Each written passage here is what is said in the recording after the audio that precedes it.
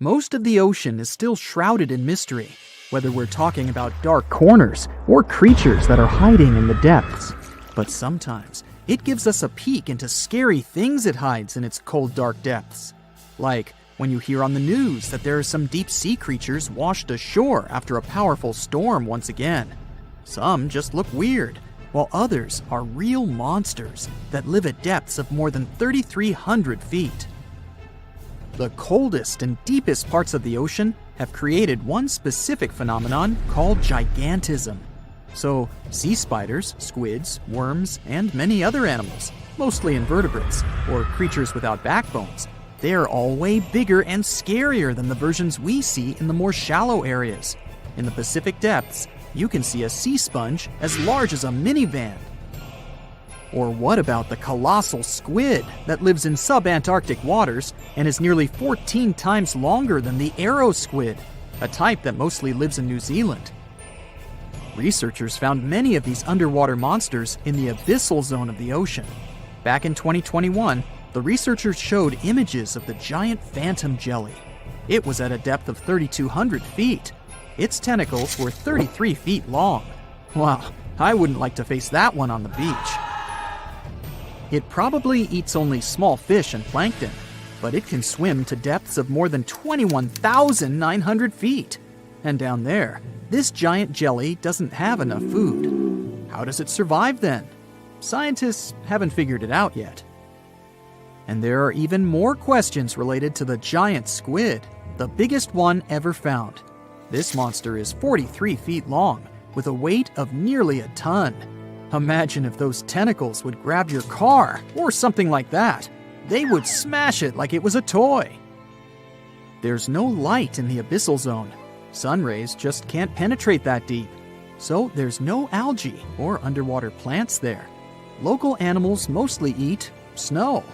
Marine snow is not like the regular one you build a snowman with. It consists of any small flakes or remains that fall from the surface of the ocean. Maybe even some leftovers that animals up there couldn't eat. So it's not much, but apparently it's enough for very large creatures that hide deep down there, like giant squids. Squids that generally live at such depths don't bother going after their prey. They just wait until the poor animal swims right up to their long tentacles and falls into a trap. It may not be the best method ever, because not many animals will even swim into these dark, cold parts. But it's the method that saves energy. A giant squid eats only 1 ounce of fish daily, which is approximately 45 calories. That's nearly 50 times fewer calories than an average person should eat per day. So when a squid gets 1 fish, it saves it for a couple of days. I hope giant squids won't get the idea to go to the surface and look for food when there's not enough of it in the abyssal zone. And I hope even more that giant Greenland sharks won't get that same idea. You can find them at depths of up to 7,200 feet. They're twice as slow as we usually walk. They swim at a speed of 1.12 feet per second. Their slowness is part of the energy-saving mechanism that creatures down there need to survive. But they can speed up in the form of short bursts when they need to catch prey. But they kinda change their diet from predator to scavenger, considering their environment. There will be more leftovers falling from the surface than animals to go after. Greenland sharks grow just 0.4 inches per year, and they're mostly 20 feet long, which means they live for a very long time, sometimes up to 400 years. They also have a slow metabolism, and that's one of the main factors for their long life, too. Greenland sharks like to spend their time in cold waters. They're adapted to that, since their tissues have specific chemical compounds that prevent the forming of ice crystals all over their body. That means they have some sort of natural antifreeze. So what makes them so big? Scientists are still not sure, but some theories try to explain it. There's this thing called Kleiber's rule that says bigger animals tend to be more efficient. Just take a small fish and compare it to a whale with a mass hundreds of times bigger. The whale has a greater metabolism. It conserves energy more efficiently and loses less of it to the surroundings through heat. Moving on, bigger animals can ingest bigger prey. They're more likely to go through tough issues in their environment or defend themselves from predators going after them. Also, the body gets bigger when temperatures are lower. The Greenland shark is a perfect example. So are giant sea spiders. Sea spiders are generally common, and you find some very small ones at 0.04 inches. But in deeper parts of the Antarctic, they become 3-foot-long giants. They grow so big because the cold water has more oxygen. That way, more of it diffuses into the animal's body, and that allows it to grow bigger. Yeah, both as a creature and a nightmare. And how about this giant tube worm? Researchers found it accidentally while they were exploring the mysteries of the Pacific Ocean floor. They stumbled upon unusual hydrothermal vents. Volcanic heat is a thing that gets them going. As water seeps down through faults or cracks in the rock, these vents change their direction. When the water gets out of the vent, it's rich in different minerals and chemicals. Most animals wouldn't survive being around this toxic soup of chemicals, but not these tube worms. They came as a true surprise, because not only are they not bothered by these toxic vents and the almost boiling temperature of the water, but they developed entire ecosystems there. They're unique because they don't need sunlight to survive. Instead, small bacteria are their main source of energy. That bacteria gets their energy directly from these toxic chemicals. So it's not photosynthesis, but a process called chemosynthesis. And these tube worms don't have mouths. These bacteria live inside them. Strange story, huh? Plus, these scary worms reach up to 8 feet. Giant isopods are no better either. They lurk at the depths of the ocean of 1,640 feet or more below, far away from the sunlight, looking like some monstrous wood lice. They spend most of their time on the seabed, hoping to find some food falling from higher levels of the ocean. Check out their small hooked claws at the ends of their legs. Isopods use them to remain more stable while moving around the ocean floor. Since there's no light, they have long antennae that help them feel their way around. These sensory antennas are about half the length of their body. Giant isopods have pretty big eyes compared to their body size, too. They can grow over 12 inches from head to tail. And these fellas are really patient. Remember how we said animals down there rarely get food?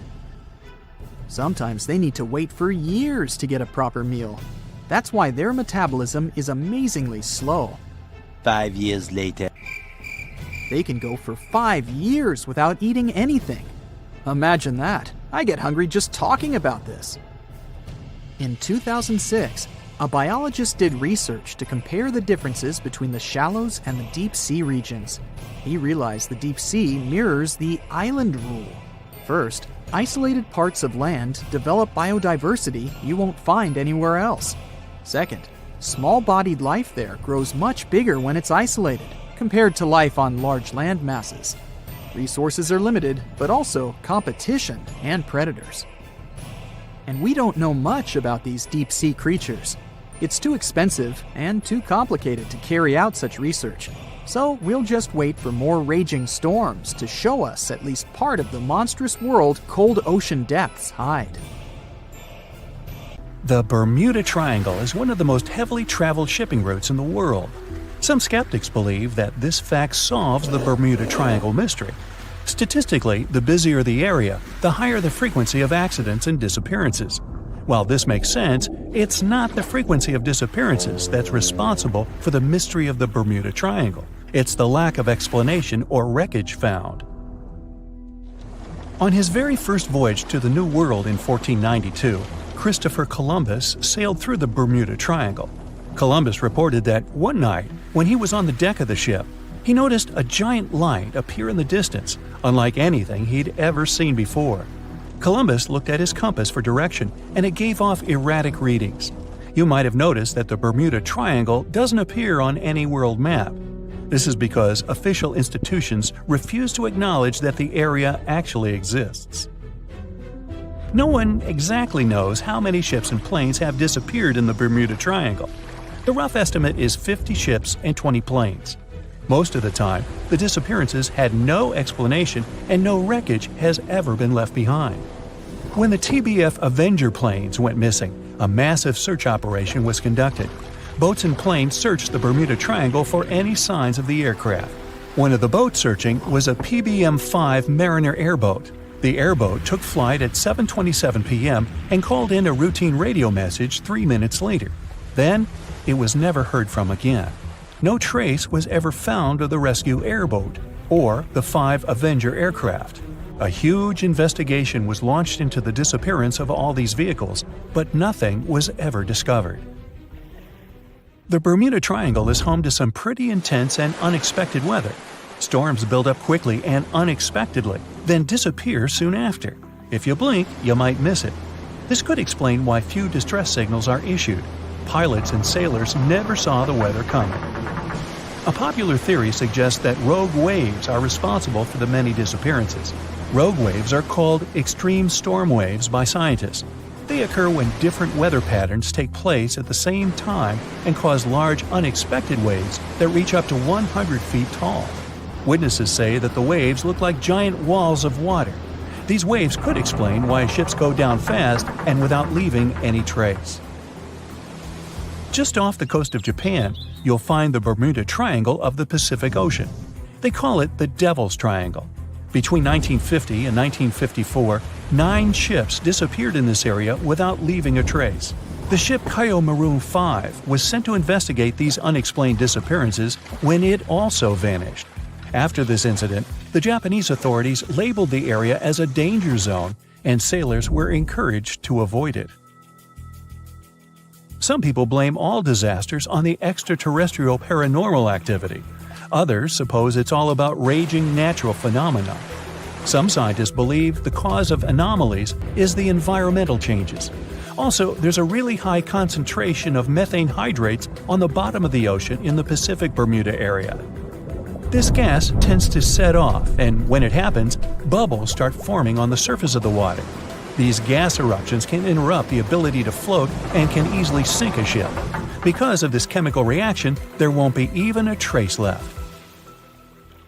Underwater volcanoes are said to be another possible explanation for the Japanese Dragon's Triangle. In fact, they can take down even small islands. Luckily, nobody lives there. It's a pretty common thing in this area that some of them disappear underwater and others appear out of the blue because of seismic activity. You'll never find the Dragon's Triangle on any official map of the world, so nobody's quite sure about how large it is in reality. In July 2015, 2 teenagers disappeared after setting sail off the coast of Florida. There's some mystery about what the 2 teens were really getting up to. They told their parents that they were just going to fish, but they told their friends that they were crossing to the Bahamas. Shortly after they left, a line of thunderstorms moved towards the area, and the boys were never heard from again. A massive search was conducted, but sadly, nothing was found.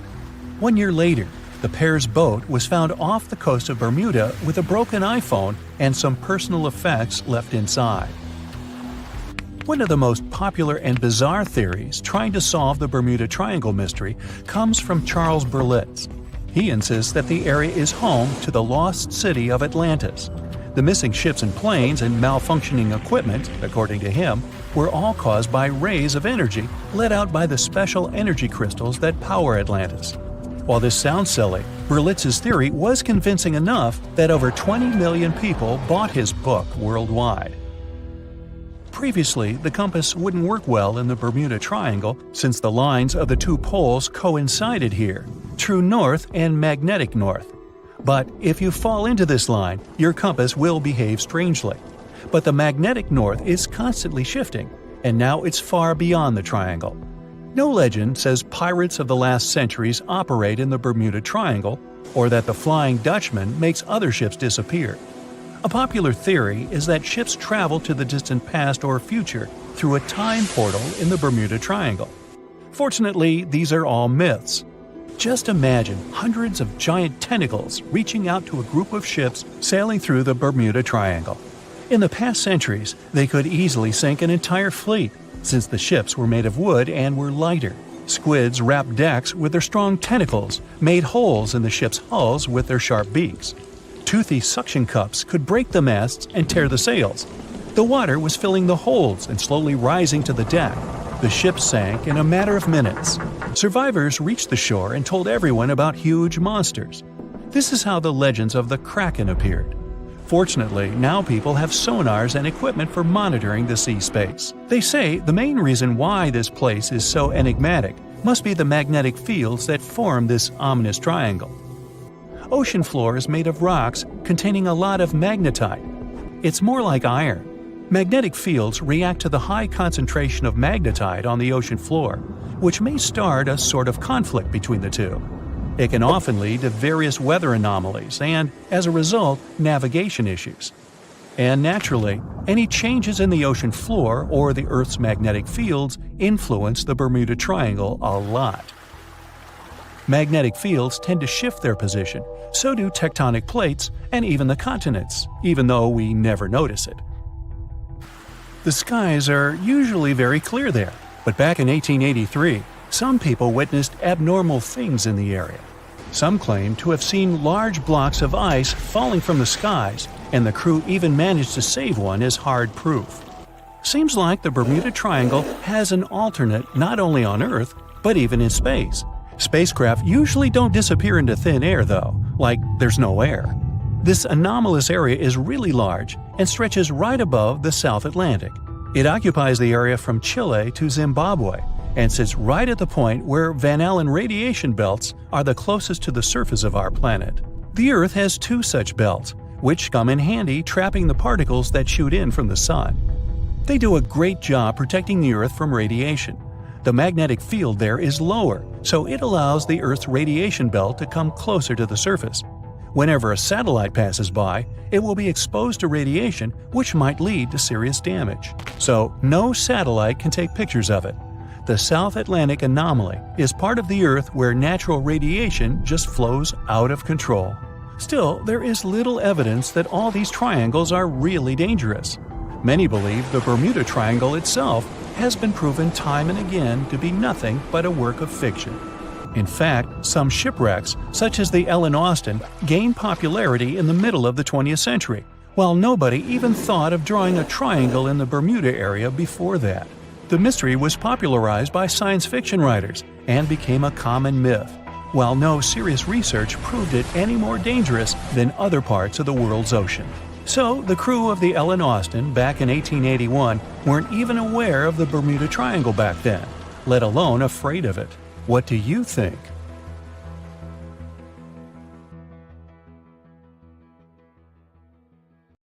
It was the largest fish our Earth had ever seen, and its bite was strong enough to crush a car.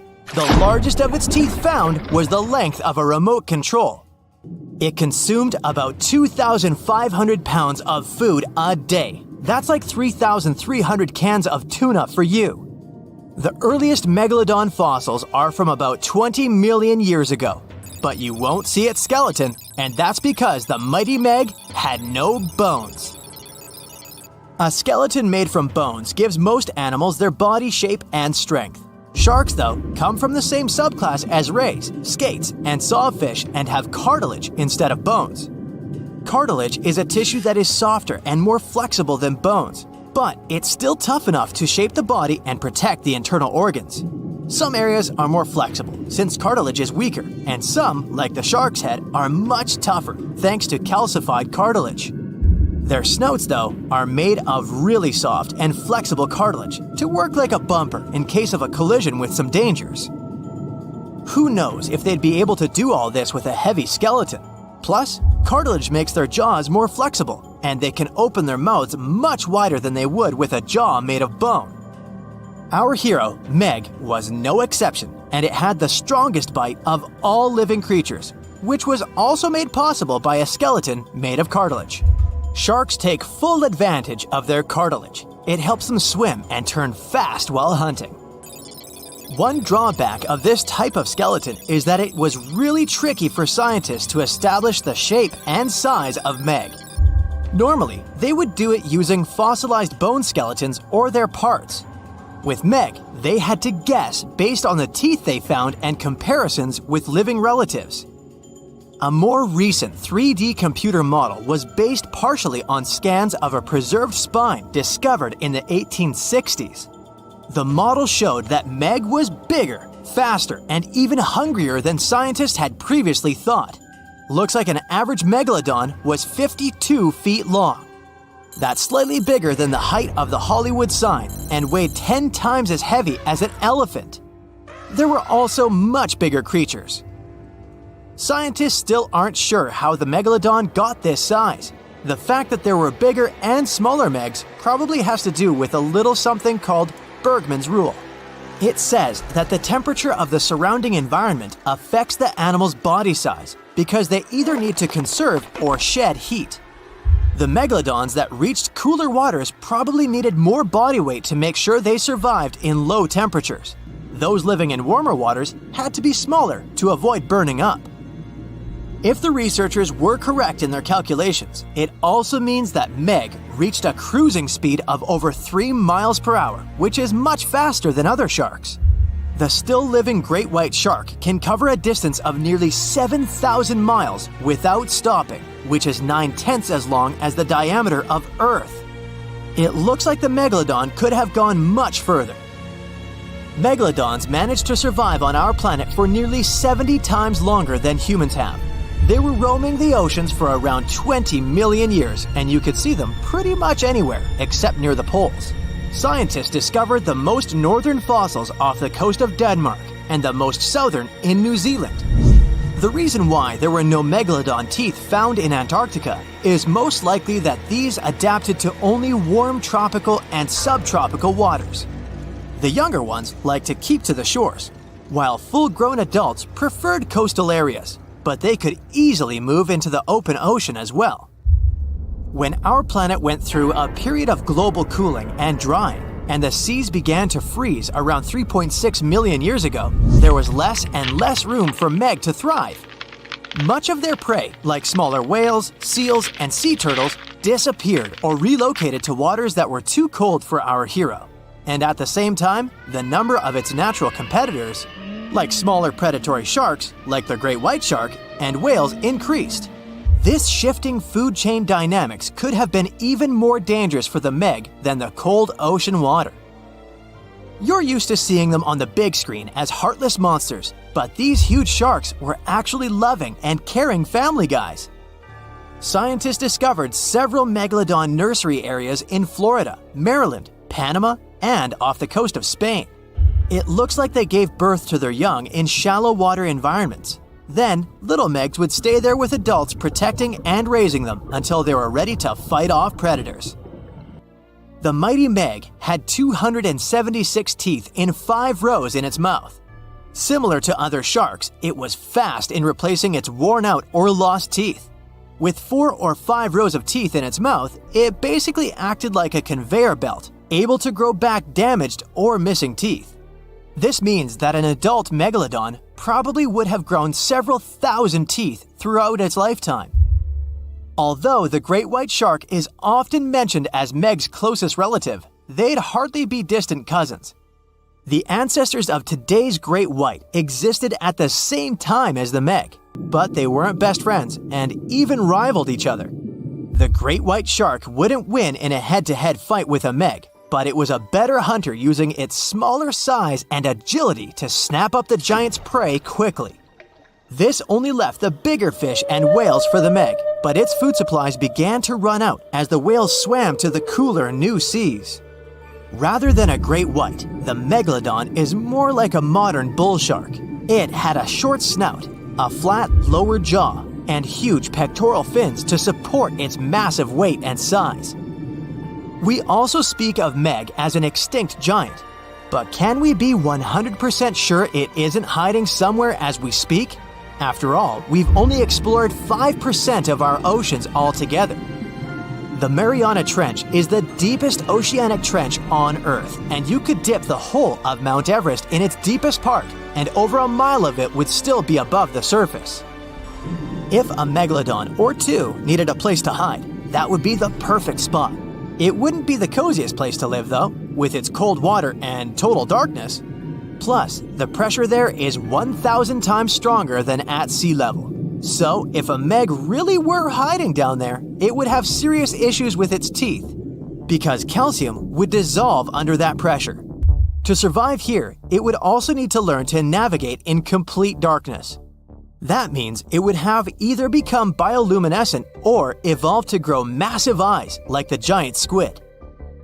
If the meg were still around and true to its dietary choices, it would have to eat smaller fish, and that would be a problem for us humans. Especially those of us who love fish, that is. And the ocean isn't cooling down these days. The megalodon would love its temperature and would thrive and reproduce faster than ever. Those giants would create some massive problems for cargo ships and cruising vessels. In case you're now scared at the thought of meeting a megalodon, relax. Most scientists don't think it's possible because of our hero's size. Most foods that megalodons like to eat live in shallow ocean areas and not in the deep, deep sea. Meg would need to come up for dinner every now and then, and it's kinda hard to miss a creature this big. They're both giant prehistoric creatures to us, but the megalodons and the dinosaurs never actually coexisted. The dinosaurs probably died out about 66 million years ago. Megalodons seem to have appeared a bit later. Wanna high-five a sea creature? Well, put your hand up for the Tasmanian red handfish. This fish doesn't swim like a fish. It walks. It uses its flipper-like hands to stroll around on the ocean floor. These bottom walkers are disturbed by swimmers and boats a lot.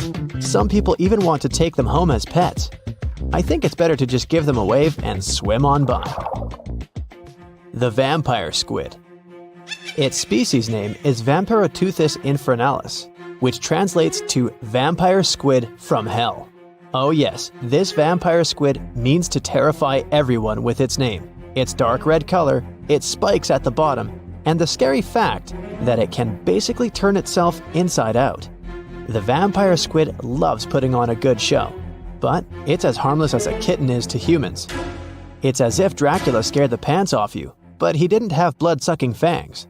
The vampire squid feeds on food particles from plants and animal matter floating near the ocean's surface. Since they're not predators, they need good defensive strategies, and their vampiric look is designed to ward off large creatures who want to eat them.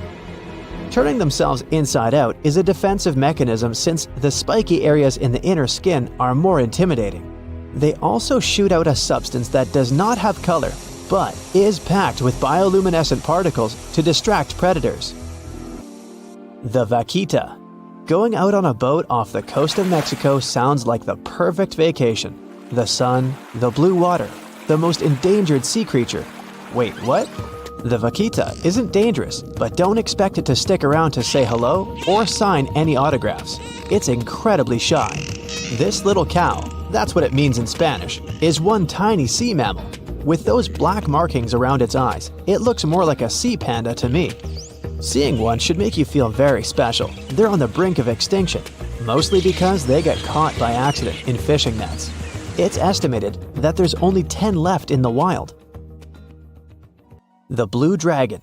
This little creature looks like something out of a kid's fantasy movie. It's called the blue glaucus, casually referred to as the blue dragon or blue angel.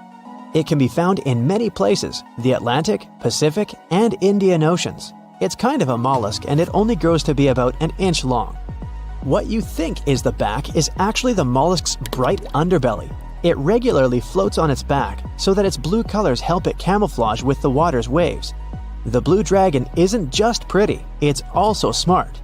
It usually feasts on Portuguese man-o'-wars, also known as Physalia physalis.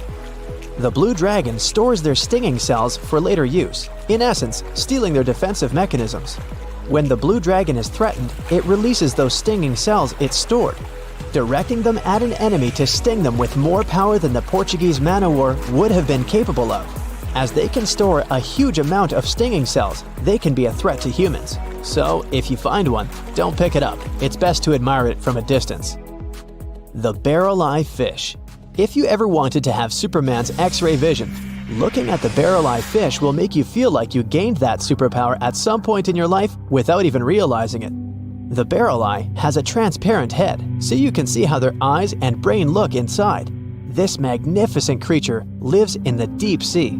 This is the lowest level of the ocean, where strange creatures roam in near freezing temperatures and constant darkness. They're exposed to water's pressure that's almost 1,000 times that of the surface. If the idea of the deep sea sends a shiver down your spine, stay tuned to learn about another of its creatures later on. The barrel-eye fish can be found in the Atlantic, Pacific, and Indian Oceans. You might be wondering, why oh why would a fish have a see-through head? And that would be a fair question. Since the species was discovered in 1939, it was believed that the fish's eyes were set to see straight ahead and couldn't move. So it was assumed that they had tunnel vision. Scientists Bruce Robinson and Kim Reisenbichler from the Monterey Bay Aquarium Research Institute recently discovered that the fish can move its eyes vertically to see through the top of its translucent head, thus noticing if there are predators or prey nearby. The transparent head also allows more light to enter so they can detect prey better. It's believed that the barrel-eye fish eats jellyfish and small fish species. If you dive in the ocean at night, you might be lucky enough to see how orange ball corallomorph blooms in the dark. But make sure to be quick because as soon as you turn on your flashlight to take a good look, it will retract its tubes back into itself. The megalodon.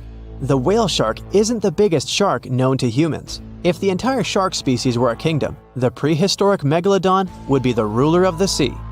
Megalodon roamed the ocean a long time ago. About 15.9 to 2.6 million years back between the early Miocene and late Pliocene eras.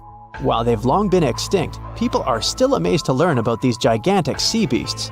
Megalodon could reach anywhere between 45 feet to 60 feet in length with jaws more than 6 feet wide. A fossil of a tooth that once belonged to a megalodon measured at 7 inches. Needless to say, I'm pretty stoked that these guys have long been extinct. But there's still some adventurers out there hoping to meet this monster one day. The Dumbo octopus. This adorable creature, or creepy creature, or however you want to see it, is officially called Grimpoteuthis. More casually, it's referred to as the Dumbo octopus, named after the Disney character. Though Dumbo, the elephant, not the octopus, was teased for his big ears, it's highly unlikely that this adorable octopus gets teased by its water neighbors. They are the deepest living octopuses, living in the deep sea, and you know how scary that place is. They're only about 8 inches tall and spend their days hovering just above the seafloor eating snails, worms, and other food they find in the current or near ocean vents. There are nearly 17 species of Dumbo octopus, and they all have differences in height, color, and body parts. If you can't get enough strange animals, you'll be glad to learn that the deep sea has barely been explored by humans. So keep an eye out. There are bound to be more fascinating animals discovered in the deep in the future. The sea angel.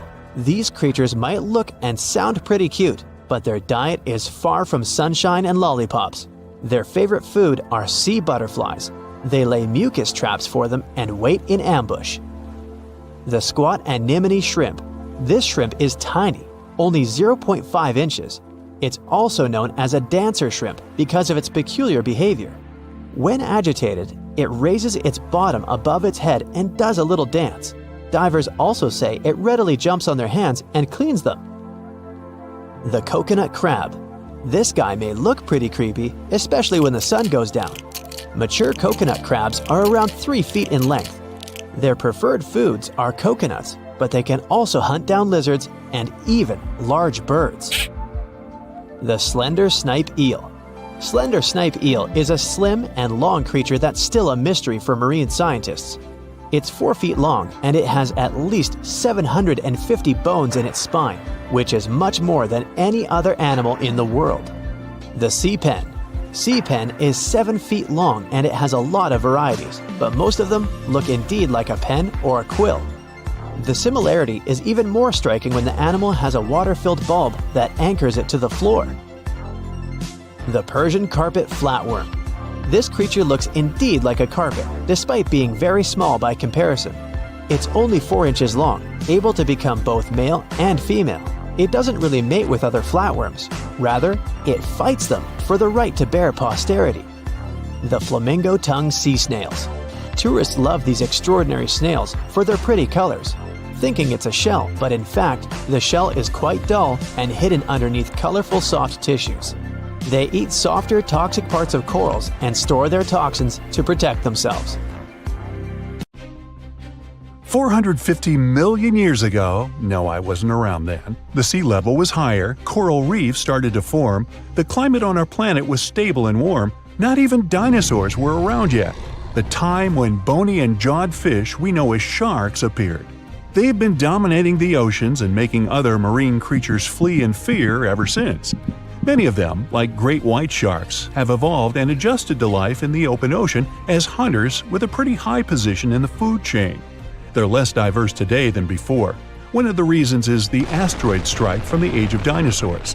After it reduced the number of shark species, only smaller and deep-water kinds that ate primarily fish survived.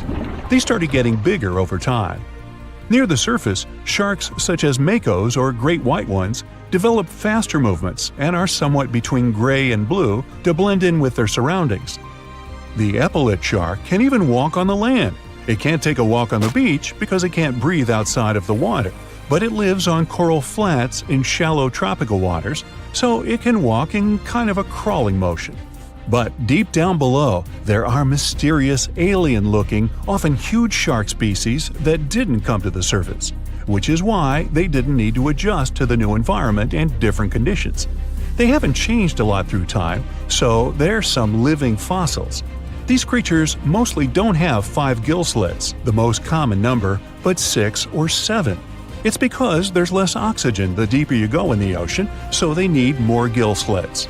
Sharks on the surface evolved to have fewer gill slits. 6-gill sharks are the most primitive sharks we have today. Their skeletons are like those of ancient extinct sharks, and they can survive only in very deep waters.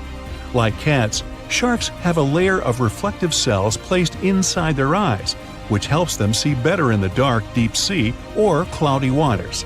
Sharks on the surface have big eyes because they evolved to hunt in the sunlight, so they tend to rely on their vision. Those that live in shallow waters have small eyes, so they can protect themselves from the sand.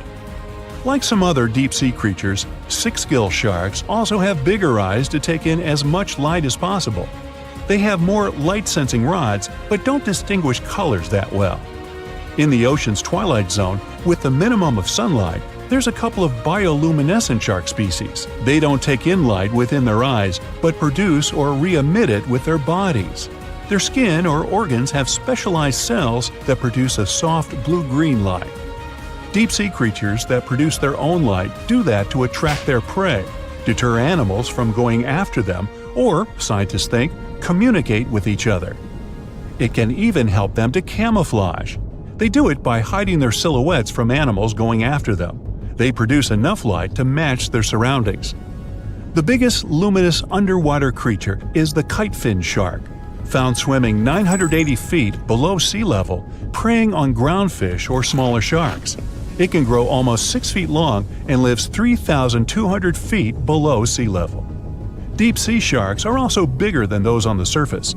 The Greenland shark can grow up to 24 feet long, bigger than a great white. There's a thing called deep-sea gigantism.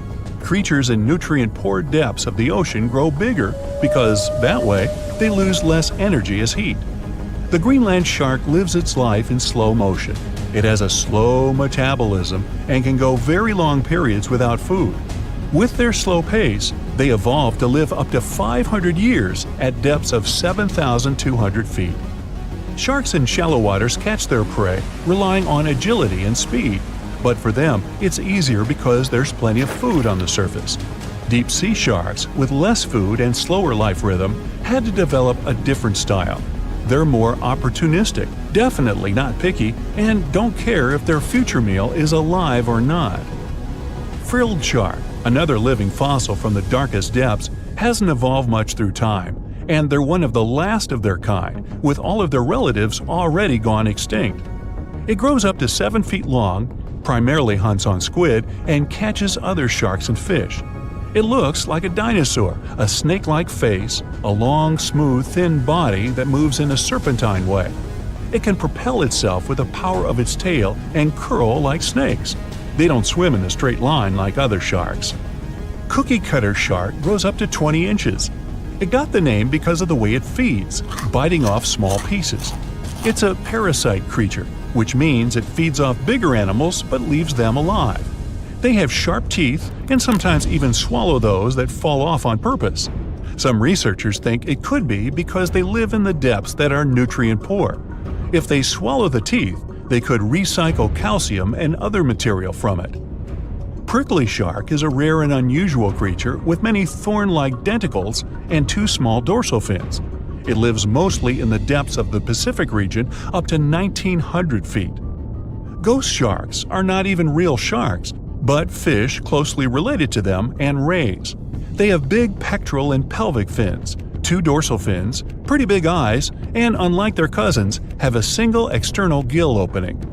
Ghost sharks have slender tails and can grow up to 80 inches, silver to blackish color. They sometimes live in rivers and coastal waters, but also in the depths of the ocean of 8,200 feet or even deeper. They are pretty weak swimmers, so they tend to feed on invertebrates and small fish. Goblin sharks. Swimming through the deep sea, this creepy shark with a flabby body suddenly sees a small, innocent squid. It goes toward it, but the potential snack notices it and quickly starts moving to dart away. It seems like the plan could work at first, but then the shark suddenly thrusts the jaw of its mouth and catches the poor little squid in a second. After the meal is finished, the animal simply fits the jaw back into the mouth and goes away as if nothing happened. This is possible because it has a jaw connected to 3-inch-long flaps of skin, which is why it can unfold from the snout. It can grow up to 12 feet long with a weight of 460 pounds. Scientists think goblin sharks are mostly active in the morning and evening. The shark has a long, prominent snout and specific sensing organs on it. It uses them to sense electrical fields in the dark oceanic depths. Seven-gill shark is a big cow shark, brown to silver-gray on top, white underneath, black and white spots, with a thick body, a small dorsal fin, and a wide, blunt snout. It can grow up to 10 feet long, mostly lives in the depth of 1,870 feet, but you can also find it in deep channels and bays. It can be aggressive toward humans if provoked, so don't. Like most deep-sea creatures, it's an opportunistic hunter that's not quite picky but likes to go after dolphins, seals, porpoises, and other marine animals. Megamouth sharks mostly live in the depths of 15,000 feet and spend most of their time in the dark, like me. Scientists discovered it in 1976 because it went near the surface at night to feed on zooplankton. That's the only time these sharks go there. During the day, they return to their quiet, dark, and mysterious depths. They are filter feeders, which means they keep their mouths wide open while swimming, so they filter the planktons they like to eat. There are organs that produce light inside of their mouths, which attracts potential prey, such as pelagic crustaceans. These sharks live in the deep parts of the ocean, but you can rarely find them below almost 2 miles. Scientists think some other, stronger bony fishes outcompeted them. Deep parts of oceans became oxygenated around 70 million years ago, and sharks have been around way longer. But bony fishes adjusted and adapted efficient ways to use oxygen, while sharks were slow with adaptations, so they lost. Also, oceanic depths are way colder, which is challenging for fish and the rest of cold-blooded animals because the speed of their metabolism widely depends upon the external temperature. Now, you can't find living dinosaurs nowadays, which is a good thing, mostly, but you can still meet some creatures that might have gone to lunch with them. The frilled shark, for example, is a living fossil that comes from a family of sharks that have been around for about 80 million years. One of the coolest things about it is its long, eel-like body that can grow as long as 6 feet. It has 6 pairs of gills on its throat, which help the frilled shark breathe in the deep, cold ocean where there isn't much oxygen. The shark can move very quickly, like a snake, to catch its prey when it least expects it. Little frilled sharks take an exceptionally long time to grow, up to 3.5 years, which is one of the longest times for any animal with a backbone. The Chinese giant salamander is another living fossil that can tell you what was going on Earth around 170 million years ago. Now, when I say tell, I really mean it, as it can make sounds like hisses, whistles, and barks, and even a noise that sounds like a crying kid. The biggest Chinese salamander found so far weighed 130 pounds, as heavy as 2 Dalmatians, and was almost 6 feet long. Giant salamanders like to be alone. Hey, I want to be alone. And will chase away other salamanders from their space, except when it's time to start a family. During the day, they hide and sleep under rocks. They can make a special substance from their skin that keeps predators away. Now, gharials are reptiles that have been around for about 38 million years. They live in India and Nepal in slow-moving, muddy rivers. Sadly, there are very few gharials left in the wild, less than 100. These creatures can't control their body temperature, so they need to sunbathe to get warm or cool down in the water if they get too hot. Their eyes are close together and face forward, which helps them see in 3 dimensions and judge distances more accurately. Gharials also have a transparent third eyelid that protects their eyes when they're underwater. They have over 100 sharp teeth, but they can't chew their food. Instead, they use their strong jaws to grab prey and then, swallow it whole. The alligator gar is a fish that has a family history of more than 100 million years. It still has some cool features from ancient times, like being able to breathe both air and water. It also has a special spiral-shaped intestine, like a shark. The alligator gar is one of the biggest and heaviest fish in North America. Just like an alligator, it has a long body and snout, plus a row of sharp teeth. But instead of legs, the gar has fins to help it swim underwater. The tuatara isn't a lizard as you might think, and isn't a dinosaur either. This New Zealand resident is one of the most unique animals in the world. Scientists love studying tuataras because they can help us understand how today's lizards and snakes evolved. One of the coolest things about the tuatara is its third eye, called a parietal eye, on its head. It has its own lens, retina, and a nerve that connects it to the brain. Scientists think it might help the tuatara know when it's light or dark outside and absorb sunlight to make vitamin D or help them keep their body temperature exactly right. Tuataras can live an extraordinarily long time, up to 100 years. Cassowaries are the youngsters on our list, as they've been around for only 60 million years. They have some things in common with dinosaurs, like their 3-toed feet and how they breathe. Cassowaries love to eat fruit, lots and lots of fruit. This love of fruit helps the rainforest because when cassowaries eat the fruit, their bodies don't harm the seeds inside. As they move around the forest, they spread these seeds, you can guess how, with their own natural fertilizer, helping new plants grow. Cassowaries are big birds, about 6 feet tall and weigh over 100 pounds. They have a special claw on each foot that is 5 inches long, and they can use it to kick real fast. If they feel threatened, they can charge, kick, and even jump on someone. They can also leap up to 5 feet in the air. So, the best thing to do is stay far, far away from where they live. The order Notostraca is a group of crustaceans that you may know as tadpole shrimp or shield shrimps. These animals have been around for about 360 million years. They have a wide, flat shell that covers their head, and they have a pair of eyes on top. These creatures can be found all over the world in different kinds of water, like freshwater, brackish water, and even salty pools. They can also look different depending on where they live. Notostracans aren't picky eaters and can snack on pretty much anything, from plants to small animals and other shrimps. Some of them are considered pests in places like California rice paddies because they stir up the mud, which blocks sunlight from reaching the young rice plants. Sturgeons are some of the largest fish species on the planet. They live only in the cool waters of the northern hemisphere and never travel below the equator. Even though they are huge, sturgeons don't have teeth. They eat by sucking food off the bottom of rivers, gulfs, lakes, and oceans. Scientists believe that sturgeons came from a group of fish that first appeared around 419 million years ago, long before dinosaurs even existed. Their ancestors survived a big extinction event that wiped out 90% of all species, and went on to become the largest fish in many rivers in North America and Eurasia. Sturgeons can live up to 100 years old or even older. Female sturgeons can lay up to 3 million eggs at a time, but not all of the eggs eventually turn into real fish. Our next hero, the Pacific lamprey, has successfully lived through at least 4 mass extinctions. Its ancient ancestors evolved over 450 million years ago.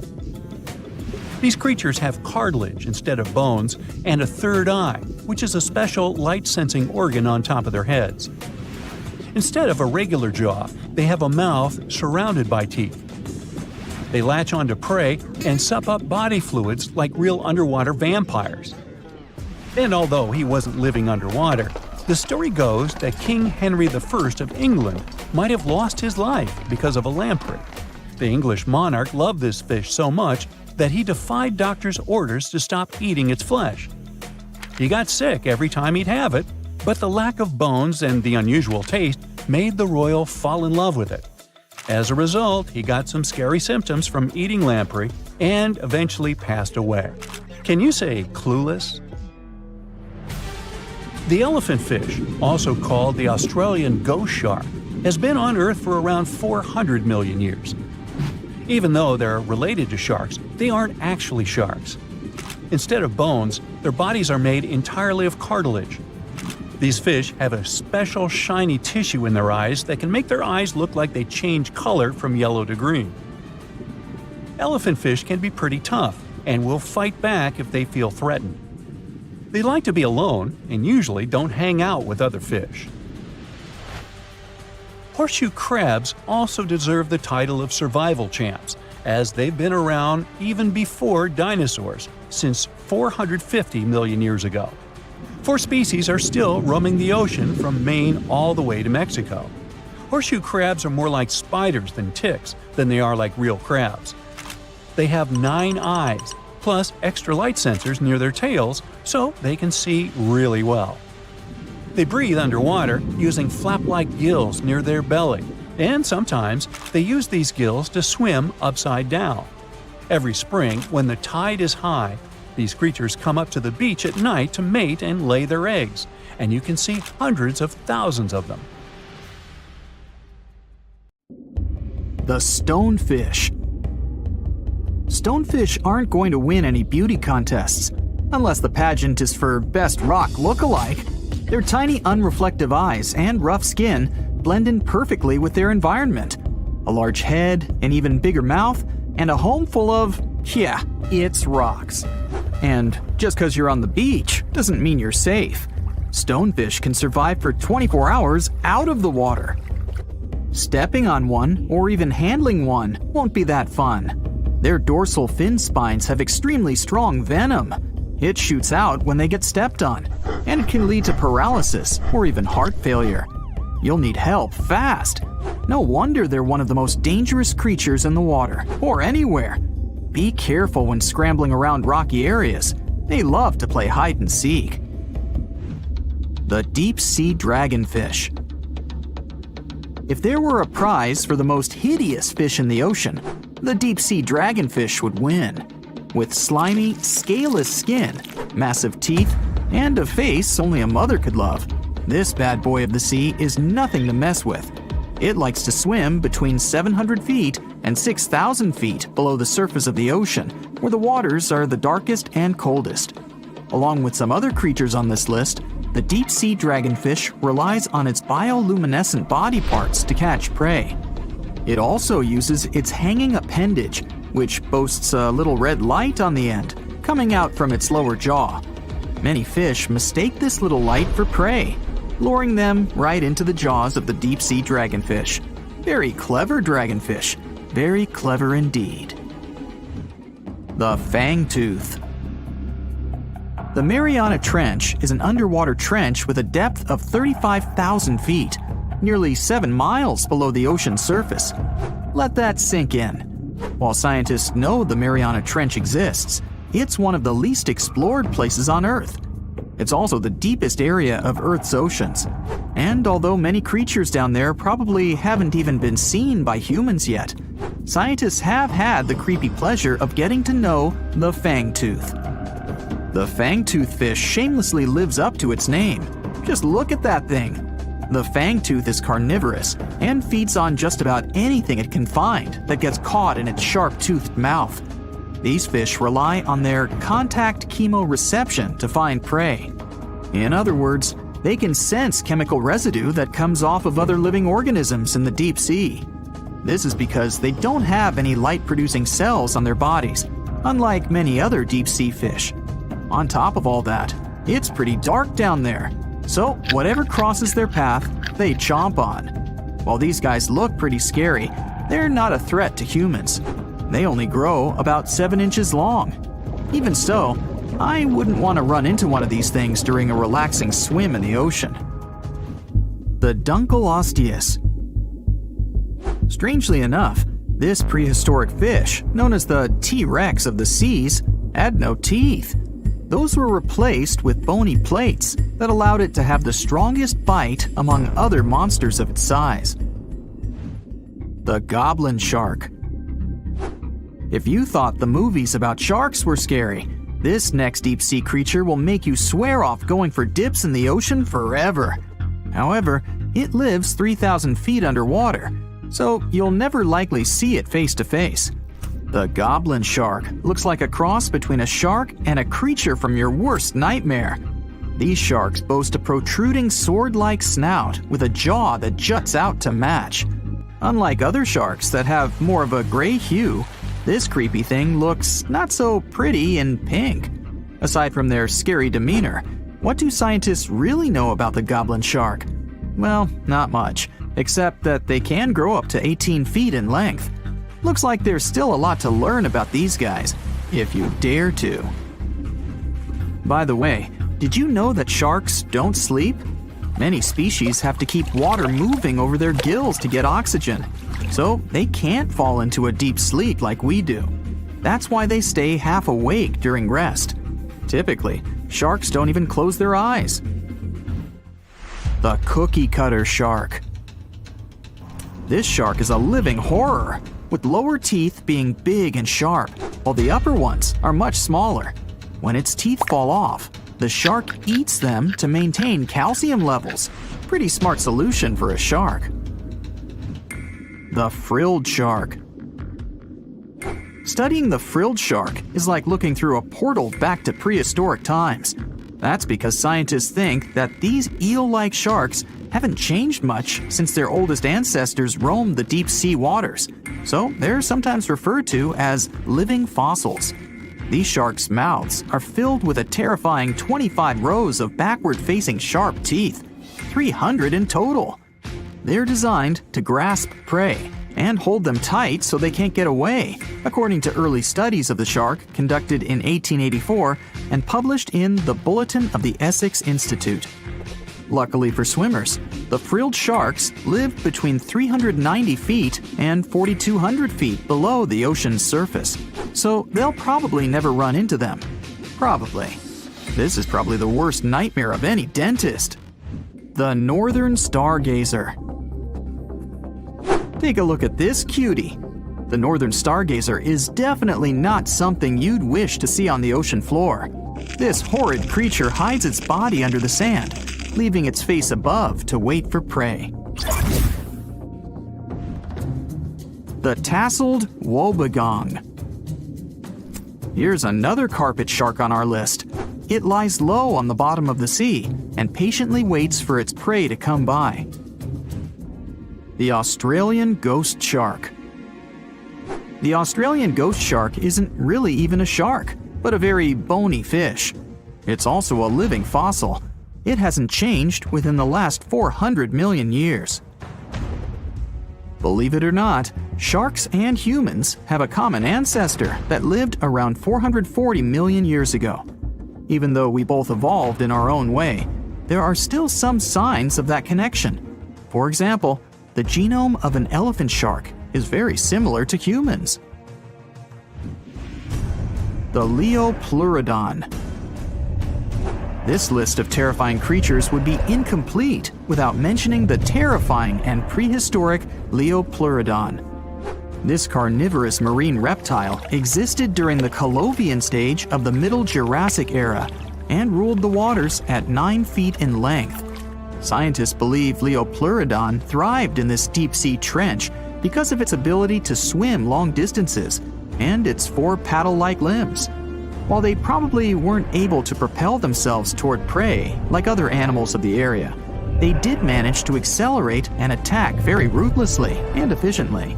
Additionally, they relied on their long snouts to smell prey, which leads scientists to believe they didn't rely on sight for hunting. This means they could have thrived in the dark Mariana Trench. Around 150 million years ago, Liopleurodon became extinct due to competition for prey against other thriving marine reptiles. And I think I speak for all of us when I say, thank goodness for that. Considering that scientists have only explored 5% of the ocean floor and found some of the scariest sea creatures imaginable, one can only dream of what other animals reside in the deep sea waters. Perhaps it's best to keep them in your imagination. Am I right? The megamouth shark. This shark is a filter feeder, and it's friendly to humans, although its huge mouth can look quite threatening. Like basking sharks, it swims with its mouth constantly wide open, as if it were on Twitter. The gulper eel. This deep-sea eel has an easily distended belly that allows it to swallow prey twice its size in a single monstrous bite. They have very unusual jaw shapes and can reach about 2 to 3 feet in length. Do you see that large log near the ocean floor? Maybe it's part of an old ship. Treasure, gold, diamonds, I'm rich! Well, as you get closer, you notice something. It's swimming! It's not a shark or a dolphin, it's a saltwater crocodile! Now don't panic. If you bump into one of these reptiles in the sea, it's unlikely it'll think of you as food. Crocodiles have a special valve in their throat that stops them from drowning underwater, but that doesn't mean they can't bite. Usually, they're heading to a nearby island, and the quickest way there is to body surf. They can't really take the ferry, you know. Watching one from a distance should be okay. Just don't swim to shore right away. They love to ambush their lunch in shallow water. If there's one time I'd want to see a great white shark, it's when I'm diving with crocodiles. They'll gladly take a crocodile-sized nibble, given the right motivation. Texas is home to some of the oddest, creepiest, and most unusual animals you've ever heard of. It might come as a surprise, but this state is full of creatures you'll hardly see in other places. So, let's have a look at the most amazing ones. This truly beautiful bright blue creature is called the blue sea dragon. Despite such an imposing name, the critter is actually tiny, usually no bigger than a grape. You may find it on the beach or floating beside you in the water. Now, you need to remember one thing. However pretty this little slug may look, never ever touch it. One tourist spotted a few of these pretty dragons on the shore of Mustang Island. He scooped one of the creatures up. He wanted to film it. Luckily, he put it back into the water before it could sting him. Otherwise, it would have ended badly since the blue sea dragon is venomous. Despite their tiny size, their sting can pack a punch, all because of their diet. Their favorite dish is the Portuguese man-o-war, a jellyfish that has enough venom to paralyze small fish and crustaceans. The blue dragons first use mucus to neutralize the jellyfish's infamous stinging cells. And then they steal these cells from the man-o-war's tentacles and store and concentrate them within their own tissues. Then they release these stinging cells on contact, which makes their own sting more powerful, even worse than that of the man-o-war itself. These awesome creatures are also extremely sneaky. Even though their appearance is bright, to say the least, they're well-known masters of disguise. You see that vibrant blue coloring is actually on their bellies, and when they float on their backs, they simply blend with the water. As for their backs, they're gray to camouflage these animals on the seafloor. Now, how about a funny fact? A group of tiny dragons floating together is called a blue fleet. And another fact, blue dragons normally lay a string of around 16 eggs, and it takes them 3 days or so to hatch into larvae. Blue sea dragons rarely make it to the shore. They're soft-bodied, so when the animals finally get through the surf zone and are deposited on the shore, they're already broken apart. And still, watch out! Even in this case, the venom in their bodies doesn't dissipate. But of course, blue sea dragons aren't the only unusual animals inhabiting Texas. Have a look at this nightmarish creature, poisonous, slimy, and kinda immortal. Meet the hammerhead worm. The worst thing? It might be lurking in your garden while you're watching this video. You can easily recognize this worm by its creepy spade-shaped head. It doesn't look like any other invertebrate you've ever seen, or any other creature, that is. At first, it was only found in East Texas, but later, researchers spotted these spine-chilling creatures in North, Central, and South Texas. Basically everywhere but the arid areas of West Texas. One of the most terrifying things about this worm might be its length. This creature can grow as long as 1 foot. Luckily, such giants aren't very common. Most hammerhead worms only reach 6 inches in length. You can come across 2 species of these worms in Texas, and both of them will have a dark stripe down the middle. The larger of these 2 species munches on earthworms, which is actually a big problem. You might know that earthworms play an important role in keeping the soil rich in minerals and overall healthy. If earthworms disappear, plants in such areas won't be getting the nutrients they need. Even for humans and pets, meeting a hammerhead worm isn't the most pleasant experience either. Hammerheads are the only terrestrial invertebrates that secrete a very dangerous neurotoxin, the same as pufferfish produce. Thanks to the sheer size of the human body, touching a hammerhead worm won't hurt you too much, but it may still cause your hand to start tingling or even go numb. It's much more dangerous for pets. There have been cases when dogs ate hammerheads, which left them feeling sick for the whole day. Interestingly, these worms are native to Southeast Asia. But they must have mastered the art of hitchhiking, since in the early 1900s they were already found in the US. Keep in mind that if you want to get rid of a hammerhead worm, which is the best course of action, the worst thing you can do is chop it with a shovel. The thing is, flatworms reproduce by ripping themselves in half, so by cutting it, you actually help the populations of the worms, turning 1 into 2. That's the reason why hammerheads are sometimes described as immortal, which is a bit of a stretch since these creatures can't survive in vinegar or salt. Now, even though you're safe from the hammerhead worm in West Texas, it doesn't mean you can't come across another dangerous animal, such as the land lobster from hell. These creatures are also known as vinegaroons, and they're not real crustaceans, they're arachnids. Huh? Who would have guessed?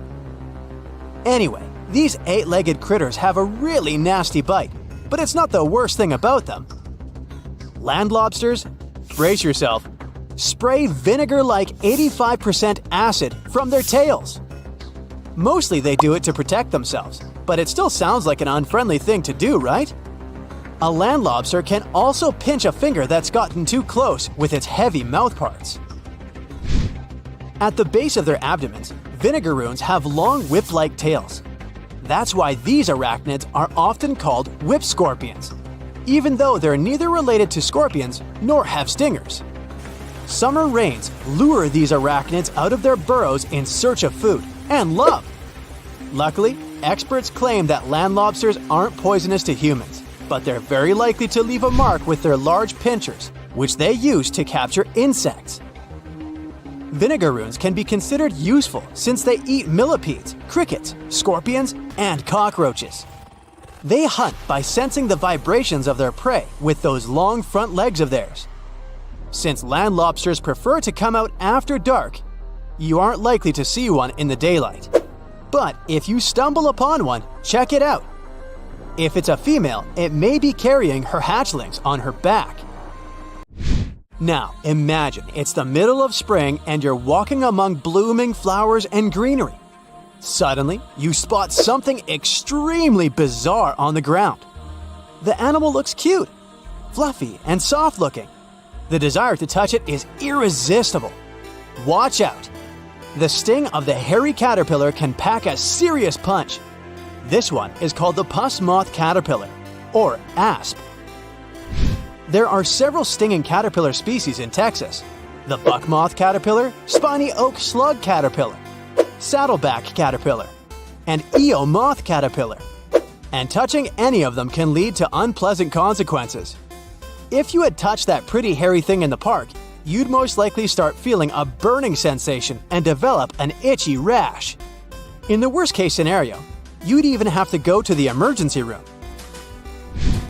The main problem is that people react very differently to caterpillar toxins. Some may develop more severe reactions than others. Plus, how bad the consequences are also depends on the thickness of the skin in the affected area. In most cases, the unpleasant sensation and rash go away in a few hours or sometimes days. On the bright side, such caterpillars later turn into moths and butterflies that help pollinate flowers and trees. Getting rid of these critters means doing a massive disservice to the area where you live. Specialists are sure that coming across a stinging caterpillar won't lead to anything bad if you keep in mind the rule of thumb. If a caterpillar looks fuzzy, don't touch it. And the best solution to dealing with such creatures is educating people on what such caterpillars are, what they look like, and why it's dangerous to touch them with unprotected hands. Want to high-five a sea creature? Well, put your hand up for the Tasmanian red handfish. This fish doesn't swim like a fish. It walks.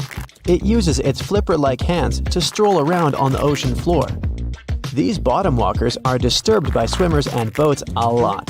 Some people even want to take them home as pets. I think it's better to just give them a wave and swim on by. The vampire squid. Its species name is Vampiroteuthis infernalis, which translates to vampire squid from hell. Oh yes, this vampire squid means to terrify everyone with its name, its dark red color, its spikes at the bottom, and the scary fact that it can basically turn itself inside out. The vampire squid loves putting on a good show, but it's as harmless as a kitten is to humans. It's as if Dracula scared the pants off you, but he didn't have blood-sucking fangs. The vampire squid feeds on food particles from plants and animal matter floating near the ocean's surface. Since they're not predators, they need good defensive strategies, and their vampiric look is designed to ward off large creatures who want to eat them. Turning themselves inside out is a defensive mechanism since the spiky areas in the inner skin are more intimidating. They also shoot out a substance that does not have color, but is packed with bioluminescent particles to distract predators. The vaquita. Going out on a boat off the coast of Mexico sounds like the perfect vacation. The sun, the blue water, the most endangered sea creature. Wait, what?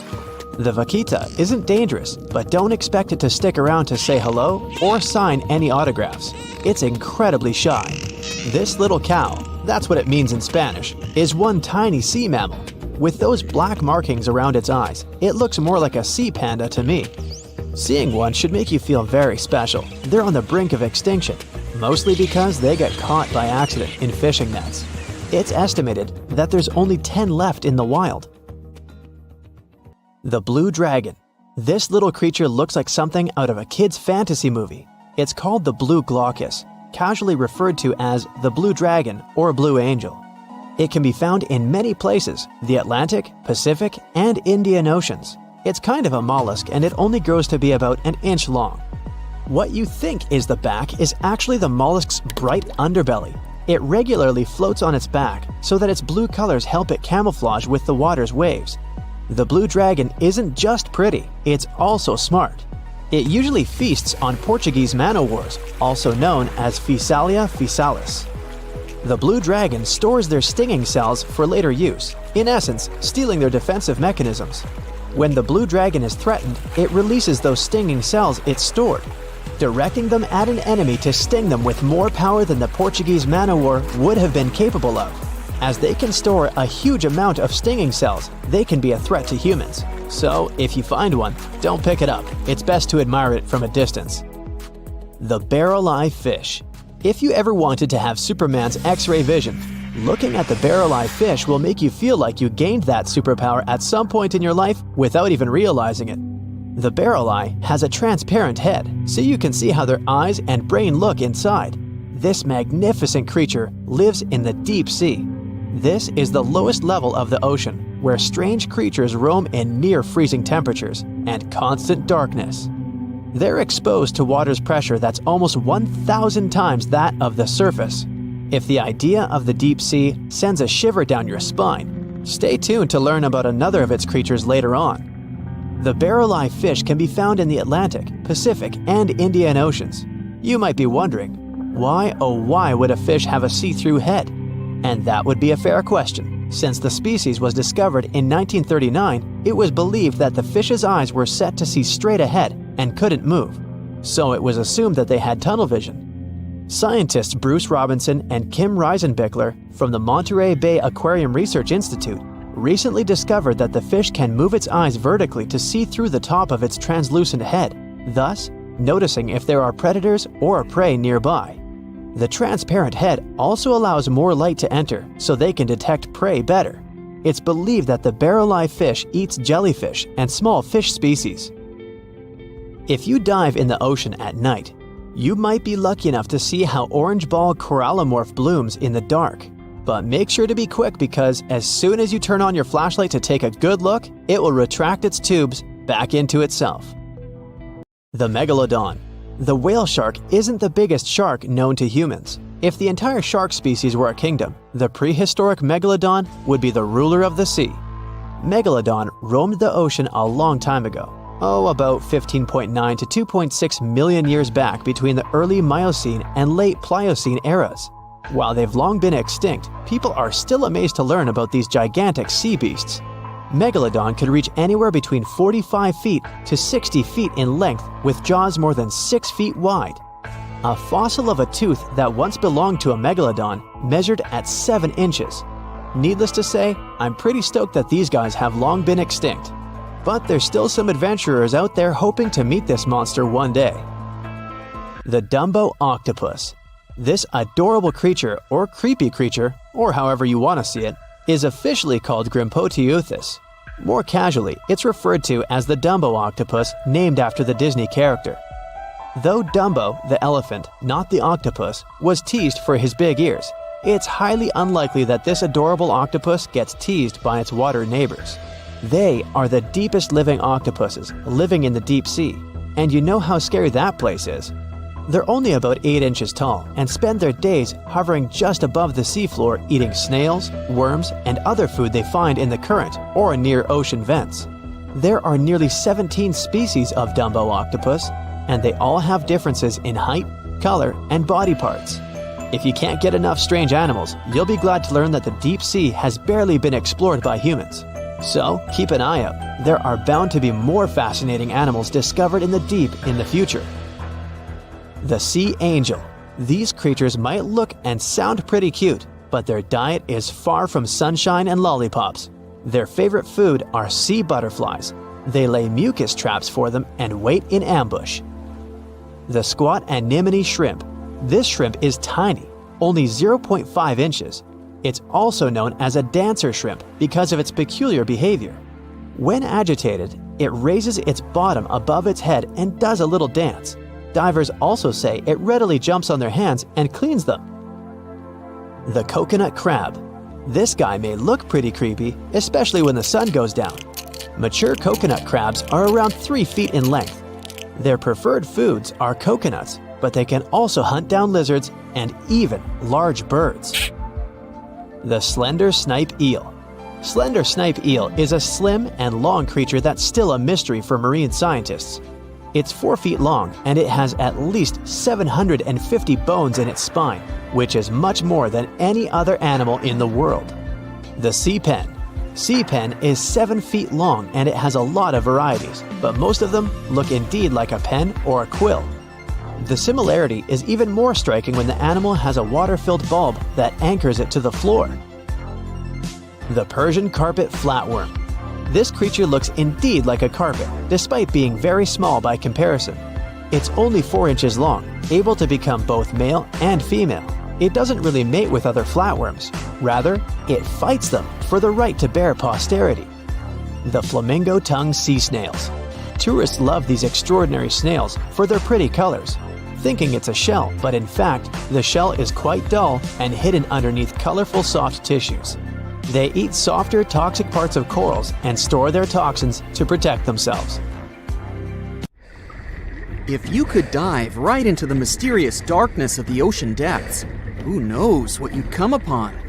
Legends that are hundreds of years old mention some giant sea monsters hiding deep down below the ocean waves, like the Kraken, the Loch Ness Monster, the Hydra, Leviathan, and so many more.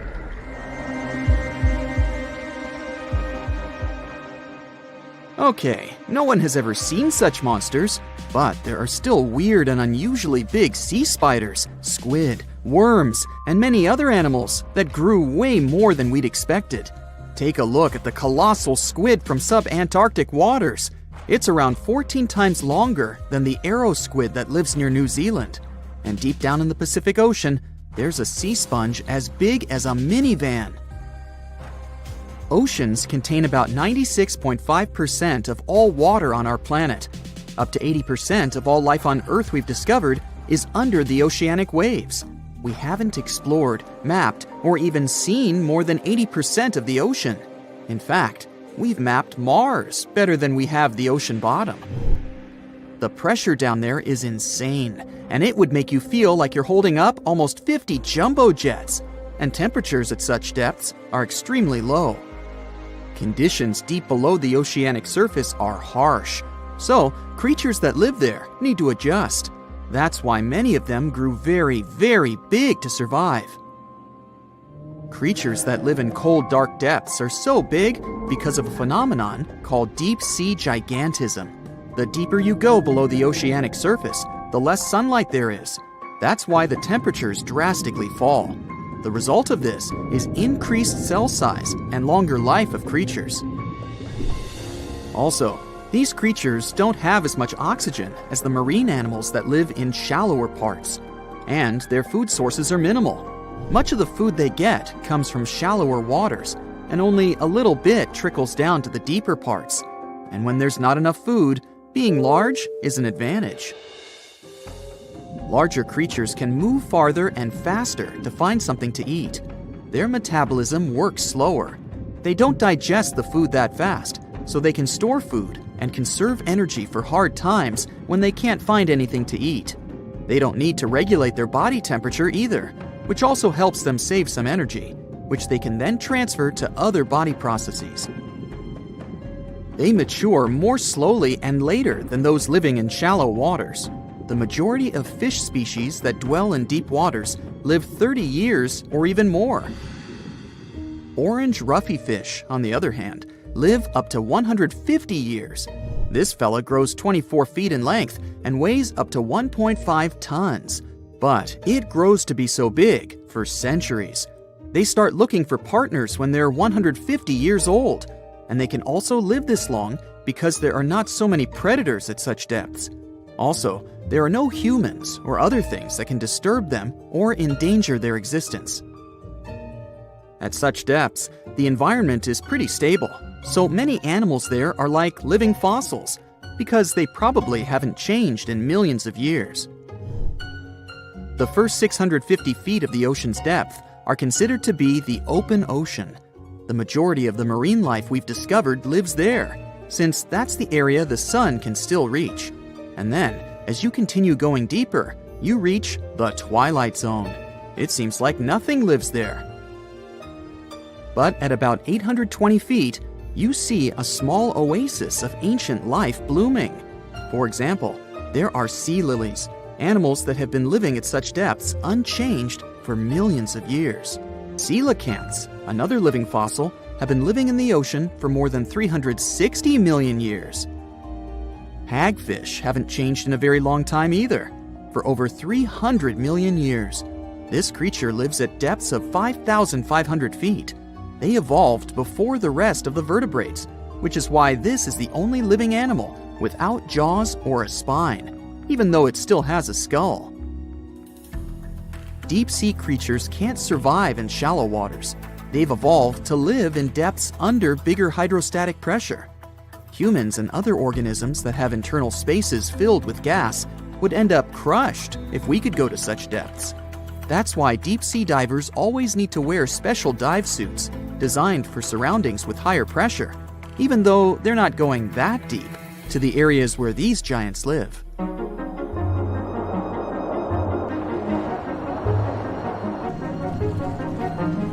But near Antarctica, you can see gigantism way closer to the surface, like giant sponges, sea slugs, sea spiders the size of a dinner plate, worms, and even some enormous single-celled organisms.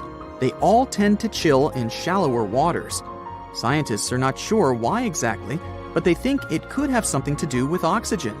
Giant species use just a little oxygen, and the waters around Antarctica are pretty rich in it, which means there's hardly any limit to these animals growing bigger and bigger. Back to deep-sea creatures. As mentioned, they had to adjust to strong pressure, so they almost don't have any air gaps in their body at all. They're mostly water-based, and since water is incompressible, which means it's not something you can compress, it helps them stay unaffected at such high pressure. But because of all that, if they were to go up towards the surface, they'd probably swell up, maybe even explode. Just look at the blobfish, the one that takes the title of the ugliest animal in the world.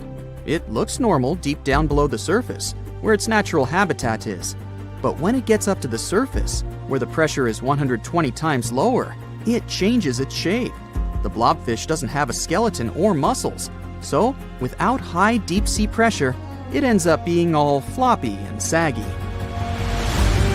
The dark oceanic depths are not just scary to watch, but to listen to as well. In 1997, scientists were trying to find underwater volcanoes located off the South American coast. During their travels, they recorded one of the loudest noises ever registered. It was pretty weird, too. It was so loud, even sensors from more than 3,000 miles away managed to pick it up. They later called it the bloop. It took them 15 years to conclude the sound came from an ice quake. That's when seismic activity breaks frozen ground. Water at the bottom of the ocean is not always extremely cold. There are hydrothermal vents on the seafloor, and the water that comes out of them can be up to 750 degrees Fahrenheit.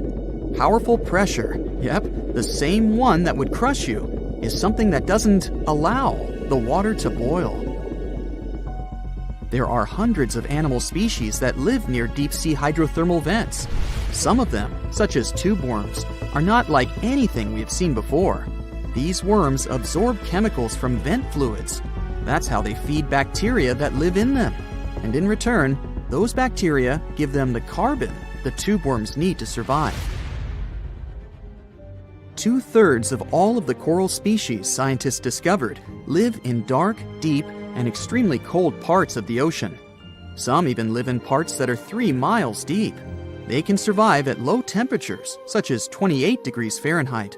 Some of these cold water corals are more than 8,000 years old. They form amazing structures that can rise up to 115 feet tall. The deep is not just a mysterious world of unusual creatures. The landscape under the oceanic surface is magnificent too. The canyons hiding there make even the Grand Canyon seem small. For instance, check out the one located in the Bering Sea, the Jemchug Canyon. Its vertical relief is more than 8,500 feet deep. That's huge. The largest ocean waves are not the ones you can see from the shoreline. They occur under the surface, and they're called internal waves. They take place between two water masses that have different densities. They travel at speeds of thousands of miles per hour and can be 650 feet tall. So you're swimming 2 miles down at the bottom of the ocean. Don't ask me how, just play along. It's cold and the pressure is intense. No fish in sight. Then you notice a green shiny thing. It's a cookie cutter shark. Its neck glows in the dark to attract fish and other delicious treats. The shark doesn't look like much. It's small, about the size of a cat. It has brown skin and large green eyes, but looks can be deceiving. Every night, this creature rises to the surface and goes after great white sharks, whales, even swordfish. If you look closely, you'll see a round mouth with a bunch of sharp teeth in it. They don't just bite, they work kind of like a saw. This one's called a cookie cutter shark because when it sees something delicious, it takes a cookie-shaped bite out of it. These sharks have even been known to disable submarines. Wonder what flavor they are. Our next shark is about the length of a car. Only about 100 of these sharks have ever been seen, but if you met one, you'd never forget it. It has a big mouth, a huge mouth, a mega mouth, like me. It's the mega-mouthed shark. You could easily fit in it if you curled yourself up. They're not dangerous though, not to humans. They feed by swimming around with their mouths open, filtering out plankton and other underwater goodies. The shark has special organs in its mouth that glow, attracting little crustaceans. It swims deep in the ocean in total darkness. Probably has a great smile though. Thresher sharks also have a huge body part, the tail. It's almost half the length of the shark itself, and it looks like a helicopter blade. It's one of the few animals that hunts using its tail. The shark sneaks up on a school of fish and starts to shake its moneymaker. This freaks out some of the fish, which is exactly the plan. In a pinch, it can also use its tail to defend itself. The best thing about this shark, it doesn't attack people. The angel shark. There are quite a few types of angel shark out there, but they're more shark than angel. They're flat like stingrays, and their skin is covered with patterns that help them blend in with the seafloor. Because of this disguise, divers sometimes accidentally touch them, which isn't the best idea. They're fast and have powerful jaws. Still, they prefer the taste of small fish to you. The horn shark has two ridges that look like horns right above its eyes. It's definitely the grandpa of the shark world. Not aggressive, swims pretty slowly, and is up late almost every night. Its two favorite meals, sea urchins and crustaceans. It moves its fin on the seafloor almost as if it had paws. But don't underestimate this guy. It has one of the strongest bites of any shark. It needs those strong teeth to crush the shells of its late-night meals. And if something tries to attack it, watch out. Horn sharks have sharp spikes on their fins. The award for the ugliest shark goes to the goblin shark, and it's not even close. From the outside, it already looks kinda weird, and is about the size of a pink underwater motorbike. It has a long tail and a seriously long nose. It lives way down in the depths of the ocean and loves to eat squid. It's not as fast as its relatives, but it's way more sneaky. It has a secret squid catching technique which is totally wild. The shark swims behind the squid. It's catching up, getting closer and closer, but the squid isn't slowing down, no way. It looks like the poor goblin shark won't have any lunch today. Then it opens its mouth. Its jaw is attached to folds of skin that mean it can literally throw its jaw out of its mouth. And it's a shark, so those teeth are sharp. That extra reach helps it grab its lunch, and when the meal's over, it pops its jaw back in its mouth. These sharks have been seen many times off the coast of Japan. They're actually named after the goblins in Japanese myths and fairy tales. There's only one thing out there cooler than a ninja shark. It's the ninja lantern shark. Imagine there's a tube you can slide down that takes you to the bottom of the ocean. It's too dark, you can't see anything. Suddenly, a glowing dot, moving around in the distance. It's coming closer, shooting towards you. It's a blue glowing head. Worse, it looks like this head doesn't have a body attached to it. The ninja lantern shark has black skin, so it's almost invisible in the dark. It's only the size of a human arm, but its small, sharp teeth are no joke. No one really knows why this shark glows. Maybe to attract tasty fish? Another theory out there is that it uses this light to communicate with its friends. It has friends? The hammerhead shark. These ferocious sharks can weigh up to half a ton. They live in tropical waters all over the world, and they're one of the most recognizable sharks out there. Their eyes really are located on the sides of their hammerhead. This means they can see in almost all directions. They even have special neck muscles to lift their head up and down just to see that little bit better. Their favorite food? Stingrays. You know, those flat things that swim along the seafloor, camouflaged to look like sand and bits of rock. Stingrays get by blending in with their surroundings. Danger mostly just swims by. But the hammerhead's eyes see everything. Uh-oh. Great white sharks, hammerheads, and other large sharks live for about 25 years. But one shark can live much, much longer. The Greenland shark can live anywhere from 300 to 500 years. It lives mostly in the North Atlantic and Arctic Oceans. It loves to swim deep down where it's dark, so it uses its nose to sniff out food. Since it spends so much time down there, it's figured out how to withstand the strong pressure. It's one of the oldest living, largest, and slowest fish on Earth. Just imagine, you're on an Arctic cruise and you see one of these sharks moving slowly through the freezing cold water. It might be 400 years older than you. Most sharks are omnivorous. They can go after dolphins, other sharks, crabs, sea urchins, smaller or even larger fish, hot dogs. Kidding about the hot dogs. But the bonnethead shark is a bit different. It eats algae for about half its meals. It's actually related to the hammerhead shark, but its head looks more like a shovel. Can you dig it? If you see this guy swimming around, you might think it's a sea snake or a huge water worm. Frilled sharks like to swim way down at the bottom of the ocean, like a lot of sharks. When they're chasing something delicious, they move kind of like a snake. And just like a snake, they like to gulp down their lunch all in one piece. But that doesn't mean they don't have teeth. They have about 200 nice and sharp ones. The saw shark has a long, flat, and seriously spiky nose. Those teeth on its nose never stop growing. Each tooth is equipped with electric receptors to help the saw shark feel around for nearby fish, like a ship's radar. When dinner's nearby, the shark swims up and strikes with its nose, waving it around like a knight showing off his skills. Meanwhile, you won't have time to blink if this guy floats past. Did you see it? How about now? Meet the fastest shark in the world, the short-fin mako shark. It can swim up to 35 miles per hour. That doesn't seem that quick on land, but underwater, that's fast. Slower than a cheetah, but faster than most dogs. It's warm-blooded, which is super rare for a shark. That helps it swim to cold and distant places where an ordinary shark simply wouldn't survive. The swordfish goes much faster. It can swim up to 60 miles per hour. It's not a shark, but it's still an amazing creature. In a race, the swordfish will usually come out on top, but it's not just fast, it's ingeniously fast. It has a gland next to its nose that pumps out a special oil. This oil spreads through its nose and comes out through tiny holes. This special oil is waterproof, which lets the swordfish glide through the water at high speed.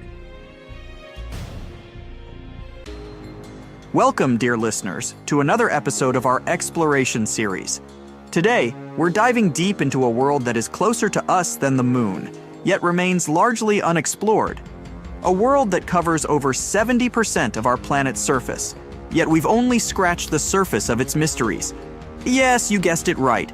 We're talking about the vast, the deep, the beautiful, and the mysterious. Our oceans. Despite our technological advancements, we've explored just a mere 5% of these underwater worlds. To put that into perspective, more people have set foot on the moon than have ventured into the deepest part of our oceans, the Mariana Trench.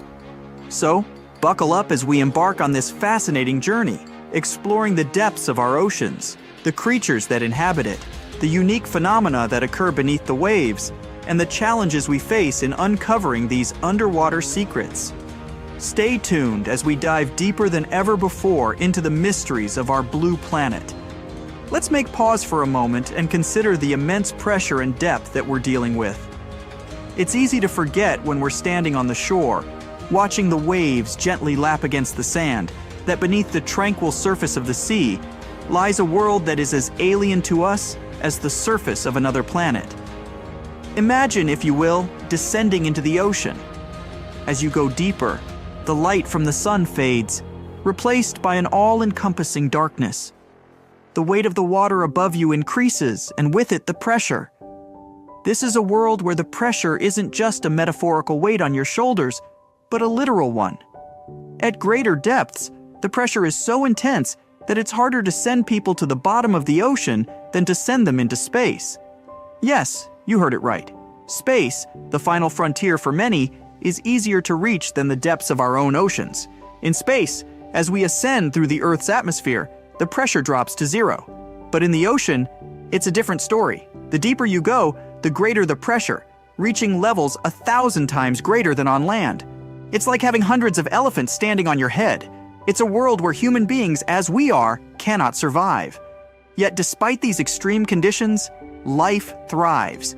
Creatures of the deep have adapted to survive in this high-pressure environment, leading to a biodiversity that is as stunning as it is surprising.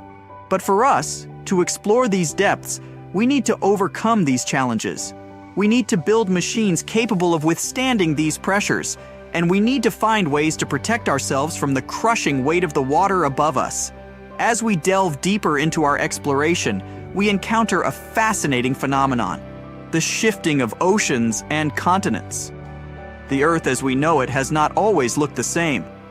Over millions of years, the continents have drifted apart and come together in a slow dance orchestrated by the movements of the Earth's crust. The Atlantic Ocean, for instance, is a testament to this incredible geological process. It was formed when the North and South American continents separated, creating a vast body of water in between. And even now, it continues to grow, expanding at a rate of about 2 inches per year. On the other hand, the Pacific Ocean, the largest and deepest of Earth's oceanic divisions, is slowly shrinking. This constant, albeit slow shift in our planet's geography is a reminder of the dynamic nature of Earth. These movements not only shape the physical landscape of our planet, but also influence the distribution and evolution of species in our oceans. The shifting continents have created diverse habitats, leading to the evolution of a myriad of marine species, each adapted to their unique environment. The ocean is a treasure trove of natural wonders, many of which are as astounding as they are unexpected. Beneath the surface, there are features that rival, if not surpass, the grandeur of those we see on land. Consider, for instance, the existence of underwater lakes and rivers. Yes, you heard it right, lakes and rivers within the ocean itself. This seemingly paradoxical phenomenon is possible due to a combination of salt water and hydrogen sulfide, which is denser than the surrounding water. This denser mixture forms lakes and rivers that flow right inside the ocean, creating an otherworldly spectacle for those fortunate enough to witness it. And then, there's the world's biggest waterfall, not on land but underwater. Known as the Denmark Strait Cataract, it's located in the waters between Iceland and Greenland. Standing at an impressive 11,500 feet tall, it dwarfs the likes of Niagara Falls. This underwater waterfall is possible because cold water is denser than hot water, causing it to drop into the much warmer Erminger Sea. But the wonders don't stop there.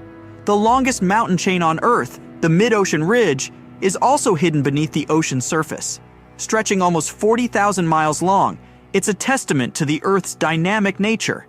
Yet, despite its size, we've studied only about 1% of this underwater mountain range.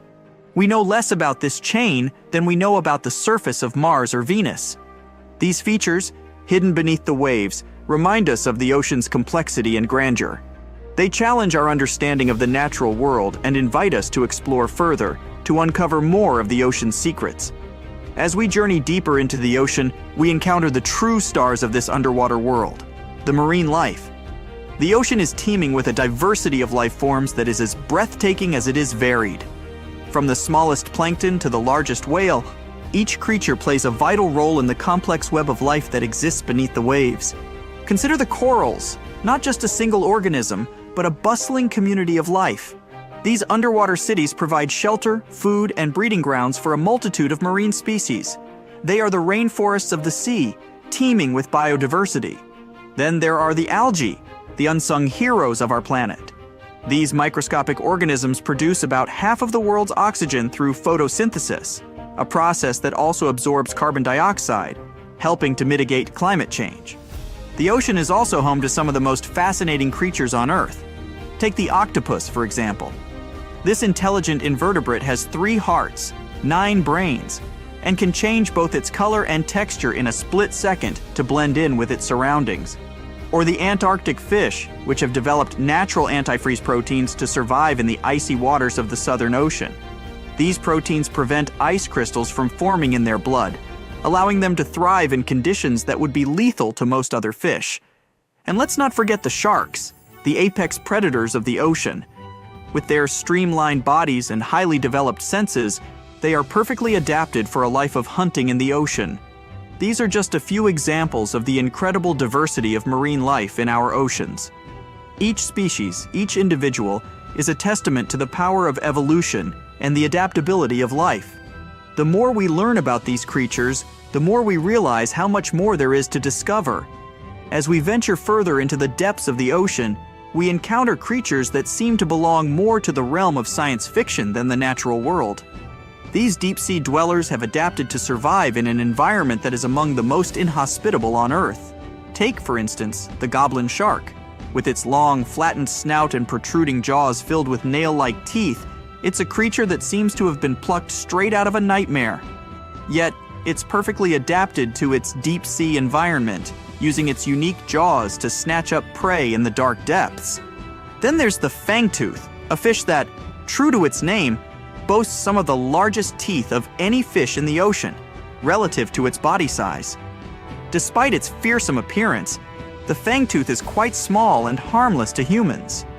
The frilled shark, another deep-sea dweller, is often referred to as a living fossil because its primitive features have changed little over millions of years. With its serpentine body and fringed gills, it's a striking reminder of the diversity of life in the deep sea. And let's not forget the Mariana snailfish, a species that calls the deepest part of the Mariana Trench home. Living at a depth of 24,000 feet, it's the deepest living fish ever discovered. In this extreme environment where the pressure is 1,000 times greater than at sea level, the snailfish thrives, demonstrating the incredible adaptability of life. These deep-sea creatures, with their alien-like appearances and incredible adaptations, challenge our understanding of what life can endure. They remind us that even in the harshest conditions, life finds a way to thrive. As we continue our exploration, we encounter a surprising fact about our oceans. They are, quite literally, a gold mine. It's estimated that there are about 20 million tons of gold dispersed throughout the oceans. However, before you start planning your underwater treasure hunt, there's a catch. The gold in the ocean isn't clustered together in easy-to-find nuggets or veins. Instead, it's spread throughout the ocean's waters, at a concentration of about 13 billionths of a gram per liter of seawater. To put that in perspective, you would need to process over 50 million liters of seawater to collect a single gram of gold. That's about 20 Olympic-sized swimming pools for a piece of gold that would barely cover your fingertip.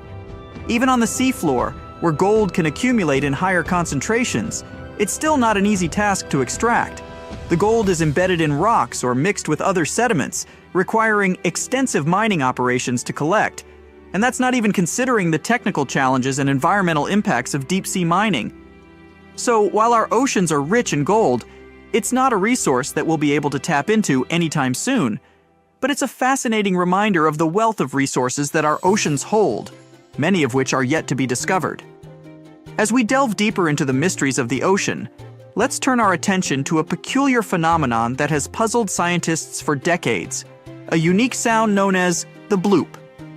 In 1997, researchers detected a loud, ultra-low frequency sound in the Pacific Ocean. The sound was so powerful that it was picked up by sensors nearly 3,000 miles away. The sound was dubbed the bloop, and for many years its source remained a mystery. The sound was unlike anything researchers had heard before. It was too loud to be caused by a ship or a submarine, and it didn't match the sounds made by any known marine animal. This led to wild speculations about its source, with theories ranging from giant sea monsters to underwater alien bases. However, after years of investigation, scientists were able to solve the mystery of the bloop. The sound was not caused by a giant sea creature or an alien base, but by an ice quake, a large iceberg cracking and breaking away from an Antarctic glacier. The sound of the ice quake traveled through the water, where it was picked up by the listening devices thousands of miles away. The story of the bloop is a reminder of the many mysteries that still exist in our oceans. Even with all our technology and knowledge, there are still things in the ocean that can surprise and puzzle us. As we journey further into the depths of the ocean, we arrive at a place that is as remote as it is fascinating. Point Nemo. Named after Captain Nemo, a character from Jules Verne's 20,000 Leagues Under the Sea, Point Nemo is the oceanic pole of inaccessibility. In simpler terms, it's the point in the ocean that is farthest from land. Located in the South Pacific Ocean, Point Nemo is about 1,450 nautical miles from any land. To give you a sense of just how remote it is, the closest humans to Point Nemo are often the astronauts aboard the International Space Station, which orbits the Earth from a distance of about 258 miles. This remoteness makes Point Nemo one of the least disturbed places on Earth. It's a place of profound solitude, where the vastness of the ocean can truly be felt. But despite its isolation, Point Nemo is not devoid of life. Microorganisms known as extremophiles, which thrive in extreme conditions, can be found in its waters. Point Nemo also serves as a spacecraft cemetery. Due to its remote location, space agencies around the world use it as a dumping ground for decommissioned satellites and space stations. These spacecraft, some of which carry traces of extraterrestrial material, sink to the bottom of the ocean, adding another layer of intrigue to this remote location. Our journey takes us now to the deepest point of the ocean, a place so remote and inhospitable that it has been visited by fewer people than have walked on the moon. This is the Challenger Deep, located in the Mariana Trench in the western Pacific Ocean. Named after the HMS Challenger, which conducted the first scientific survey of the trench in 1875, the Challenger Deep is about 36,000 feet deep. That's nearly 7 miles straight down. To put that into perspective, if you were to place Mount Everest at the bottom of the Challenger Deep, its peak would still be over a mile underwater. The pressure at the bottom of the Challenger Deep is over 1,000 times greater than at sea level, and the temperature is just above freezing. Despite these extreme conditions, life has found a way to thrive.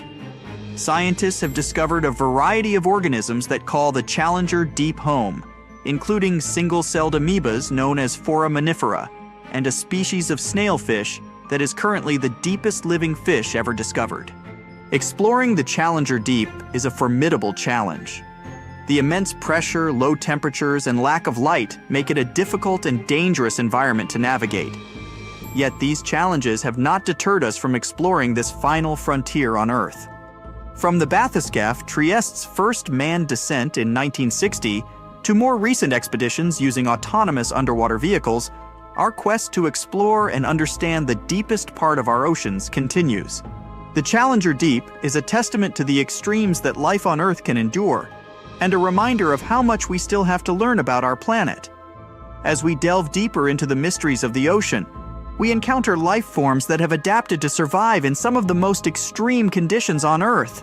These extremophiles, as they are known, challenge our understanding of the limits of life and hint at the possibility of life beyond our planet. Take, for instance, the bacteria that thrive near hydrothermal vents on the ocean floor. In these seemingly inhospitable environments, where the water is superheated and the pressure is immense, these microorganisms not only survive but thrive. They have evolved to use the chemicals spewing from the vents, such as sulfur and methane, to generate energy in a process known as chemosynthesis.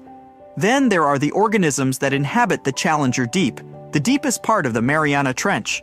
Here, in the pitch-black depths, under pressures 1,000 times greater than at sea level, life has found a way. From single-celled amoebas to the Mariana snailfish, these creatures have adapted to survive in an environment that would be lethal to most other forms of life.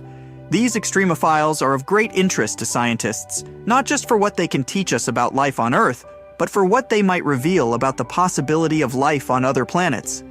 If life can survive in the extreme conditions of the deep sea, could it also exist in the icy oceans of Jupiter's moon Europa, or beneath the surface of Mars. As we continue our journey through the depths of the ocean, it's important to acknowledge the tools and technologies that make our exploration possible.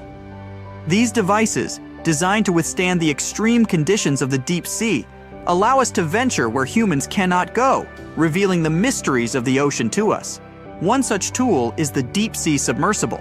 These vehicles, which can be manned or unmanned, are designed to withstand the immense pressure of the deep sea. They are equipped with strong lights to illuminate the dark depths and cameras to capture images and videos. The bathyscaphe Trieste, which reached the bottom of the Challenger Deep in 1960, and the Deep-Sea Challenger, which made the same journey in 2012, are examples of manned submersibles. Then there are the remotely operated vehicles, ROVs, which are controlled from a ship on the surface. ROVs can stay underwater for much longer than manned submersibles and are often used for detailed scientific research and exploration. They are equipped with robotic arms to collect samples and high-definition cameras to document their findings. Autonomous underwater vehicles, AUVs, like the Nereus, are another important tool for deep-sea exploration. These vehicles can operate without a tether to the surface, allowing them to explore areas that are difficult to reach with other methods. They use advanced navigation systems to move through the water and can be equipped with a variety of scientific instruments to collect data. These tools, along with advancements in sonar mapping and satellite technology, have revolutionized our understanding of the ocean. They have allowed us to explore deeper and with more precision than ever before, revealing a world that was once completely hidden from view.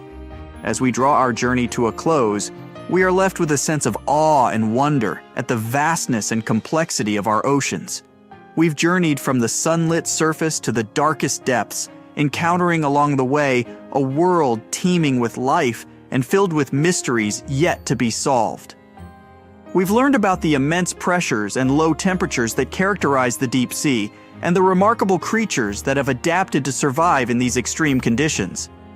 We've discovered underwater lakes and rivers, the world's biggest waterfall and the longest mountain chain, all hidden beneath the waves.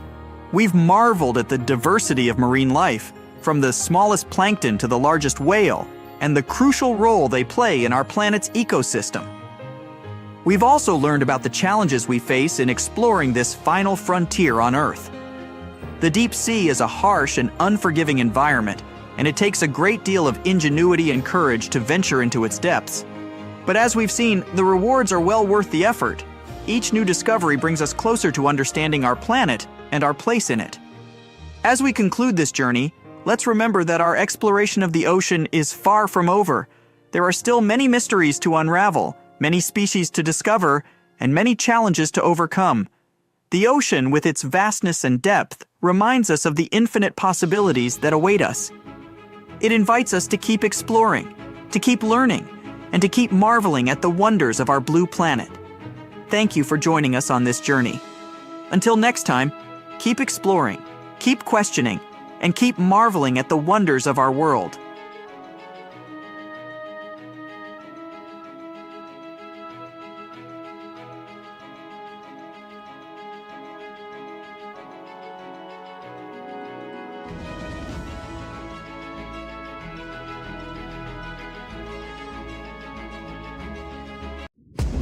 There is a place deep in the ocean where pressure is 1,000 times stronger than that we're used to at the surface.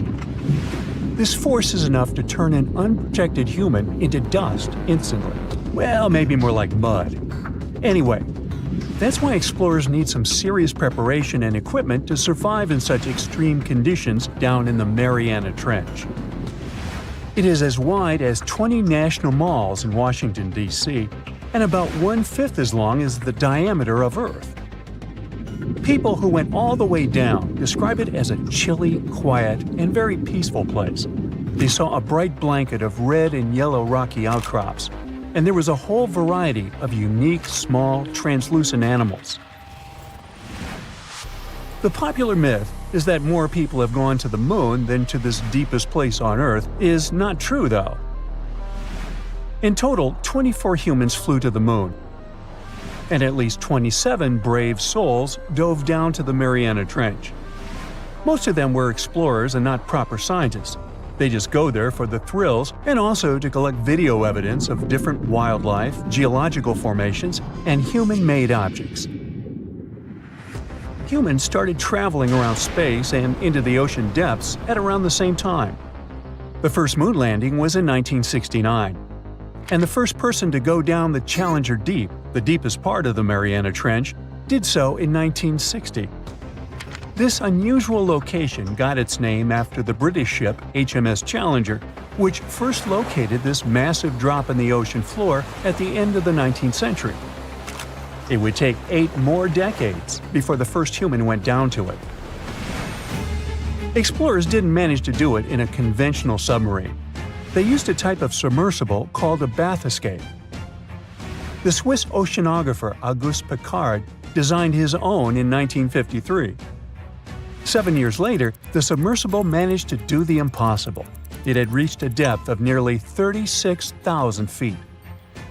But what explorers saw was merely a fraction of the trench's full size. The fact that it is so huge of the Mariana Trench is just one of the reasons why it's mostly unexplored today. The absence of light is another major issue. Sunlight is incapable of reaching such profound depths, so the entire trench, from top to bottom, lies in absolute darkness. Because of such conditions, the ecosystem is a lot different than the shallower regions of the Pacific. This puts immense pressure on marine wildlife. Yeah, the pun is intended. Another reason why it's so challenging to survive there is the temperature. Water freezes at 32 degrees Fahrenheit. At the bottom of the Mariana Trench, the ocean is just a couple of degrees above freezing. One of the factors that hasn't let this area turn into a giant icicle is the fact that salt water has a slightly lower freezing point. The other reason is geothermal energy that warms the ground at the bottom of these just enough for it not to freeze. That's why submersibles need to have proper insulation to navigate these icy conditions. When they reach the bottom, researchers find out that this desolate and harsh climate is home to several animal species. They encountered arrow-toothed eels, snailfish, and spoonworms at various depths. There were even strange-looking translucent sea cucumbers and shrimp-like amphipods. The biggest surprise was microbial mats thriving on methane and hydrogen from the mud. Among the species, the Mariana snailfish looks like a master of the environment that can go farther and deeper into the trench to feed on prey than its competitors. Despite its seemingly fragile appearance, the snailfish has adapted to withstand extreme pressures, a superpower it wouldn't be able to survive without. The exotic life forms that live deep down aren't normal-sized, since deep-sea gigantism makes them grow significantly larger than their counterparts in other ecosystems. One example is the giant tube worm, which can be 6 feet long. Science has a hard time explaining the exact cause of this form of gigantism. Thermal vents are just one of the possible explanations. All of these factors might help explain the huge time gap in researching the Mariana Trench. The first successful dive after the 1960 expedition came only in 2012. That's when the famous Canadian film director James Cameron went down in the deep-sea Challenger. Because few scientists have gone that deep before or after Cameron, there is no map of the deepest point on our planet. We know very little about the oceans that cover 2/3 of the Earth's surface. Researchers have mapped out only 5% of them so far. Science still has a lot to discover in the Mariana Trench and other unexplored places on our planet. The Amazon rainforest stands as the best example of the world's most unexplored regions. The list of reasons why this part of South America is unknown starts with its wildlife. Jaguars, anacondas, piranhas, black caimans, and Brazilian wandering spiders are just some of the creatures that pose a risk for researchers. Relentless year-round rainfall induces heavy flooding. Add to all this some treacherous river currents, and you can see why scientists have mapped such a small percentage of the Amazon to date. In just one region of Brazil, near Peru, there are at least 14 tribes that have never had contact with the outside world. The national authorities intend to keep it that way. Isolation of these indigenous people is the best way to protect their future. The same goes for a remote island in the Indian Ocean. After the tragic tsunami of 2004, helicopters flew over North Sentinel Island to make sure its inhabitants were alive and well. Meanwhile, the Sentinelese weren't thrilled. They took up bows and arrows to drive away the unwanted visitors. This tribe is one of the last uncontacted tribes on Earth. Although anthropologists and filmmakers visited the island in the late 1960s, we still don't know much about its indigenous population. It sits a long way off any shipping lanes in the Bay of Bengal. North Sentinel has no natural harbor, and it's surrounded by a shallow reef. This makes access to the island possible only by boat.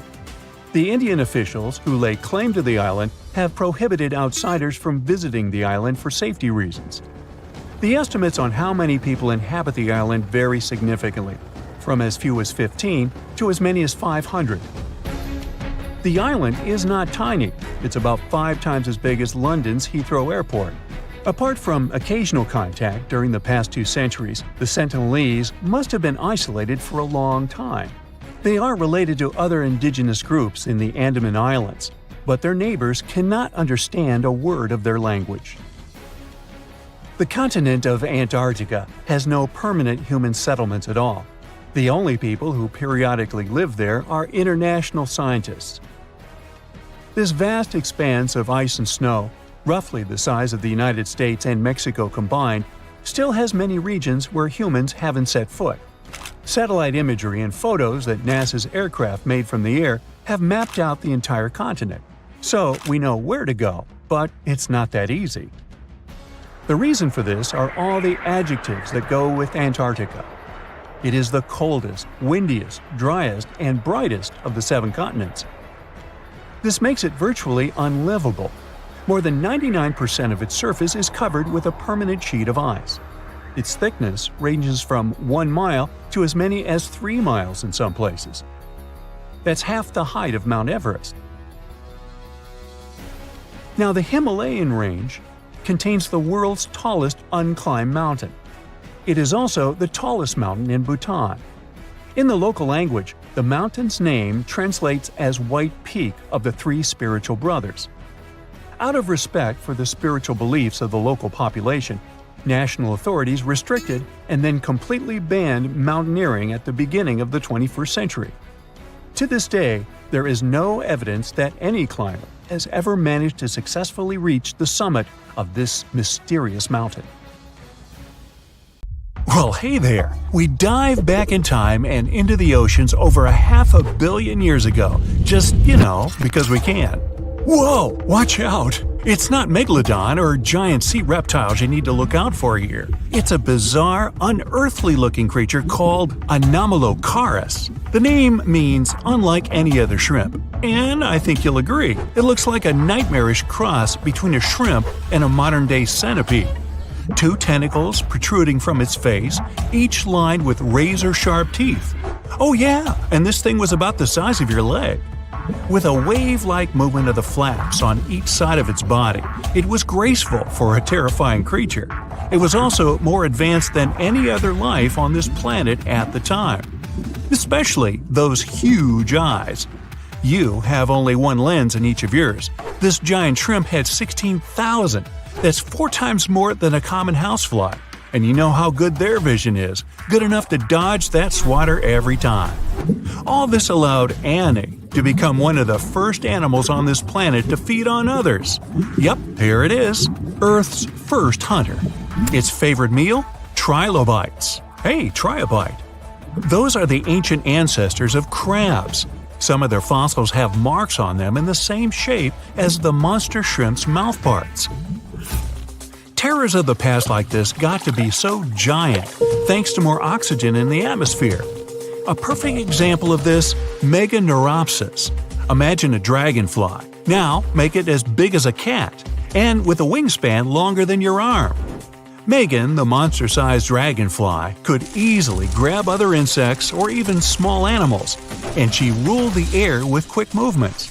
Back then, there were still no large birds or other airborne enemies for this behemoth bug, so it was safe and free to grow as large as this planet would allow. Piranhas of the past were also jumbo-sized. Mega piranha was about 3 times the size of the river terrors we have today. Its bite force was about the same as a tiger's, and those striped kitties bite down 2 times harder than lions. That means it probably not only dined on other fish and any land creatures that, got too close to the water, but it could also easily crunch down on large turtles and other unlucky shelled creatures. And fun fact, modern-day piranhas bark like dogs when they're about to enter a confrontation.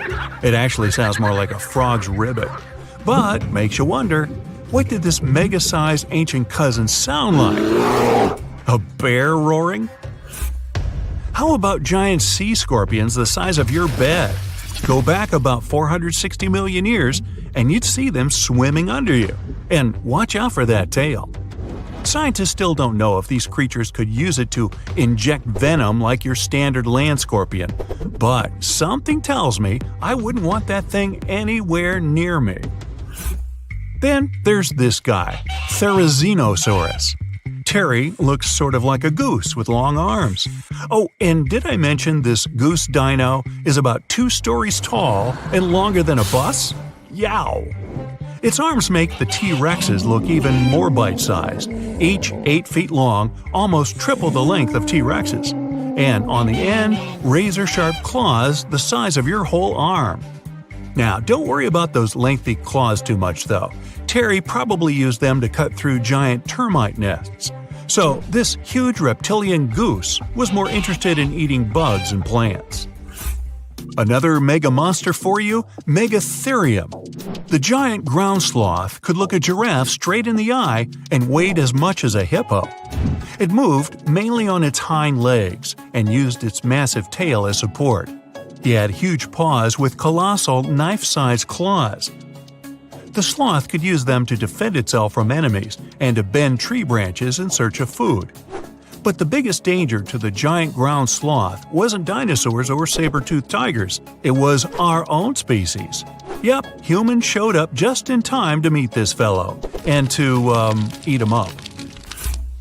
Titanoboa was a terrifying 50-foot snake, as long as the great megalodon itself. It was also more than 2 times heavier than the heavyweight champion among snakes today, the green anaconda. Crocodiles were a regular on this serpent's menu. Titanoboa could swim 3 times faster than the fastest Olympic swimmer our species has ever seen. It was quicker and more dangerous in the water than outside it. And don't forget the boa part of the snake. This massive snake wasn't venomous. Instead, it liked to squeeze. Remember that giant shrimp from earlier? Well, Opabenia looks like its teeny-tiny finger-sized cousin. And instead of 2 toothy tentacles, this thing had a vacuum hose coming out of its face. On the end of that trunk, what looks like a single crab claw. Add 5 eyes and a mouth under its head, and you've got a recipe for something not of this planet. Only it is. This creature used its trunk like an elephant does. Its claw grabbed food from the bottom of the ocean and brought it up to its mouth. This thing is so weird-looking that, apparently, when the scientists who discovered it presented his findings to an audience, they all laughed as if he were joking. Now, a real-life monster, the Tully monster. From a distance, it looks a bit like Nessie, that long neck and teeth-lined jaws. But get closer, and you'll see it's more like a long nose with a mouth attached at the end, like a mosquito. Its eyes are further back, sticking out of tubes all snail-like. Tully was an ancient mollusk, about the size of your forearm. It probably dined on jellyfish and shrimp 300 million years ago. Thylacus smilus will put a smile on your face as long as you don't get too close. No, it's not a relative of the saber-toothed tiger. It was a marsupial, making it more related to a kangaroo than anything. And if you compare them to body size, its fangs were actually longer than a saber-toothed tiger's. And they grew continuously. As for that beard on its chin, that's actually all chin. The lower jawbone grew down to a point under the mouth. Those fangs were rooted to the skull, going way back to its eyes. When the mouth was closed, that bony beard protected the long, sharp teeth from breakage.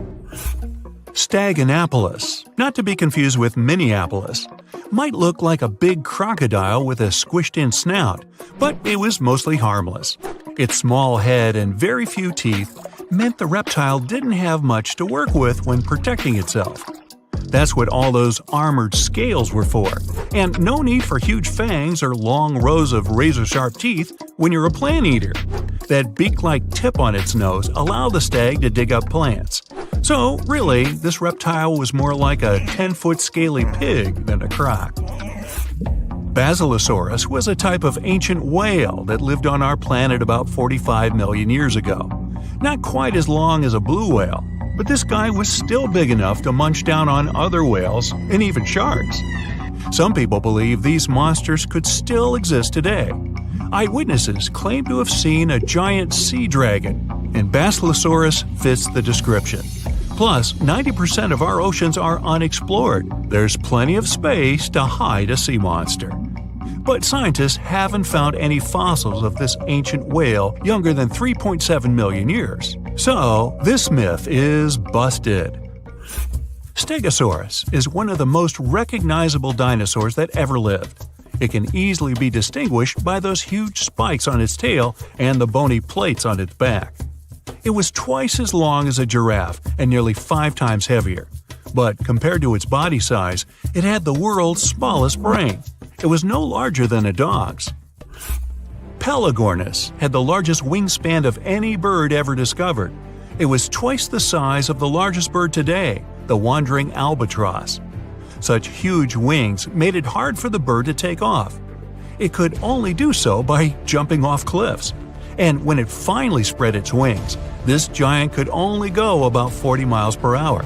The fastest bird today can reach speeds 5 times that. So, Megalodon was one of the biggest and most ferocious monsters on our planet. Powerful jaws, razor-sharp teeth, gigantic size. But what do you know about how it sounded? Imagine how loudly it growled, permeating the underwater world with sound vibrations.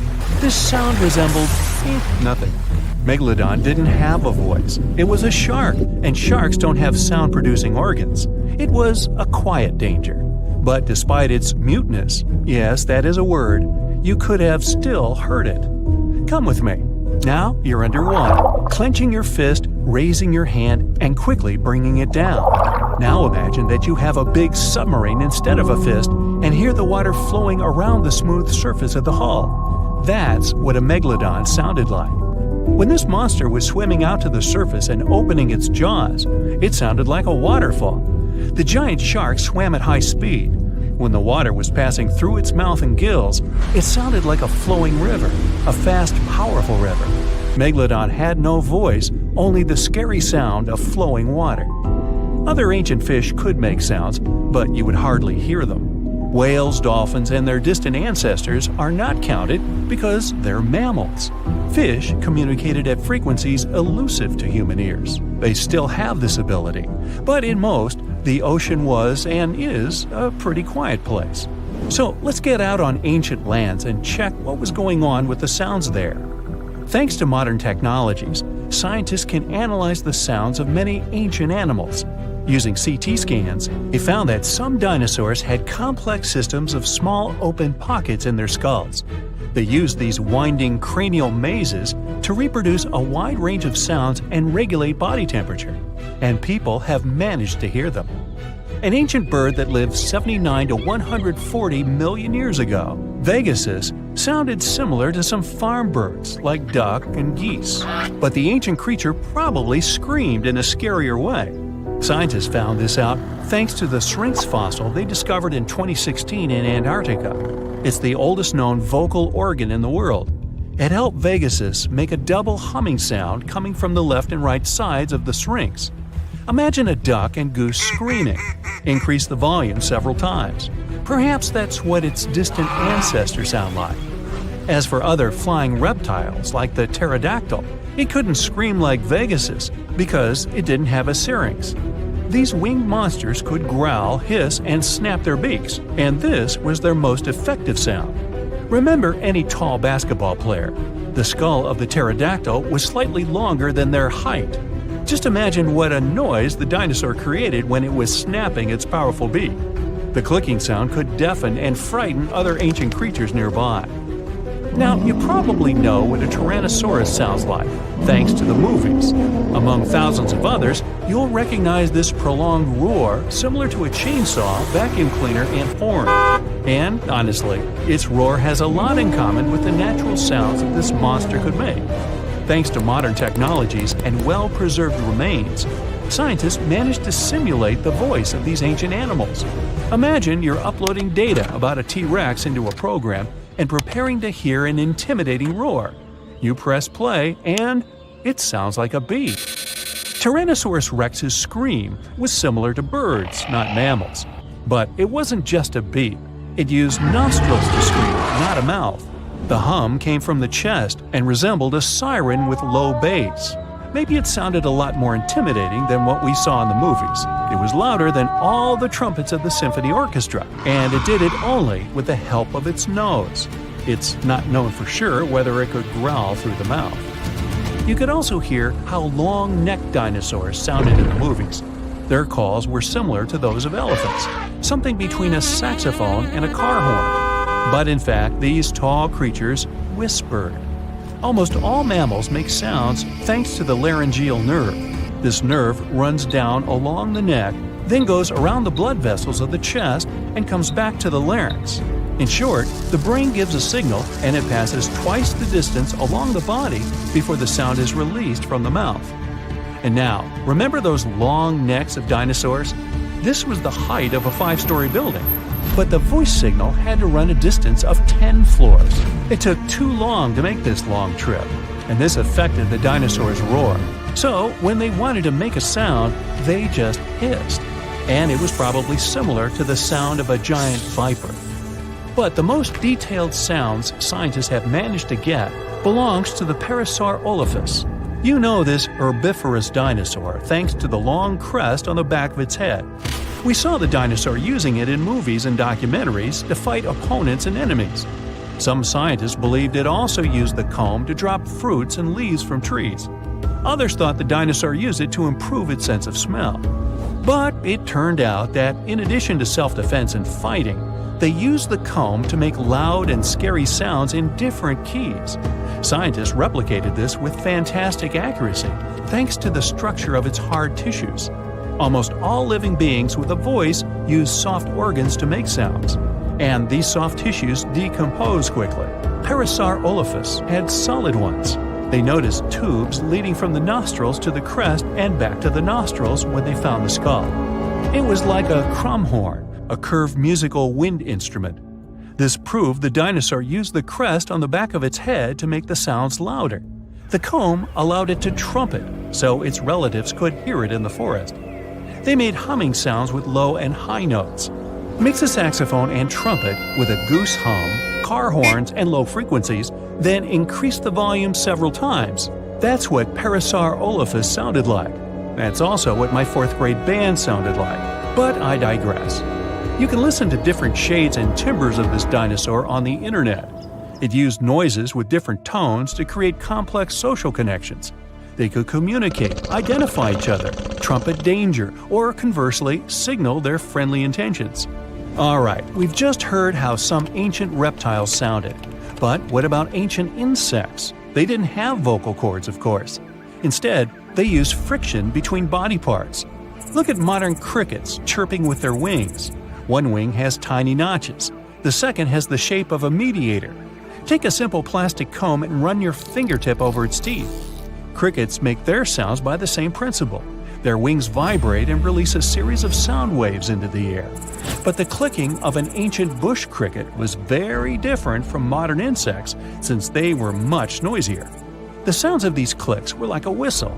With the help of high-frequency waves, they could also communicate secretly as if they were doing it through a closed radio channel. If you heard this, you would hardly be able to fall asleep to it. Now, modern crickets are not so loud, as they began to add more high frequencies to their sounds. Higher pitch waves don't spread as far, reducing the risk that a bat will hear the insects. Just imagine how the jungle of that time sounded. The loud chirping of crickets hurts the ears. Then you hear a brachiosaurus hissing. The clicks of pterodactyls shake the sky like thunderclaps. Then you hear the trumpet sounds of different tones somewhere in the jungle. These are Parasaurolophus communicating with each other. And then you get scared by a loud Tyrannosaurus siren. What a racket! You'd probably not find peace in such conditions. Fortunately, humans appeared millions of years later. And, by the way, scientists have managed to find out and understand what our distant ancestors sounded like. They carefully examined the insert function of the mouth, nose, and throat on the Neanderthal skeleton. Their voices were similar to ours, but the phonetic range of an adult Neanderthal was the same as if they were 2 to 3 years old. It was like mumbling without consonant sounds. The study of the skull couldn't recreate precisely the sound of Neanderthals, but in 2007, scientists extracted DNA samples from their bones. They found a variation of the gene that responds to human speech. Scientists believe that Neanderthals fought with Homo sapiens, our family tree. As a result of this conflict, their kind became extinct. But the found gene points they could have had other connections with each other. Perhaps Neanderthals could understand their language and even pronounce some words. Ever wonder why, despite all our advancements in technology and science, there's a vast expanse of our own planet that we barely know about? Believe it or not, over 80% of our oceans remain uncharted territory. It's as if we've got this massive aquatic playground in our backyard, and we've barely scratched the surface.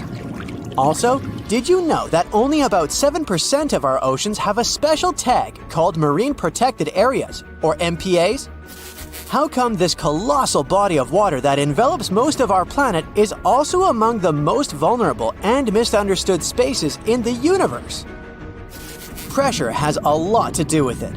Our deep ocean is a beast of a place with no visibility, freezing temperatures, and pressure that's so intense that in certain areas it would make you feel like you're having the weight of 50 jumbo jets on your body. No wonder we're having an easier time sending people into space than to the bottom of the ocean. The deeper you go into the waters, the more pressure piles up. But let's not forget we have tech on our side, right? Scientists now use these cool satellite technologies that track the color of the ocean to check how much phytoplankton is there, for example. Why is this important, you might ask? Because these little plant-like critters are actually pretty major players in our big blue oceans. In the grand scheme of things in the aquatic world, phytoplankton is like the bedrock of the ocean food chain. It gives life to almost everything, from the tiny zooplankton, which are animal-like microorganisms, to those colossal, magnificent whales. When these technologies first came around, satellites could get clear images of the ocean faster than a ship could take the same number of measurements in 10 years. But it's not all about looking at the ocean from space. Sometimes you gotta dive in there and see it for yourself. Thankfully, we've come a long way in ocean exploration tech too.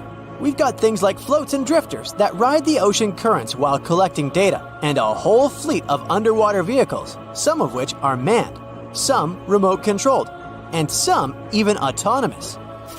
Remember James Cameron, the guy who made the movie Titanic?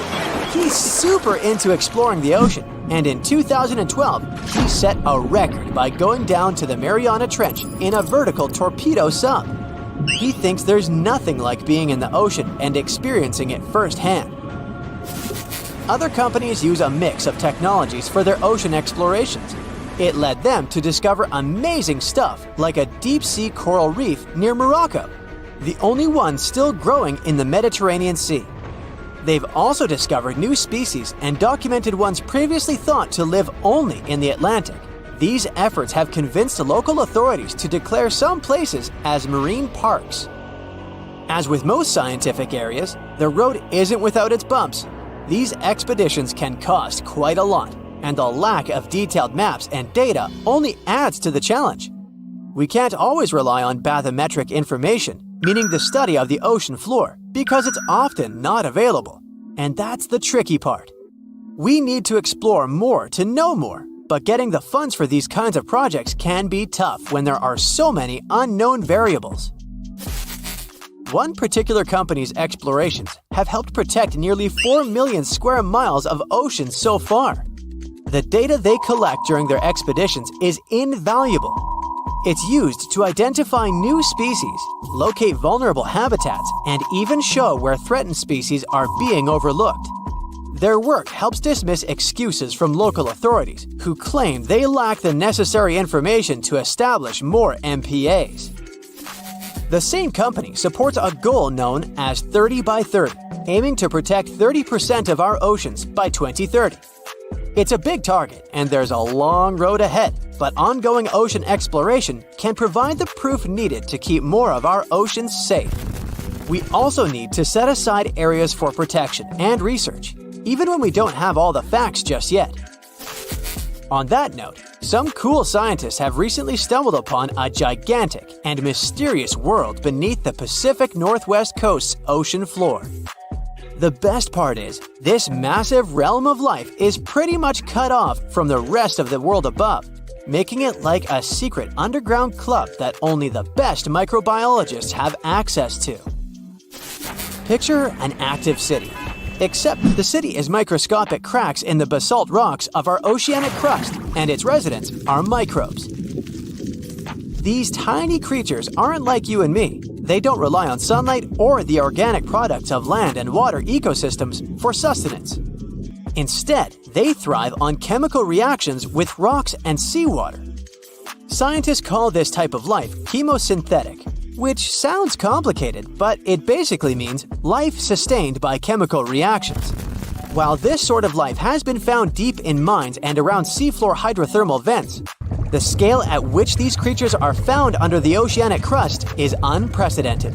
It might even be the most extensive ecosystem on Earth. A geomicrobiologist from Denmark was part of the team that made this discovery. He claimed that over 50% of our planet's surface is oceanic crust, which is an average of 4 miles thick. Imagine the size of this chemosynthetic party happening down there. This discovery didn't happen overnight. Since the 90s, scientists have found weird tiny holes in the basalt rocks that make up much of Earth's outer crust. They seem like they might have been made by bacteria, but hey, there was supposed to be no life there. I mean, imagine trying to survive in a place that's hot, deep, dark, dense, and mostly devoid of the organic compounds we need for life. Yet, here they are. In the following years, more pieces of the puzzle fell into place. Scientists found that the oceanic crusts had different conditions at the centers and edges. At the centers, rocks are jam-packed with energy-rich compounds that support these tiny life forms. But by the time they reach the edges, these chemicals are all gone. Fast forward to now, and it's time to put the puzzle together.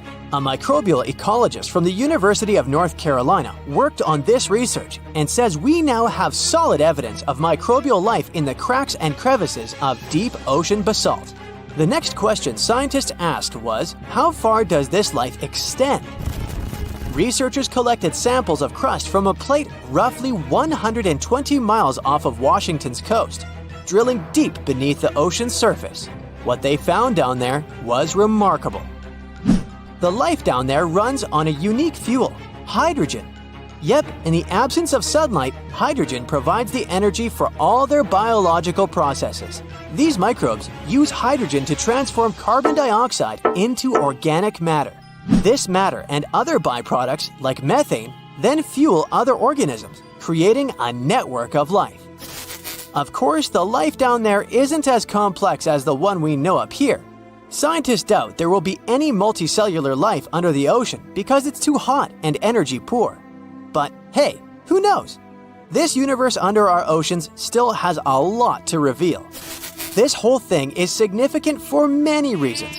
First, it confirms that life can exist in places without oxygen, which changes our perspective on where we can find life. This makes us wonder if life could exist under similar conditions on other planets, where surface conditions might be too harsh. The implications on Earth are also profound. If a large portion of life exists in the oceanic crust, then our understanding of life on our own planet could be completely changed. This exciting discovery stretches our understanding of life and prompts us to keep exploring the mysterious depths of our oceans, pushing the limits of our understanding. NASA is also in on the whole deep-sea exploration project. Why? Shouldn't they be preoccupied with outer space? Because they're hoping to find hints about what the oceans on other planets might look like. NASA specialists are really hopeful that by unearthing underwater secrets, we can solve some of the big questions about space. Plus, they're testing some nifty equipment for future journeys across our solar system. It looks like a prehistoric creature that came from the time of dinosaurs. This scary beast is called the basking shark. It can grow up to 39 feet. People have only reported 3 of them in the past 160 years. The last sighting was in 2015, and before that, about 80 years ago.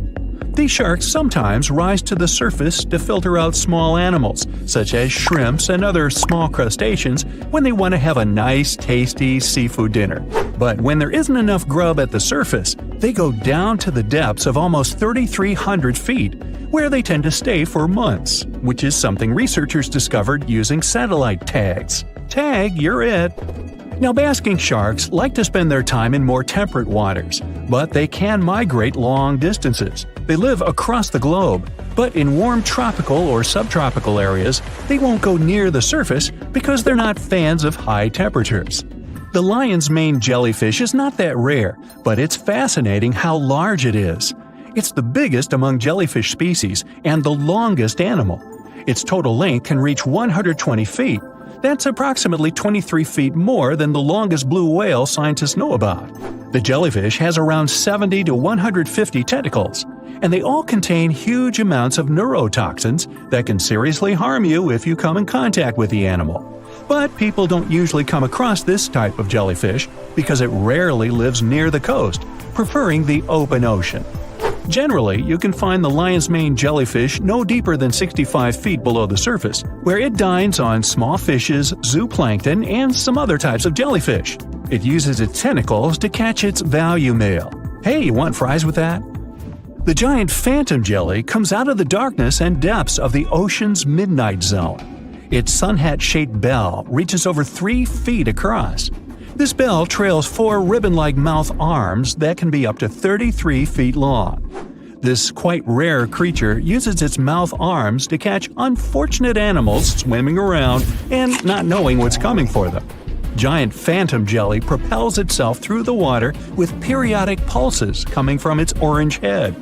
It glows faintly and mysteriously in the pitch-black depths. It lives across the globe in all the oceans except for the Arctic. I'm guessing it's too cold. Because of its odd shape, people often call the oarfish the dragonfish or sea serpent. It's about 26 feet long, which makes it the longest bony fish we know about, and lives at depths of 3,300 feet. Oarfish spend most of their time in the deep, dark parts of the open ocean in tropical and subtropical areas. They almost never come to the surface, unless, invited. It's a ribbon-shaped and shiny silver creature with a long red dorsal fin and red oar-like pelvic fins. Its body has no scales and is very thin. The fish can grow to a length of about 30 feet and weigh 660 pounds. Oarfish have really big eyes that help them see better in their dark, scary surroundings. The frilled shark is definitely one of the gnarliest-looking marine animals out there. If you saw it somewhere, you'd probably think you went back to the age of dinosaurs. Yup, the frilled shark is a prehistoric creature because its roots go back 80 million years.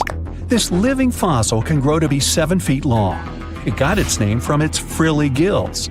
Even though frilled sharks have the shark part in their name, they swim similar to an eel in a distinctly serpentine way. Its mouth is terrifying. Similar to the maw of the great white shark, it has 300 trident-shaped teeth lined in 25 rows. Hey, come a little closer, huh? Researchers discovered this creature in the 19th century, but people rarely see it, and no wonder. It usually lives at depths of between 390 and 4,200 feet.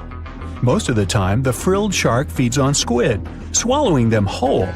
Its long jaws allowed the frill shark to gape extra wide and swallow animals half as long as its entire body. Goblin sharks are very rare. Researchers have spotted fewer than 50 of them in more than 120 years. But maybe that's for the best, since we're talking about a pretty scary fella with a narrow snout and sharp teeth. It's also capable of thrusting its entire jaw outward when it wants to catch something. Sounds familiar. As it's lurking through the dark depths of the ocean, a goblin shark sees a small squid that looks quite yummy. The dangerous animal inches toward the squid. When the poor creature notices the predator, it tries to dart away, but it's too late. The shark has already thrust its jaw the whole 3 inches out of its mouth. This jaw is connected to the flaps of skin the shark can unfold. This helps a lot because the goblin shark is a sluggish animal, so it's pretty hard for it to chase its food. After finishing its lunch, the goblin shark puts its jaw back in its mouth and swims away as if nothing's happened. Goblin sharks mostly live at the bottom of the ocean. Like many other shark species, they prefer swimming alone. Here's a silver-colored creature with very rough skin. That's the ocean sunfish, with a total length of almost 11 feet. Its other name is mola. The ocean sunfish is the heaviest of all bony fish out there. People sometimes call it a swimming head because of its bizarre appearance. These creatures have such a weird shape because they're born with a back fin that never actually grows. It just folds into itself as the animal matures and creates a rounded rudder. The sunfish is a bit clumsy. It moves with the help of its mighty fins that allow the animal to swim on its side. This marine inhabitant is a solitary creature. It mostly feeds on zooplankton and jellyfish. The spotted wobbegong is one of the world's rarest sharks. It grows to be more than 10 feet long. It may not look as terrifying as some of its shark relatives, but it's pretty good at catching unsuspecting animals swimming past, mostly during the night. The animal has a spiracle, which is why it can breathe while staying still at the bottom of the ocean. It's motionless most of the time, which is why you can barely notice it. Its flat body and large pelvic and pectoral fins blend in with the underwater terrain. That's why they're so good at hiding. This ability helps when these sharks want to protect themselves too. Wobbegong means carpet shark. They usually live close to the ocean floor in coral reefs, on sandy bottoms, and under piers. People have even spotted the shark in the water that is barely deep enough to cover its flattened body. Now, blobfish lack teeth and bones, so they can't actively hunt. Since they don't have much muscle mass, they can barely move around. Hey, I had a roommate like that once. They get their energy from animals they scoop up from the seafloor. They also know how to conserve this energy. That's how it usually goes with deep-sea creatures. They don't have as much food as those animals that swim closer to the surface. Instead, they have special body mechanisms that allow them to save energy for the times when they don't have much to eat. Pressure at the depths where the blobfish lives is 120 times as high as that at the surface. That's why the bizarre creature looks like a weird gelatinous mass only when you bring it up to the surface. The pressure here is not strong enough to keep its body together. Hey, breaking up is hard to do. The white margin stargazer could compete with the blobfish for the title of the ugliest animal in the sea, don't you think? Now, this animal has eyes on the top of its head, together with an upward-facing mouth which the creature uses to hide itself in the sand. That's where it spends most of its time, with only its eyes protruding from the sand. It chills this way until some small animal passes by. It can lunge at its target incredibly quickly, literally within milliseconds. This creates a vacuum in the water that pulls in a crab, fish, or some other small, unfortunate animal. Another tactic involves venom. This fish has a venomous spine in its shoulder blade that helps with catching other animals and defending itself against enemies. Even though it's not related to the electric eel, the white margin stargazer can generate an electric shock as powerful as 50 volts. Ow! Can you swim? Good. Because you're going on a journey to the deepest point of the Pacific Ocean. Now, put on your flippers. The very bottom of the Mariana Trench is awaiting. Now, get in the water. Really, come on. All right. 1 foot underwater. That's the depth you can swim with no special gear like a mask. Hey look, must be some tourists. Or whales. 10 feet underwater. That's a little deeper than the public pools and beaches around the United States. You can see colorful fish and even phytoplankton that feed on the sun's rays. 26 feet down. This is the depth at which the foundations of the floating city of Venice in Italy stand. Builders laid columns at that depth on which they later built houses and streets. 30 feet underwater. You start to feel a lot of pressure. When you're on the surface, you're under atmospheric pressure, 15 pounds per square inch. But here, at 30 feet, that pressure is doubled. All the air pockets in your body, like your lungs or ears, begin to compress from this pressure, giving you discomfort. But no worries, your organs are soft and elastic, so you can keep diving. 40 feet underwater. Oops, you're running out of air. An average person can hold their breath for 30 to 90 seconds. The current record is an incredible 24 minutes and 37 seconds. Gasp. Okay, you'll need some diving equipment to continue your descent. There you go. Thank you very much. Tourists dive to this depth to look at reefs and corals. You don't need special skills for that, but you can't dive any deeper without training or a license. 45 feet down. Be careful. There's sharks swimming here looking for food, like you. Sometimes tourists descend to this depth in a safe cage to see the sharks up close. You're better off staying away from these predators and not attracting their attention. So make sure you're not wearing any bright and shiny jewelry. Sharks love that kind of thing. 62 feet underwater. You could see the Aquarius Reef Base Lab in Florida at this depth, if you were in Florida.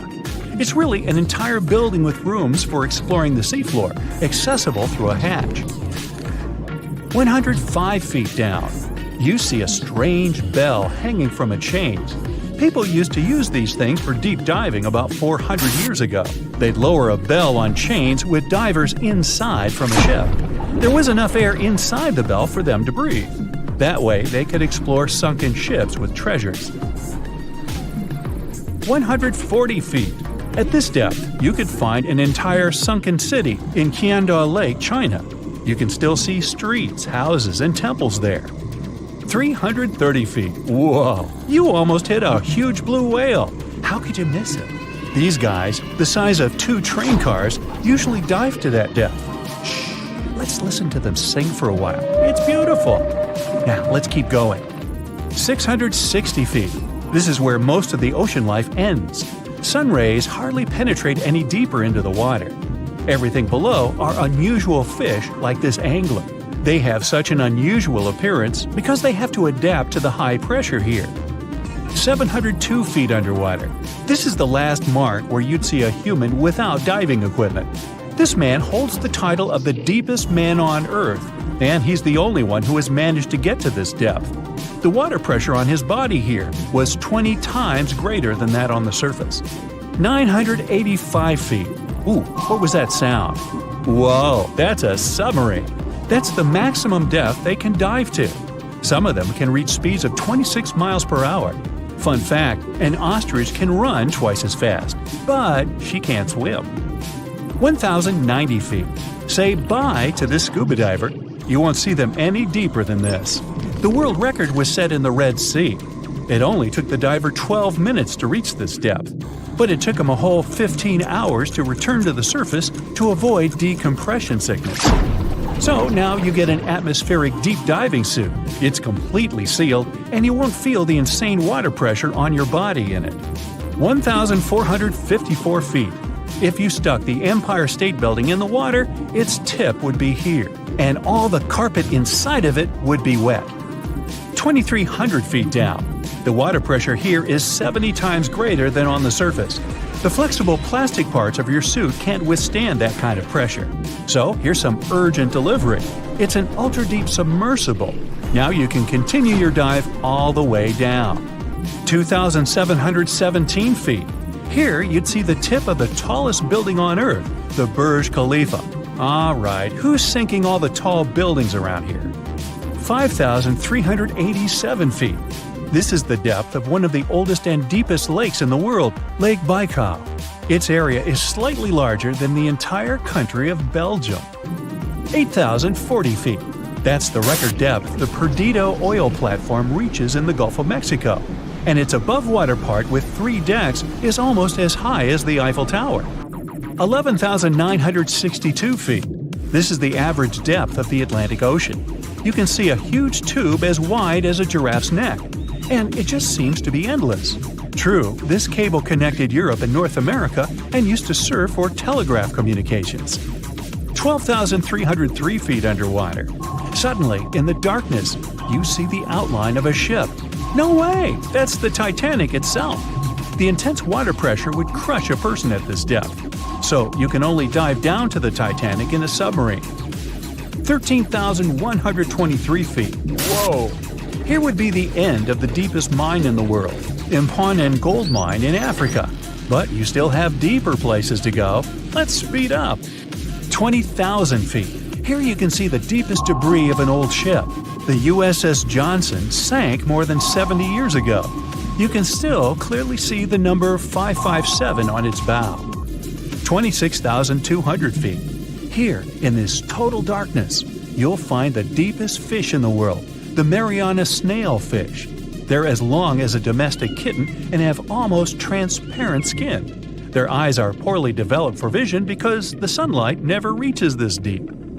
29,030 feet. If you take Mount Everest, flip it over, and stick it into the Mariana Trench, this is exactly where you'd see its tip.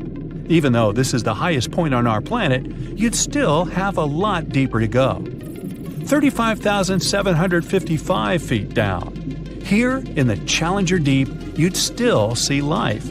You'd need a microscope for that, though. Bacteria living here feed on organic molecules, similar to oil. A little deeper? Congrats! You've touched the bottom. It's 36,070 feet deep. The pressure here is 1,071 times higher than on the surface. But you're not the first person to have been here. One of the last expeditions to the bottom of the Mariana Trench was in 2012. An American filmmaker descended here in a submarine he designed himself. But the pressure broke some of the engines, so it was hard for him to maneuver here. The sonar was also damaged, and some of the batteries drained. He was in the Challenger Deep for about 3 hours and took many pictures and videos. If you look closely at the bottom itself, you can see bubbles. It's carbon dioxide and liquid sulfur. It's freezing here because of the extreme pressure and temperature close to freezing. But there's still life here in these harsh conditions. The 3 microorganisms are most common here: xenophyophores, amphipods, and small sea cucumbers. There's so few of them because they don't have enough food down here. Usually, there's a lot of palm leaves on the ocean floor, which get there from the land. But the Mariana Trench is 124 miles from the nearest islands. So the only food here is old plankton and fish scales from the ocean's upper layers. But it needs to travel tens of thousands of feet to become food for the bottom dwellers. But can you go even lower into the crust of the Earth? Well then, you'll need to unleash your giant drill and fire up the jet engines. You're pushing another 36 miles through the Earth's crust, and here is its edge. You've entered the upper mantle. It's an ocean of hot lava, 1,800 miles deep. You have to literally swim through this, reaching the outer core, another 1,400 miles deep. Then you reach the inner core, another 755 miles, and congrats! You're at the very center of the Earth. I hate to ask, but how do we get out of here? Many terrifying animals live deep beyond the waves, like this vampire squid living 3,000 feet below the surface in almost complete darkness. This animal has a cloak, like a vampire's. That's why it's called the vampire squid. Deep down at the bottom, it can't use ink to defend itself. So this animal has developed an unusual tactic. It glows slightly to scare away predators. If this tactic fails, the vampire squid can turn its body inside out, revealing tiny spikes. When you translate its scientific name, Vampiroteuthis infernalis, it literally means vampire squid from the nether. Despite its terrifying looks, it's a harmless ocean animal. This previous creature was not from space, but this object definitely is. Before Elon Musk found a way to reuse rockets, NASA would simply drop old ones after launching astronauts into space, most of the time in the ocean or deserts. In 2012, Jeff Bezos launched a mission to find the Apollo 11 rocket. They found it by using sonar, but it was in terrible condition. It was sitting on the bottom of the ocean, not far from the predicted site. They were able to rescue the engine and reconstruct 2 of them. The most famous lost city is Atlantis, but sadly, we still haven't discovered it. However, Heraklion was also just a myth until one British pilot saw something that looked like a city while flying over the Mediterranean Sea. He reported it, and 60 years later, a group of divers went there. They were shocked when they found an entire city underwater. It was loaded with artifacts that could tell us a lot about the history of the place. Now it's one of the best underwater archaeological sites in the world. It's believed that the rising sea caused the whole city to go underwater. The Titanic sank in 1912. The wreck was claimed to be officially discovered 74 years later. In reality, though, a fisherman found the Titanic 8 years earlier while fishing in the Atlantic Ocean. He was pulling out his net when he spotted a head stuck in it. Luckily, it was just a doll's head. Years later, after the fisher had passed away, his son sold the doll to a doll collector. She did a lot of digging and research on every person who had a porcelain toy on the Titanic. She found the owner of the doll. Ava Hart was on the Titanic and had a doll with her. Ava survived the catastrophe by a miracle, but her toy didn't. Hart even wrote about the doll in her journal, and every detail matched the toy found by the fisherman. The tripod fish lives deep in the abyssal zone, around 20,000 feet below the surface. It's adapted to such immense depths and uses its tripod fins to stay still on the bottom. This creature doesn't have big eyes, but even if it did, these eyes would be useless in the darkness. Instead, the tripod fish uses its fins like antennas to detect any movement in the water. This creature doesn't have much luck when it comes to its love life, so it had to develop unique tactics to reproduce.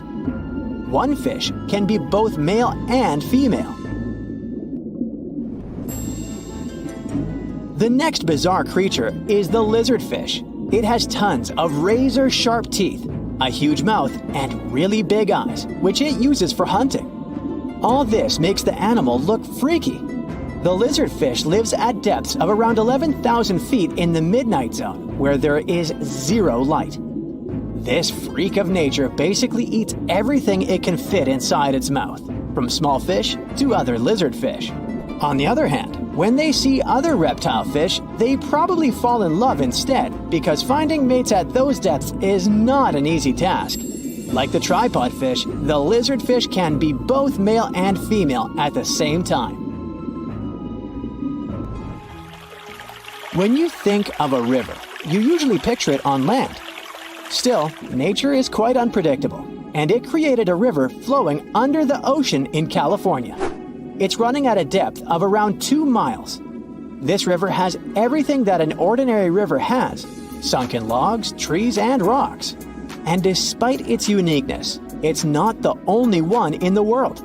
There are also others in the Amazon and Greenland. A terrifying creature was discovered near Angola's coast by a remote operating vehicle. It looks like it doesn't have a head or a body. It was sitting at a depth of around 4,350 feet below the surface. After doing research, scientists concluded it wasn't anything from a sci-fi movie. It was just a cluster of siphonophores stuck together. In 2015, some random guy was diving in Caesarea, and something shiny caught his eye. He reached out, grabbed it, and realized it was a gold coin. After that, he examined the bottom and found out that there were many more. He reported the incident to the local authorities, and they concluded that he had found Arabic treasure, The coins were made of solid 24-karat gold and were a few thousand years old, but due to the perfect salinity and temperature, they looked brand new. The coins belonged to a ship carrying cargo. It was caught up in a storm and unfortunately sank. One of the weirdest things ever discovered was found in the Baltic Sea. It's an anomaly that looks as if it was created by a different civilization. It was discovered by Swedish researchers, and they basically had no idea what it was. They had to ask tons of other scientists for their opinions. When you look at this formation from above, it's 200 feet long and looks exactly like a fallen spaceship. It's hard to believe that it's a natural formation, but spoiler alert, it's totally made by nature because the Baltic Sea has gone through many erosions throughout history. Most likely, the bizarre formation is the result of these processes.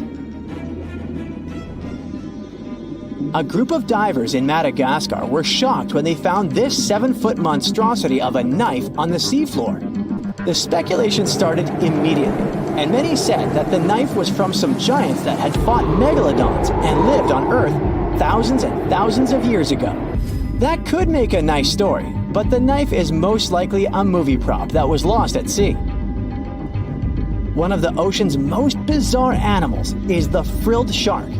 It's believed that this fish is the reason for all those sea serpent stories that sea explorers of the past wrote about. These animals live pretty deep in the ocean, but sometimes they can be seen in shallow waters. It's super rare, but possible. The frilled shark has a big mouth sporting around 300 teeth. It also has a long body that looks like a lizard's, and it is truly a unique species of shark. Its prey can be half of its size because this shark's stomach is like that of a snake, and it can swallow huge fish or crustaceans. Spotting a few worms in your garden is no big deal, but after seeing a 26-foot long one in the ocean, you will make your wetsuit a little wetter.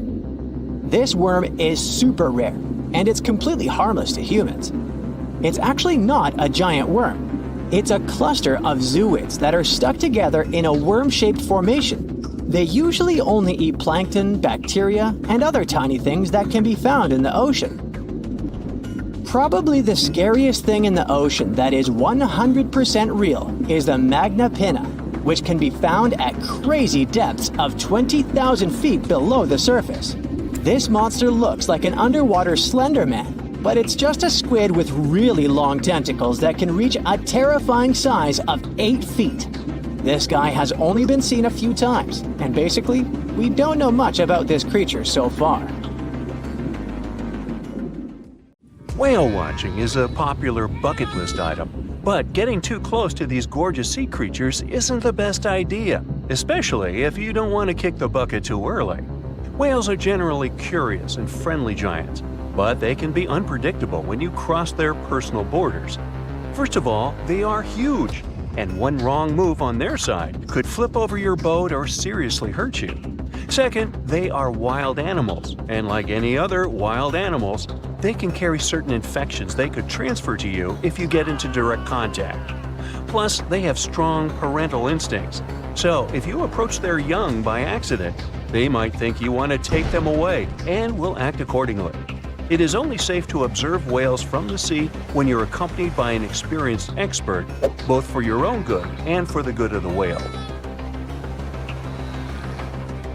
Now, sometimes whales and dolphins strand themselves on the shore for reasons scientists still can't explain. Quite recently, over 200 whales have been found on a remote beach in Tasmania, Australia. A rescue team rushed to the location to save the whales, half of which were still alive. The rescue operation was really complex due to the remote location. The locals were trying to help the whales, covering them with blankets and pouring buckets of water on them to keep them alive. This mutual effort of regular people and professional rescuers helped save around 100 whales. As to why this happened, one theory says the stranded whales might have had a leader who had some problems with orientation and took the whole pod to the wrong place. The Australian box jellyfish looks just like any other jellyfish you've probably met in the sea. But don't let these creatures deceive you. They're considered the most venomous marine animals. Box jellyfish got its name because it does look a lot like a box. Unlike other kinds of jellyfish that float with the current rather than swim, this creature can reach a decent speed and choose its own direction. And here comes the scariest part. It has tentacles covered with tiny darts loaded with poison. People and animals that get unlucky enough to have a rendezvous with those tentacles face some pretty scary and sometimes even fatal consequences in just a matter of minutes. Before you decide to cancel your vacation by the ocean, you should know that only a few out of the 50 species of box jellyfish have venom that is lethal to humans. Ooh. There are some not-so-dangerous species living in warm coastal waters worldwide, and the lethal ones reside in the Indo-Pacific region and northern Australia. Good day, mate. A blue-ringed octopus likes to pretend its only outstanding feature is the psychedelic color, but it can quickly and easily take away your life. This cute-looking sea monster likes to spend its time in the soft, sandy bottom or shallow tide pools and coral reefs. It normally hides in underwater crevices among shells or debris. If you somehow manage to find and disturb it there, the octopus will show you its signature blue rings as a warning signal. And if you don't get the hint, it will introduce you to its other signature feature, a venom 1,000 times more powerful than cyanide. One octopus has enough of it to do away with 26 people within minutes. This venom is more toxic than that of land mammals. The octopus normally uses it to hunt crabs, shrimp, and small fish by pecking them with its beak and paralyzing them. The same can happen to a human victim. You'll unlikely even feel the bite until it's too late. The good news is that there have been no known cases of such incidents since the 1960s. If you don't disturb the blue ring octopus, it will never attack you first. If you enjoy picking shells on the beach, make sure the ones you collect don't belong to a cone snail. It's nothing like its relatives living on land and eating fresh leaves and bark. There are over 500 species of this venomous sea creature, and a few that can really hurt you. These little snails are extremely vicious, just like Jimmy from 3rd grade. They inject their venom through a harpoon-like tooth. The consequences of this injection can be quite terrible for you. Now, are you afraid of snakes? Well, I have some bad news for you. You can't escape them even in the water. Certain kinds of these creatures have adapted to live both on land and in the sea, especially in the warm waters of the Indian and Pacific Oceans. All the species we know so far are venomous, and sometimes an encounter with them can be super dangerous. The good news is that they only bite if you disturb them. So the safest way to go is in the opposite direction of these slithery sea creatures. Not only venomous sea creatures present a danger to you while you're in the water, strong earthquakes sometimes cause the formation of massive ocean waves. If they head ashore, they hardly leave anything intact in their way. You know this dangerous sea phenomenon as a tsunami. There is also another type of this natural disaster called a meteotsunami. They're caused by rapid storm systems and pressure changes above the open water. A powerful storm can generate a whole wall of water. Sometimes this wall grows several feet high while it moves through a shallow continental shelf, inlets, or bays. If it gets strong enough, it can damage houses close to the water. It's really tricky to forecast or detect a meteotsunami because it's nearly impossible to tell from a seismic one. It happens much more often than regular tsunamis, especially in the Great Lakes area. Now, the ocean can be dangerous to you, even if you're staying in what seems like safety on the shore. One such unpleasant surprise could be a sneaker wave moving your way. As you can guess from its name, waves like this sneak out on unsuspecting beachgoers.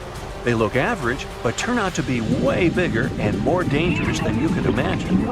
Sneaker waves always appear without warning after smaller waves carry huge amounts of water, sand, and gravel. They're so powerful, they can carry swimmers further away into the ocean. They can swipe you off your feet and into the water when you're casually strolling on a jetty or the beach or on an outcropping nearby. Oregon State University researchers found that sneaker waves form in offshore storms that carry wind energy to the ocean surface. With all that energy, several waves unite and overlap into one beast that stands higher and goes further ashore than a regular wave. Another thing that makes them more dangerous is that they're hard to predict. The logic of regular wave formation doesn't work with them. Square waves, looking like a giant chessboard over the ocean, are the reason many people visit the Isle of Ré off the western coast of France. If you visit it, you'll notice plenty of signs warning you to stay away from the water once you notice the unusual pattern. The safest way to observe it is from high up places like nearby lighthouses. If you decide to stay in the water, the strong currents coming from two directions can literally sweep you off your feet. Generally, waves can travel many miles over the surface of the water, depending on local winds and weather. And even on days when the weather seems somewhat calm, storms located elsewhere can send in crashing waves that affect the surrounding calm waters. When waves travel onto the shores of distant lands, they're called swells. This is different from a wave that occurs from the local wind.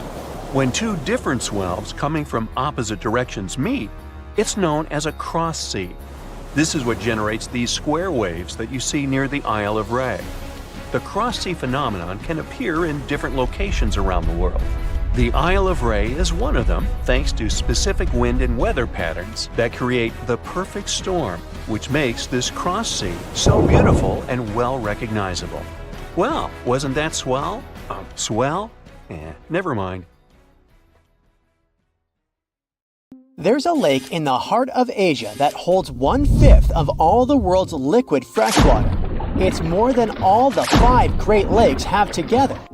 Even if all the rivers on our planet suddenly changed their direction and set on a mission to drain this lake, it would take them a whole year to finish the job. I'm talking about the deepest lake in the world, Lake Baikal. If you decide to go all the way down to its deepest point, prepare for a journey of almost 5,400 feet. The descent takes several hours, but the rift floor of the lake is way deeper, between 5 to 7 miles beneath the surface. It means it could be even further down than the Challenger Deep, which is the deepest known place on Earth. The amount of water it has would be enough for everyone on Earth to have something to drink for up to 50 years.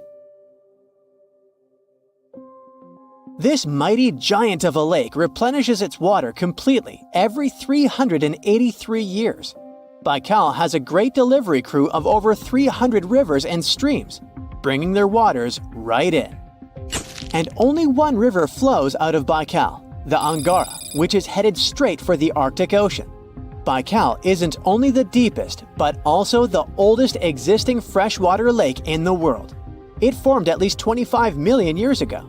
It all began when the Earth's crust decided to play Tetris and created the lake and the surrounding mountains.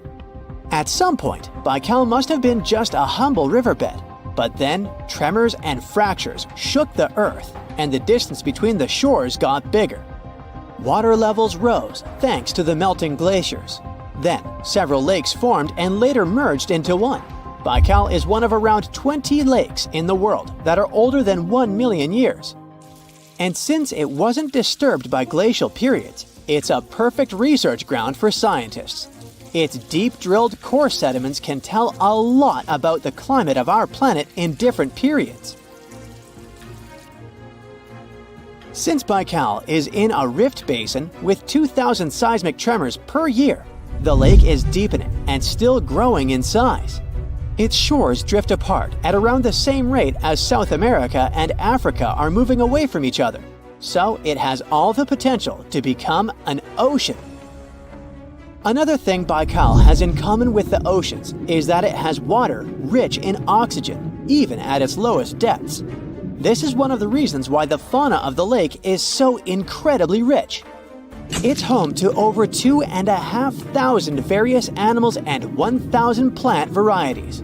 Around half of them are unique and only exist in this area, like the endemic algae, the Baikal omul fish, and the Baikal oilfish. There are also some bears, elk, and lynx living on its shores.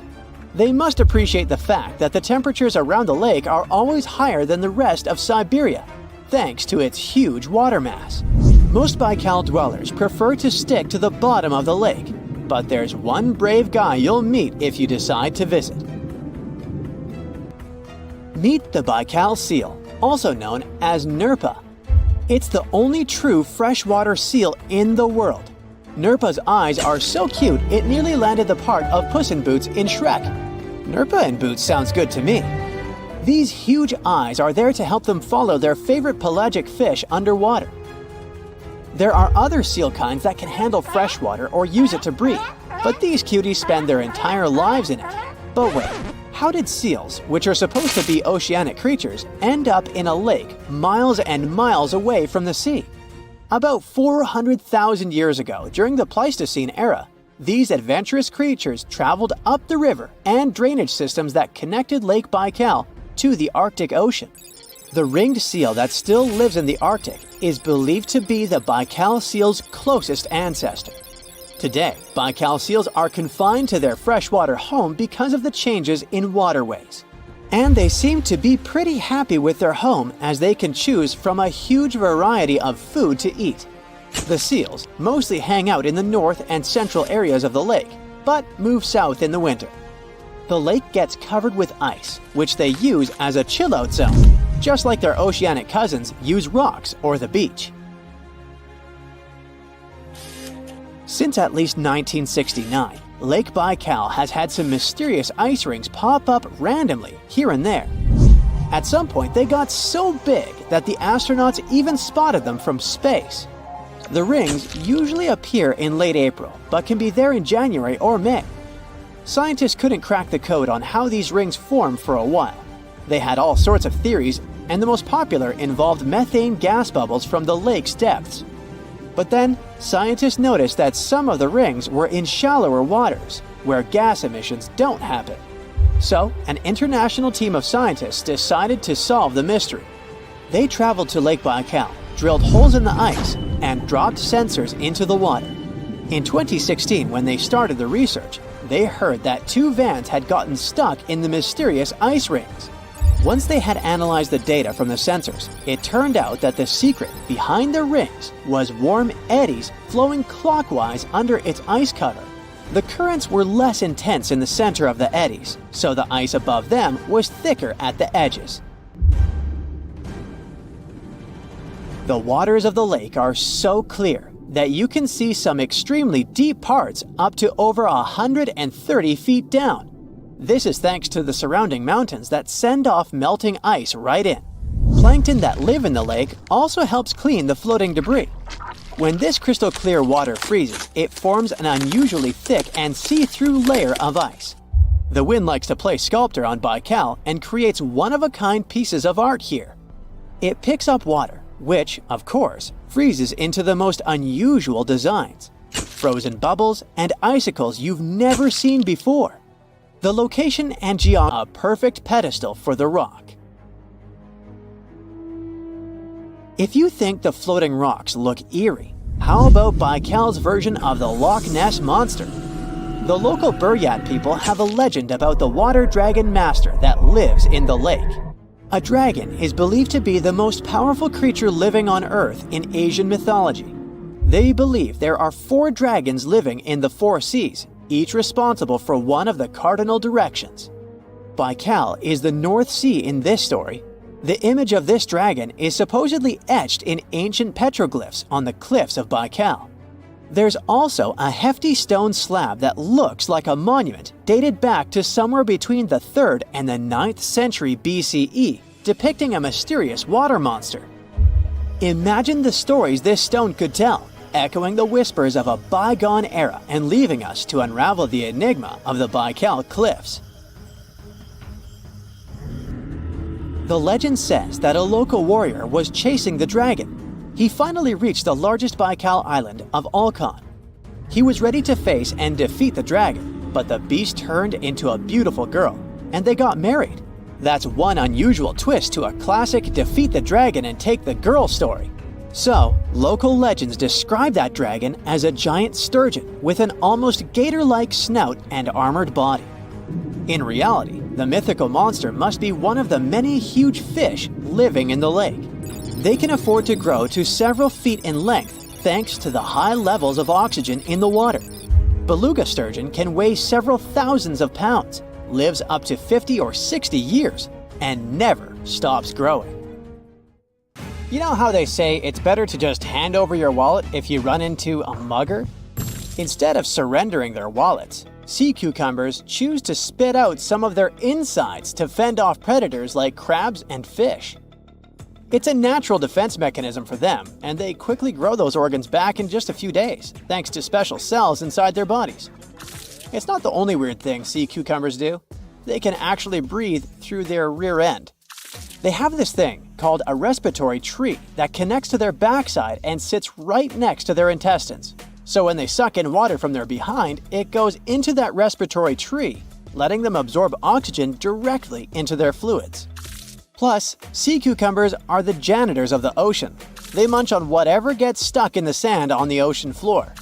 Once they've eaten, they manage to clean out the sand, leaving it nice and tidy after they do their business.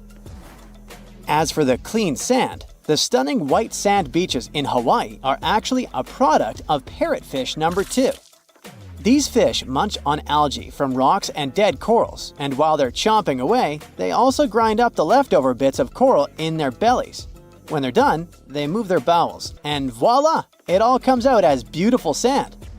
Not only do they play a vital role in keeping the coral reef ecosystem healthy, but they can churn out hundreds of pounds of this white sand every year. Marine animals are seriously impressive when it comes to holding their breath. Just look at sperm whales and elephant seals. They can stay underwater for a mind-blowing 2 hours. Then there's a Cuvier's beaked whale, which holds the crazy record at almost 4 hours underwater. When you compare that to the human record of 24 minutes and 37 seconds held by pro diver Budimir Shobat, it seems pretty insignificant. But what's the marine animal's secret that helps them excel humans this much? Unlike us, these sea creatures have a ton of hemoglobin and myoglobin in their blood and muscles, allowing them to store way more oxygen. When their oxygen runs low, myoglobin steps up and releases even more. Plus, they can tolerate higher levels of CO2, so they don't feel the need to breathe as quickly. There's even a study that found their myoglobin molecules have a unique charge that keeps them from sticking together, which boosts oxygen storage. And on top of all that, they can slow down their heart rate and restrict blood flow to hang out underwater even longer. Rumor has it that about 540 million years ago, a meteor loaded with frozen octopus eggs smashed into Earth. Sounds like a delirium, but some scientists are entertaining a very questionable idea that octopuses and their cephalopod buddies, like squids and cuttlefish, might actually have some extraterrestrial origins. The thing is, cephalopods have extraordinary DNA that doesn't look like any other DNA on our planet. They've got around 33,000 protein-coding genes in their genome, which is way more than what we humans have. A recent study suggests that their evolutionary story shows some odd traits that might hint at a connection to space, like they could be from some super far-off past, or even the future. The researchers went as far as to claim that modern octopuses could be the descendants of these frozen creatures that hitched a ride on comets and splashed down in our oceans. And why octopuses? Well, they really stand out in the animal kingdom. They can use different tools to build their own houses, and they can even solve everyday problems independently of their brain, as 2/3 of an octopus's neurons are in its arms. These traits seem to have just appeared out of nowhere during evolution. They even tossed around another quirky theory. What if an extraterrestrial virus crashed into early squid populations and gave them a crazy boost in evolution, turning them into the octopuses we know today? Anyways, these are just fun speculations without any hard proof. Now, this funky object is an animal, not a rock. It's called sand dollar. Just look at the shape of its shell. Once sand dollars are exposed to the sun, their shells lose their soft, spiny covering and become bleached white. Back in the day, beachcombers thought these shells looked a lot like big silver coins, kind of like the old Spanish dollar that was about the same size. But if you prefer, you can call them sand cakes instead. These quirky creatures have tiny spines on their surface, and they glide along the ocean floor. They use small tube feet that line the grooves on their underside to grab bits of food like plankton and algae, which they then send to their mouths. Inside, they have 5 triangular teeth that help them munch on their meals. In some Georgia folklore, sand dollars are said to represent coins lost by mermaids. Sand dollars have a unique talent for cloning themselves. They can do this for a bunch of reasons, like when a predator comes around. Some species of sand dollar larvae can actually split in half as a defense mechanism. It takes about 24 hours for them to clone themselves, and the new larvae end up being about 2/3 smaller than the original, which helps them hide from danger.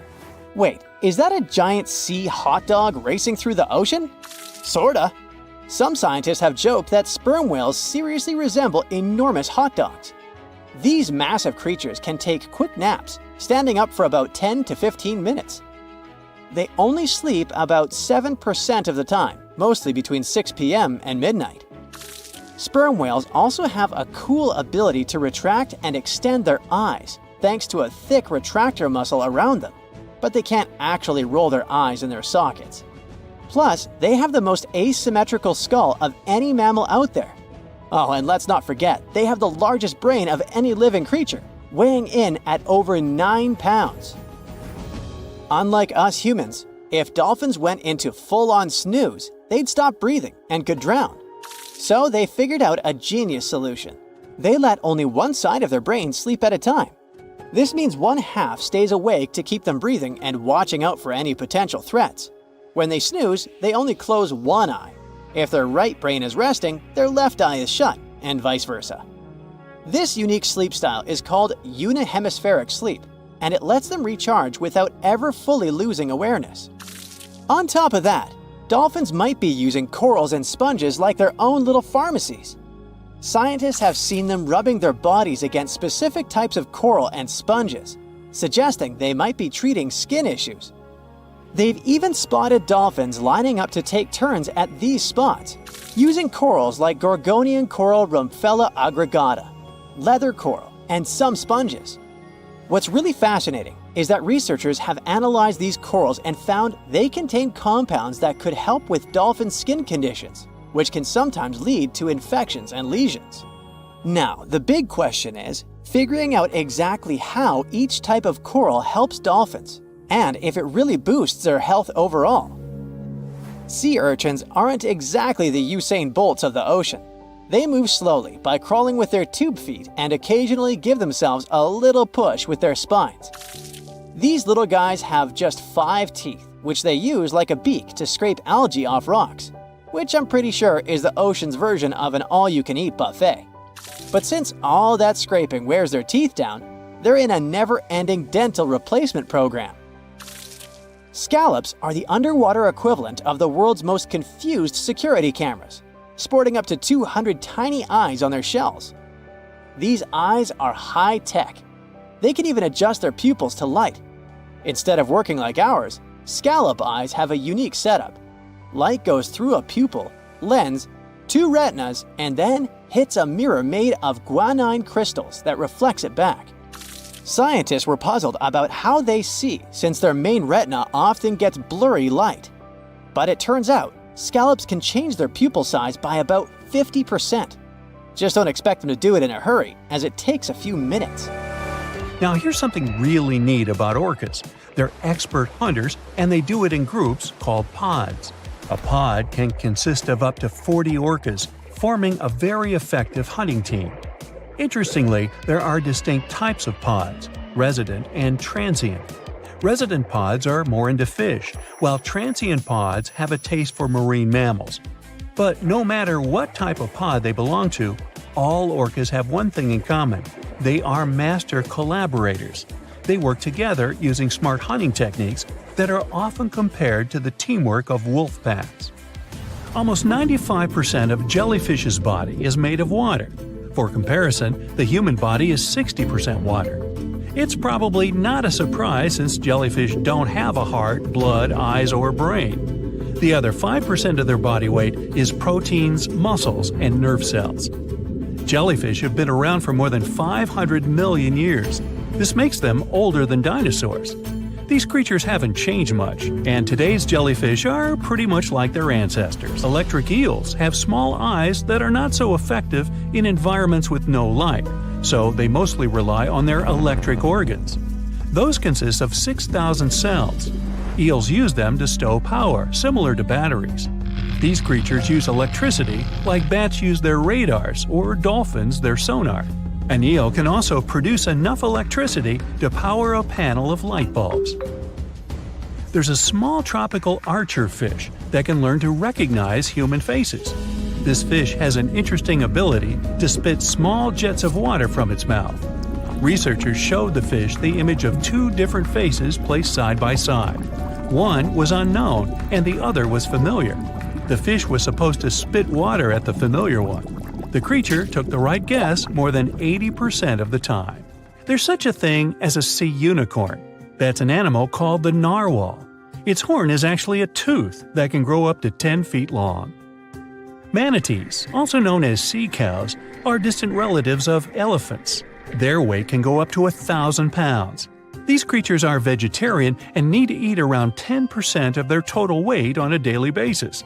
That's lots of sea salad. In some cases, manatees share space with alligators, but they get along pretty well. You can even find a photo from Florida where an alligator rides a manatee's back. Frogfish have special fins that help these creatures walk along the sand. They're very useful in shallow waters. A ghost pipefish is hard to see, but once you spot it, you're bound to get really surprised. Its head makes up over 40% of its body. Crabs don't feel like wasting time on such formalities as putting foods in their mouth. That's why they taste it with their feet, which is where their taste buds are. Marine iguanas are the only lizards on our planet that like spending time in the ocean, even though they mainly live on land. They're herbivores that feed in shallow waters and swim like snakes. Iguanas use their long claws to hold on to the bottom when they need to graze. Green turtles can cross over 1,400 miles when migrating. They try to find the perfect spot to lay their eggs. Penguins sort of fly when they're underwater, reaching a speed of 25 miles per hour. More than 5 million years ago, I've heard, I wasn't around then, deep-sea worms and humans had a common ancestor. So we still share 70% of our genes with these creatures, and with sea stars, squid, and octopuses. Now, octopuses are in fact incredibly old. The oldest known fossil belongs to an animal that lived almost 300 million years ago. FYI, this is before our dinosaur buddies roamed the Earth. Wait, there's more! Octopus arms have a mind of their own. That's because 2/3 of their neurons lie in their arms, not in their heads. This means that their arms can problem solve how to open a shellfish, while their owner is worried about other stuff entirely. Talk about ninja-level multitasking. Oh, and like other animals, such as chimpanzees and dolphins, octopuses have proven to be good at maneuvering tools, like picking up old shells and using them as a temporary home. Now, of course, the most intelligent animals on our planet are humans, according to humans. But we don't seem to give pigs enough credit. Pigs are so smart they can play video games. No, not Minecraft. But in a recent academic study, scientists had 4 pigs play a joystick game. They had to manipulate the stick so that the moving ball would hit the wall and then they would get a treat. All 4 pigs did great in the test, which was surprising even to the scientists. Now, pigeons also aced an impressive test. They were trained to differentiate a Picasso painting from a Monet one, which they had no trouble learning. Then they were able to apply this knowledge, identifying works of art they had not previously seen, meaning they really understood the difference between each painter. Poor things are always seen as a nuisance. Now, if we placed kangaroos in an animal's most amazing ability contest, they'd win. It's mainly because they break the 4-legged rule. A special species of kangaroo, the red kangaroo, uses its tail to help propel it forward. Now, visually, it has 4 limbs, but in practice, it uses 5. They're biologically built to use their tail as a 5th limb, since it's packed with articulated vertebrae and thick muscles. Of course, it had to be an Australian animal. Deep within the Sahara Desert, you'll find a little creature known as the fennec fox. This huge-eared animal adapted perfectly to survive in its hostile environment. The huge ears help them to dissipate the unbearable heat of the desert, as well as help them to hunt for underground prey. Now meet this guy. Unlike what its name might suggest, the red panda is closer to a raccoon than it is to a giant panda. You'll find a lot of these cat-sized creatures in the Himalayan region, hopping from tree to tree and bundled together trying to keep warm in the harsh weather. They're gentle and friendly like their big panda cousins and occasionally enjoy eating some bamboo sticks. And then there are bees. Compared to humans, bees' brains are the size of pinheads, yet they are capable of astounding things. Let's say a bee is running low on energy after a long search flight. This bee desperately needs a drop of honey in order to continue flying, but smartly enough, she doesn't need to go back to the hive to recharge. She can ask a fellow beehive mate for a drop of honey directly from this other bee's stomach and continue flying. This type of decentralized system allows them to build highly effective societies, one that bees don't need to push the queues in front of the honey cells, for example. Every year in the winter, great white sharks that live along the California coastline disappear. It feels as if they take a vacation for 30 to 40 days. The animals go to a point halfway between Hawaii and Mexico. They might do it to get some food, relax, or hang out with their buddies from other areas. The spot is now called the Whale Shark Cafe. Some types of sharks, like makos, whale sharks, or white sharks, breathe in a very specific way. It requires them to swim all the time. They also need to move quickly and with their mouth open. This way, the oxygen can enter and reach their gills. Sea sponges are some of the most primitive animals. They're immobile, don't have a mouth, eyes, bones, brain, heart, lungs, or any other organ whatsoever. And still, they're alive. There's such a thing as a sea unicorn. That's an animal called the narwhal. Its horn is actually a tooth that can grow up to 10 feet long. Manatees, also known as sea cows, are distant relatives of elephants. Their weight can go up to 1,000 pounds. These creatures are vegetarian and need to eat around 10% of their total weight on a daily basis. That's lots of sea salad. In some cases, manatees share space with alligators, but they get along pretty well. You can even find a photo from Florida where an alligator rides a manatee's back. Frogfish have special fins that help these creatures walk along the sand. They're very useful in shallow waters. A ghost pipefish is hard to see, but once you spot it, you're bound to get really surprised. Its head makes up over 40% of its body. Crabs don't feel like wasting time on such formalities as putting foods in their mouth. That's why they taste it with their feet, which is where their taste buds are. Marine iguanas are the only lizards on our planet that like spending time in the ocean, even though they mainly live on land. They're herbivores that feed in shallow waters and swim like snakes. There's something known as the orange cat behavior, and apparently it's not just a meme. So far, scientists have been able to understand that coat color is connected to a feline's gender. And since orange is an X chromosome, orange cats are usually males, like Garfield. The so-called orange cat behavior describes ginger cats as agents of chaos. Again, pretty much like Garfield. However, there haven't been any conclusive studies on whether coat color and cat behavior are truly linked. In terms of vision, mantis shrimps probably have the most psychedelic vision out of all animals. These funny-looking creatures have a whopping 16 varieties of photoreceptors, with 5 of them reserved for the ultraviolet or UV spectrum. Ultraviolet rays are really short wavelengths, which are invisible to humans. The thing science still doesn't understand is how exactly these mantis shrimp view the world around them. Sure, they can perceive a bunch of colors, but they can't necessarily distinguish all of these colors among themselves. It can be that they just see a lot of really vivid, really blurry colors, but we haven't figured out a way to check that out. Now, to say sloths are cute is an understatement. They may be one of the friendliest animals in the jungle, but there's more. If you look closely at their fur coat, you'll notice hints of green. These greeneries are actually tiny little algae that grow alongside sloths. They help sloths to camouflage better in the jungle, but they also nurture them. The little cracks inside a sloth's fur create the perfect environment for algae reproduction, and scientists have found species of algae that don't exist anywhere else in the world. They do get by with a little help from their friends. Deep within the Sahara Desert, you'll find a little creature known as the fennec fox.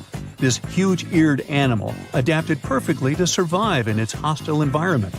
The huge ears help them to dissipate the unbearable heat of the desert, as well as help them to hunt for underground prey. Think you know what lurks in the depths of the ocean? While nearly 95% of our oceans haven't been explored yet, it's hard not to let your imagination run wild. But thanks to brave explorers, deep-sea cameras, and awesome archaeologists, we do know about some pretty incredible sea creatures living in our waters today, and millions of years ago. From the 9-foot spider crab to the 60-foot prehistoric megalodon, these sea dwellers come in all shapes and sizes. But let's focus on sea creatures famous for their huge size. Can you guess which living species of whale is the largest? Well, it's not the orca, but that's a good guess. The orca is a toothed whale that can grow to anywhere from 23 feet to 32 feet, which is slightly smaller than a school bus. How about the narwhal? Nope, they're not the biggest either. These unicorns of the sea live mainly in Arctic waters and only grow 13 feet to 20 feet in length, and that's including their 9-foot tusk. Tired of guessing? Okay, I give in. The largest whale that still exists today is the blue whale. At a jaw-dropping 82 feet to 105 feet, the blue whale is not only the biggest whale we know of, but is currently the largest animal to have ever lived on Earth. Seriously. These animals are bigger than a T-Rex, and even the prehistoric megalodon. If you were to put a blue whale next to a school bus, it would look like it could swallow it. Think about that. According to National Geographic, a blue whale's tongue can weigh the same as an elephant. And their hearts can weigh as much as a car. That doesn't even sound possible. It's no wonder these giants need to eat about 4 tons of krill every day. While there aren't too many animals living today that can compete with the blue whale's epic proportions, there is an entirely different species that is a good contender, and it's not quite what you would expect. It's a jellyfish. No, I'm not talking about the little jellyfish that wash up on the shore and ruin a perfectly good day at the beach. I'm referring to the lion's mane jellyfish, the biggest jellyfish around. This invertebrate can grow up to 120 feet long. They also come in different gorgeous colors like red, purple, or even shades of orange.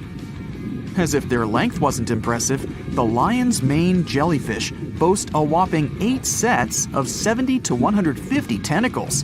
That means they can have up to 1,200 in total. And here's the giant oceanic manta ray, the largest type of ray in the world. Their wingspan can be longer than a bus. These guys can reach 30 feet in length. They also have the biggest brain compared to body size among all fish. Unlike their stingray cousins, mantas don't have venomous tails.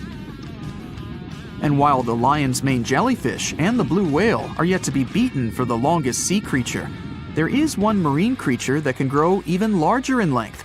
The Portuguese Physalia physalis, tentacles and all, can reach a length of 165 feet long, and that's according to mentalfloss.com. While this thing may look a lot like a jellyfish, it's actually known as a siphonophore, and there are hundreds and sometimes thousands of them that are genetically identical. Their long tentacles help the organism catch prey, and its sting is fatal to most animals, even humans in some cases. What's even creepier is that if one of the tentacles comes off the organism for whatever reason, it can float around the water for days before decomposing. Even if it's detached, this tentacle can still sting you. But don't go running out of the ocean just yet. Your chances of being hurt by a Portuguese Physalia physalis sting are pretty slim. However, if you do get stung, the side effects aren't pretty, with welts, stomach cramps, an elevated heart rate, and an upset stomach. While you don't want to go anywhere near these long creatures, they sure are pretty to look at. Check out all those colors. The Shastasaurus is the biggest marine reptile that has ever existed. These predators lived during the late Triassic period, about 210 million years ago. These amazing giants could reach lengths of up to 69 feet and weighed more than 75 tons. This made the Shastasaurus as heavy as a blue whale. And if you could stand this creature up vertically, it'd be as tall as a 7-story building. Despite appearances, the Shastasaurus was actually pretty slim for its size. Its ribcage was only 6 feet across. You'd think that this big guy was chowing down on other dinosaurs, but that's not the case at all. This reptile survived on a diet that consisted of small fish and cephalopods, like octopuses and squids. The Albertonectes is a bright representative of the plesiosaur family, meaning that this marine reptile had a small head on an incredibly long neck and large flipper-like limbs that helped it move through the water. These creatures occupied the seas around North America 76 to 70 million years ago. The length of this sea monster could reach 38 feet, with its neck taking up 23 feet of that length. Its neck was a true record breaker. It had a whopping 76 bones in it. No other animal known to humankind has had so many vertebrae in its neck. Scientists aren't sure why they needed such a lengthy neck. They might have used it to collect shellfish off the seabed, or perhaps it helped them capture their main prey, fish and squids. This aquatic reptile also had gastroliths in its stomachs. Some of them were as big as 5.5 inches in diameter. The Tylosaurus belonged to the Mosasaur family. It dominated the shallow seas of North America about 85 to 80 million years ago. This was an enormous predator, with the biggest representatives reaching 45 feet in length. It had a narrow hydrodynamic body with a blunt, powerful head that the animal used to ram and stun its prey. Its body was equipped with agile flippers and a long tail decorated with a maneuverable fin. The Tylosaurus was a carnivore, and its diet included not only fish, turtles, and small sharks, but also other mosasaurs, plesiosaurs, and flightless birds. Meet Ophthalmosaurus. This prehistoric reptile thrived during the late Jurassic period and lived in oceans all over the world. Ophthalmosaurus weighed somewhere around 6,000 pounds and grew to approximately 16 feet long, according to newdinosaurs.com. That's about the same length as the beluga whale that exists today. It's too bad these guys went extinct before we had a chance to see them ourselves, as their cartoonish wide eyes and dolphin-like features are pretty darn cute. Of course, the Ophthalmosaurus evolved over time to become ophthalmologists, or eye doctors that we know today. No, that's just a lie. Just testing you. The Mosasaurus is a truly gigantic predator that dominated the seas all over the world about 66 million years ago. According to fossil evidence, some specimens could be more than 50 feet in length. This fact makes the Mosasaurus the biggest marine carnivore of its time. One of the most terrifying things about this creature was its crocodile-like head, decorated with literally hundreds of razor-sharp teeth, neatly organized in 2 rows on both jaws. The thing is that it was pretty challenging for the Mosasaurus to grab its prey in the water.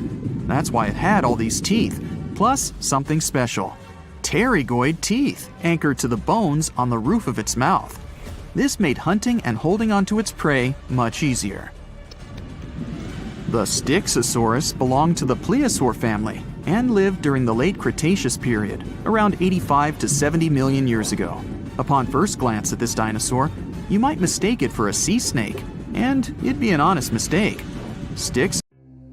The deeper you go, the creepier they get. You're about to travel to the darkest ocean depths and check whether this claim is true. Are the creatures living there as scary as people think? You go 120 feet down underwater. Pay close attention to the bottom under your flippers. Oh my, what's that terrifying face half hidden in the sand? That's the northern stargazer. You can meet this fish in the eastern United States. It buries itself in the sand until unsuspecting prey gets near. Then, the nightmarish creature electrically shocks the poor animal and dines on it.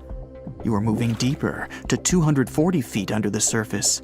That's where you spot a colorful, puffy creature, no more than 1 foot long. It's the sarcastic fringehead.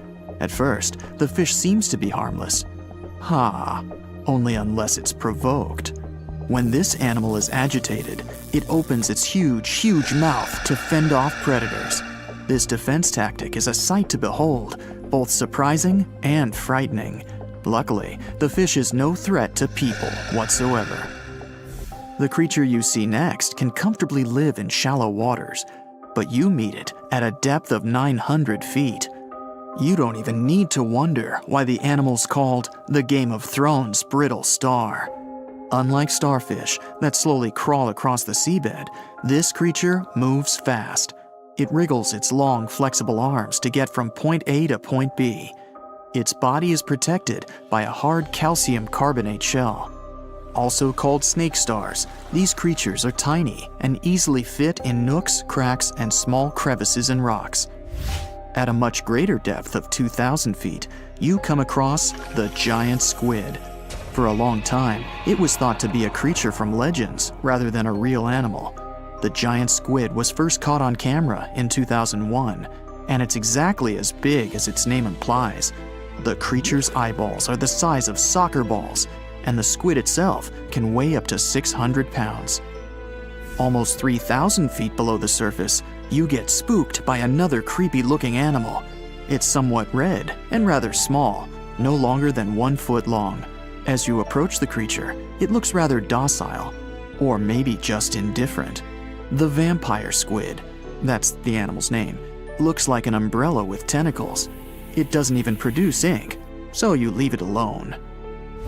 Soon after that, at a depth of 3,200 feet, you meet the cookie cutter shark. This creature is a parasite. It attaches itself to big fishes, dolphins, whales, and sometimes even people. Then, using its neatly arranged serrated teeth, it gouges out cookie-sized pieces of meat. This nasty glowing animal doesn't grow larger than 20 inches and lives in the ocean twilight zone. At a depth of 3,300 feet, the light becomes a rare and valuable thing. The animals living that far away from the surface have to evolve unusual features to survive. That's how the barrel-eye fish ended up with a transparent head and 2 super-sensitive barrel-shaped eyes.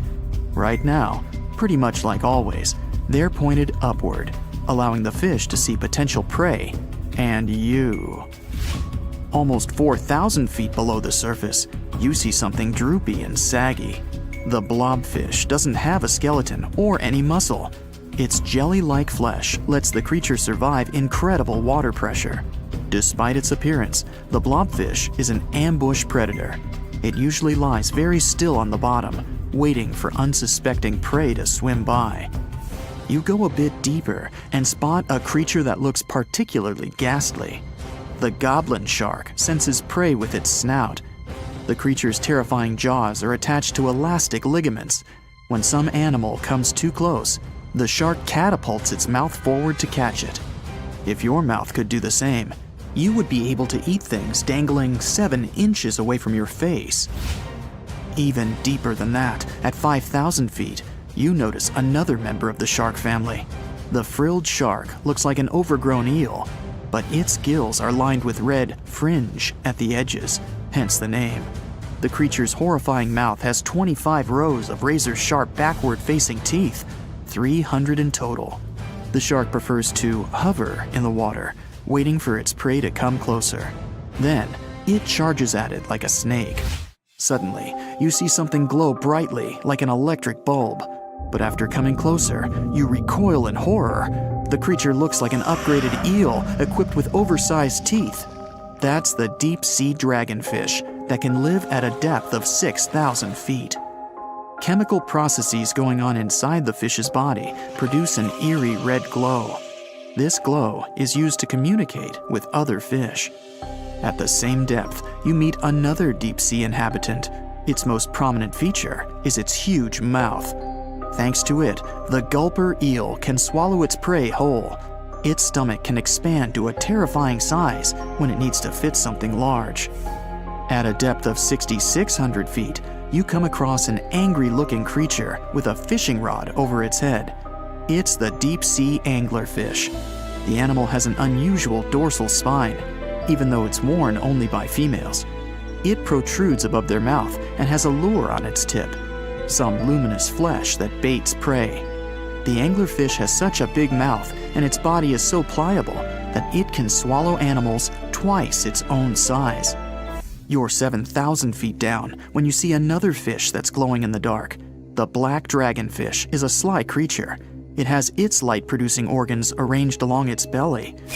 The spooky creature also has gleaming flashlights next to its eyes. They help the animal find prey and attract potential mates. At the same depth, you also spot an enormous pill bug. But unlike the critter you can find in your garden, this one is at least 20 inches long. That's the giant isopod, and it is, indeed, related to the roly-poly, as well as crabs and shrimps. These creatures may look somewhat scary, but they're harmless. They feast on other deep-sea animals only after those have passed away. At a depth of 13,000 feet, you notice the ocean floor has become a bit fluffy. That's because it's covered with zombie worms. These creatures rarely grow to be more than 2 inches long, and still, they can break down fairly large animals, so strong the acid they produce is.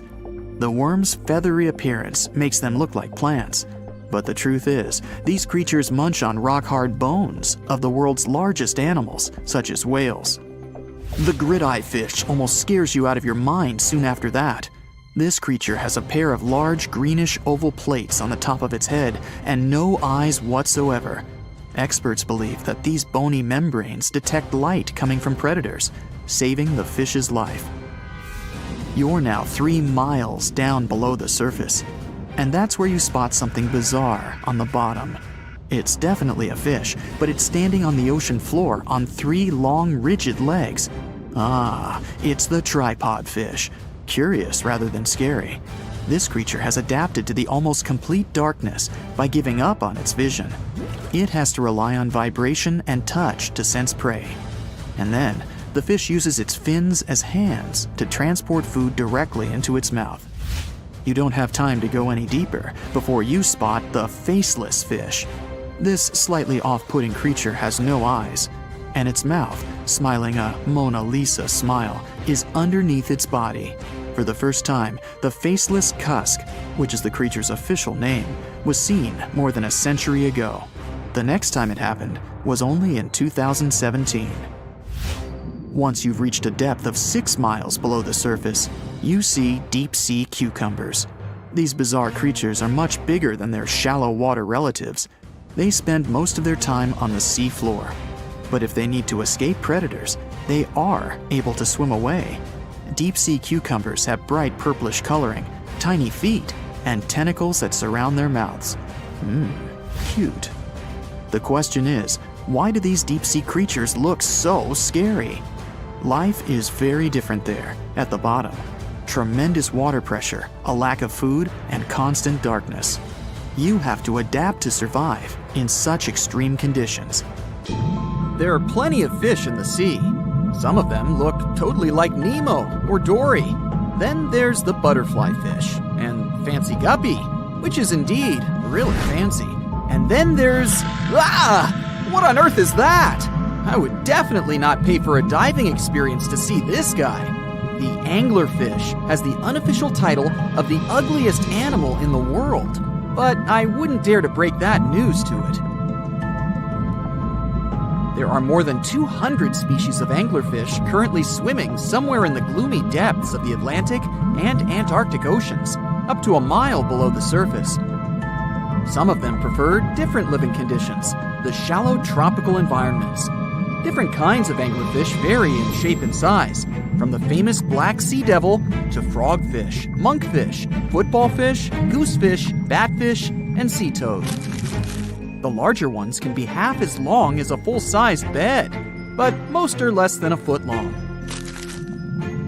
Since the choice of meals where these guys live isn't that huge, they had to come up with a unique hunting strategy. They don't waste their priceless life energy on following prospective prey.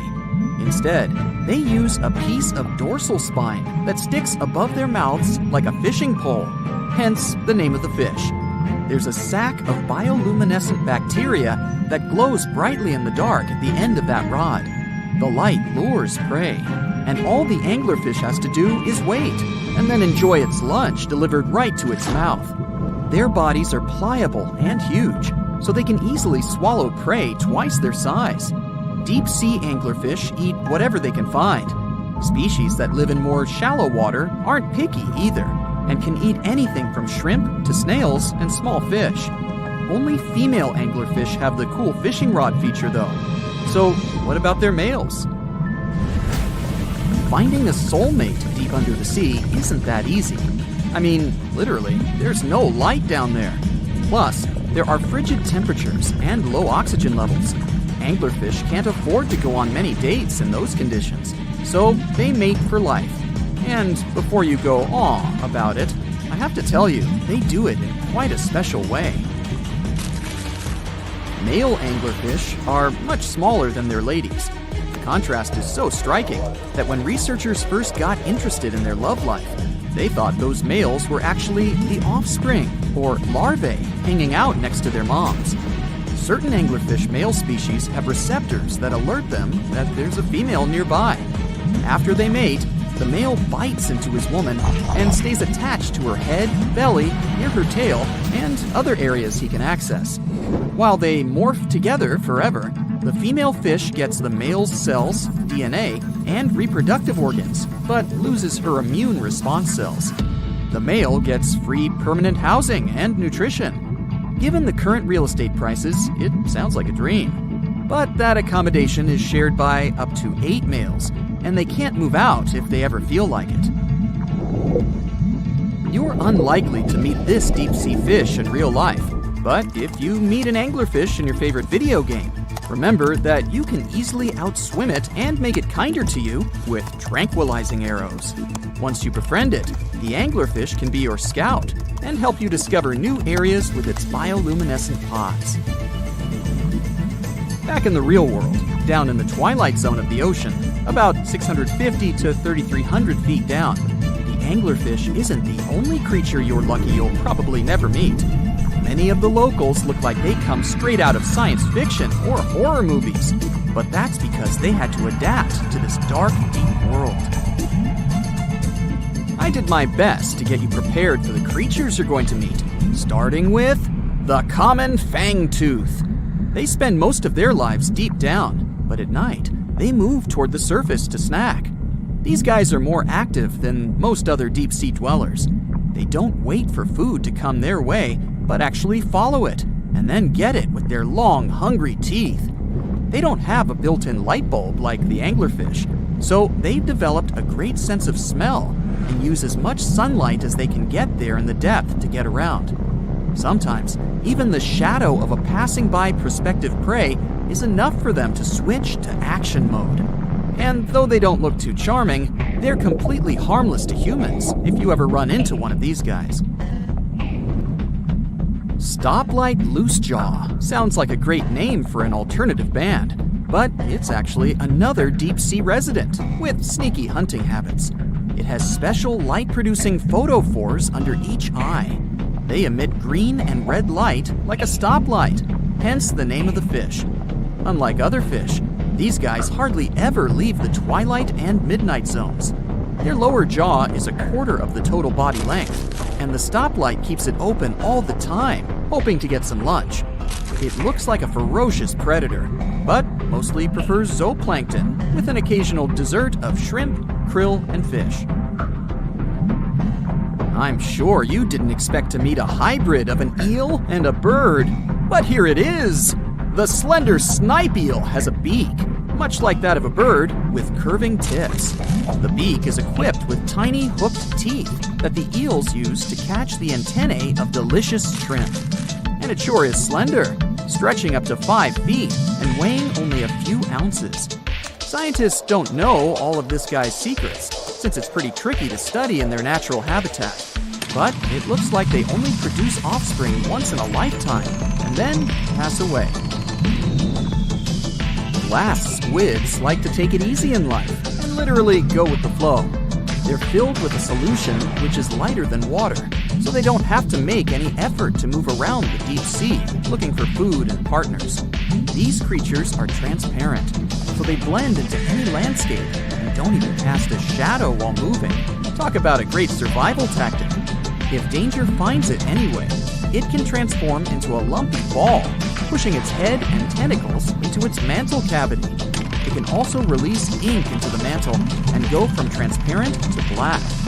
The same ink can protect it against hungry whales and seabirds. Another tactic they use to scare off predators is to activate their light-emitting organs around their eyes. I'm getting hungry. Maybe I can snack on this sea cucumber. Ouch, it's moving! So I guess it doesn't belong in a salad after all. These soft-bodied fellows live in all parts of the ocean, from shallow waters to the deep underwater world. Most of them slowly move around with their tiny feet, but some crawl around by flexing their bodies. Sea cucumbers can shed their internal organs when there's a predator approaching. Those sticky organs distract the intruder, and the happy cucumber moves on and just grows the organs back. What's that glistening in the distance? Looks like someone dropped gems in the water. That's a sea sapphire, also known as the most beautiful animal you've never seen. Some males of this type of copepod can change color from deep blue to purple, red, or gold. 1 second later, it's gone. And it's back, shimmering bright. The secret to this magic is that their bodies are transparent and reflect light differently at certain angles. It looks like it's their way of communicating between each other and attracting mates.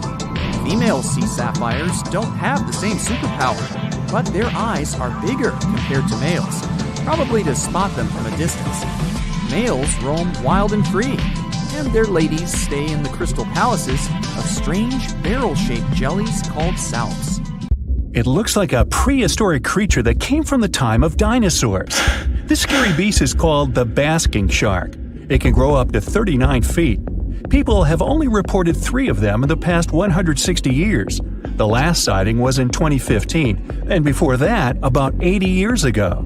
These sharks sometimes rise to the surface to filter out small animals, such as shrimps and other small crustaceans, when they want to have a nice, tasty seafood dinner.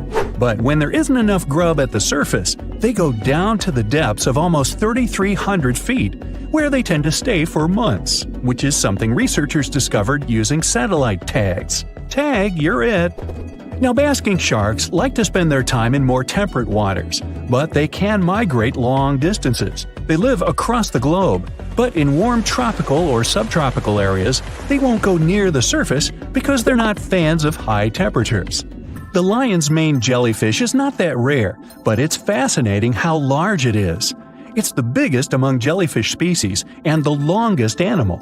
Its total length can reach 120 feet.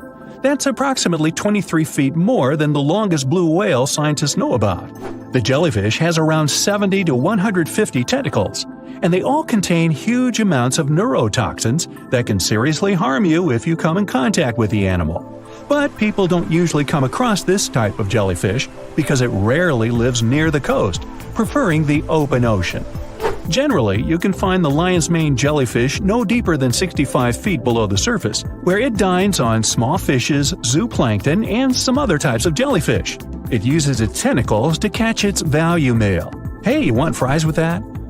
The giant phantom jelly comes out of the darkness and depths of the ocean's midnight zone. Its sun hat-shaped bell reaches over 3 feet across. This bell trails 4 ribbon-like mouth arms that can be up to 33 feet long. This quite rare creature uses its mouth arms to catch unfortunate animals swimming around and not knowing what's coming for them. Giant phantom jelly propels itself through the water with periodic pulses coming from its orange head. It glows faintly and mysteriously in the pitch-black depths. It lives across the globe in all the oceans except for the Arctic. I'm guessing it's too cold. Because of its odd shape, people often call the oarfish the dragonfish or sea serpent. It's about 26 feet long, which makes it the longest bony fish we know about, and lives at depths of 3,300 feet. Oarfish spend most of their time in the deep, dark parts of the open ocean in tropical and subtropical areas. They almost never come to the surface, unless, invited. It's a ribbon-shaped and shiny silver creature with a long red dorsal fin and red oar-like pelvic fins. Its body has no scales and is very thin. The fish can grow to a length of about 30 feet and weigh 660 pounds. Oarfish have really big eyes that help them see better in their dark, scary surroundings. The frilled shark is definitely one of the gnarliest-looking marine animals out there. If you saw it somewhere, you'd probably think you went back to the age of dinosaurs. Yup, the frilled shark is a prehistoric creature because its roots go back 80 million years. This living fossil can grow to be 7 feet long. It got its name from its frilly gills. Even though frilled sharks have the shark part in their name, they swim similar to an eel in a distinctly serpentine way. Its mouth is terrifying. Similar to the maw of the great white shark, it has 300 trident-shaped teeth lined in 25 rows. Hey, come a little closer, huh? Researchers discovered this creature in the 19th century, but people rarely see it, and no wonder. It usually lives at depths of between 390 and 4,200 feet. Most of the time, the frilled shark feeds on squid, swallowing them whole. Its long jaws allowed the frilled shark to gape extra wide and swallow animals half as long as its entire body. Goblin sharks are very rare. Researchers have spotted fewer than 50 of them in more than 120 years. But maybe that's for the best, since we're talking about a pretty scary fella with a narrow snout and sharp teeth. It's also capable of thrusting its entire jaw outward when it wants to catch something. Sounds familiar. As it's lurking through the dark depths of the ocean, a goblin shark sees a small squid that looks quite yummy. The dangerous animal inches toward the squid. When the poor creature notices the predator, it tries to dart away, but it's too late. The shark has already thrust its jaw the whole 3 inches out of its mouth. This jaw is connected to the flaps of skin the shark can unfold. This helps a lot because the goblin shark is a sluggish animal, so it's pretty hard for it to chase its food. After finishing its lunch, the goblin shark puts its jaw back in its mouth and swims away as if nothing's happened. Goblin sharks mostly live at the bottom of the ocean. Like many other shark species, they prefer swimming alone. Here's a silver-colored creature with very rough skin. That's the ocean sunfish, with a total length of almost 11 feet. Its other name is mola. The ocean sunfish is the heaviest of all bony fish out there. People sometimes call it a swimming head because of its bizarre appearance.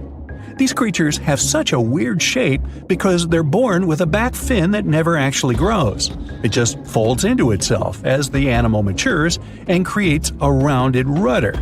The sunfish is a bit clumsy. It moves with the help of its mighty fins that allow the animal to swim on its side. This marine inhabitant is a solitary creature. It mostly feeds on zooplankton and jellyfish. The spotted wobbegong is one of the world's rarest sharks. It grows to be more than 10 feet long. It may not look as terrifying as some of its shark relatives, but it's pretty good at catching unsuspecting animals swimming past, mostly during the night. The animal has a spiracle, which is why it can breathe while staying still at the bottom of the ocean. It's motionless most of the time, which is why you can barely notice it. Its flat body and large pelvic and pectoral fins blend in with the underwater terrain. That's why they're so good at hiding. This ability helps when these sharks want to protect themselves too. Wobbegong means carpet shark. They usually live close to the ocean floor in coral reefs, on sandy bottoms, and under piers. People have even spotted the shark in the water that is barely deep enough to cover its flattened body. Now, blobfish lack teeth and bones, so they can't actively hunt. Since they don't have much muscle mass, they can barely move around. Hey, I had a roommate like that once. They get their energy from animals they scoop up from the seafloor. They also know how to conserve this energy. That's how it usually goes with deep-sea creatures. They don't have as much food as those animals that swim closer to the surface. Instead, they have special body mechanisms that allow them to save energy for the times when they don't have much to eat. Pressure at the depths where the blobfish lives is 120 times as high as that at the surface. That's why the bizarre creature looks like a weird gelatinous mass only when you bring it up to the surface. The pressure here is not strong enough to keep its body together. Hey, breaking up is hard to do. The white margin stargazer could compete with the blobfish for the title of the ugliest animal in the sea, don't you think? Now, this animal has eyes on the top of its head, together with an upward-facing mouth which the creature uses to hide itself in the sand.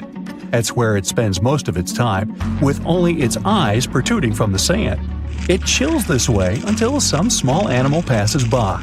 It can lunge at its target incredibly quickly, literally within milliseconds.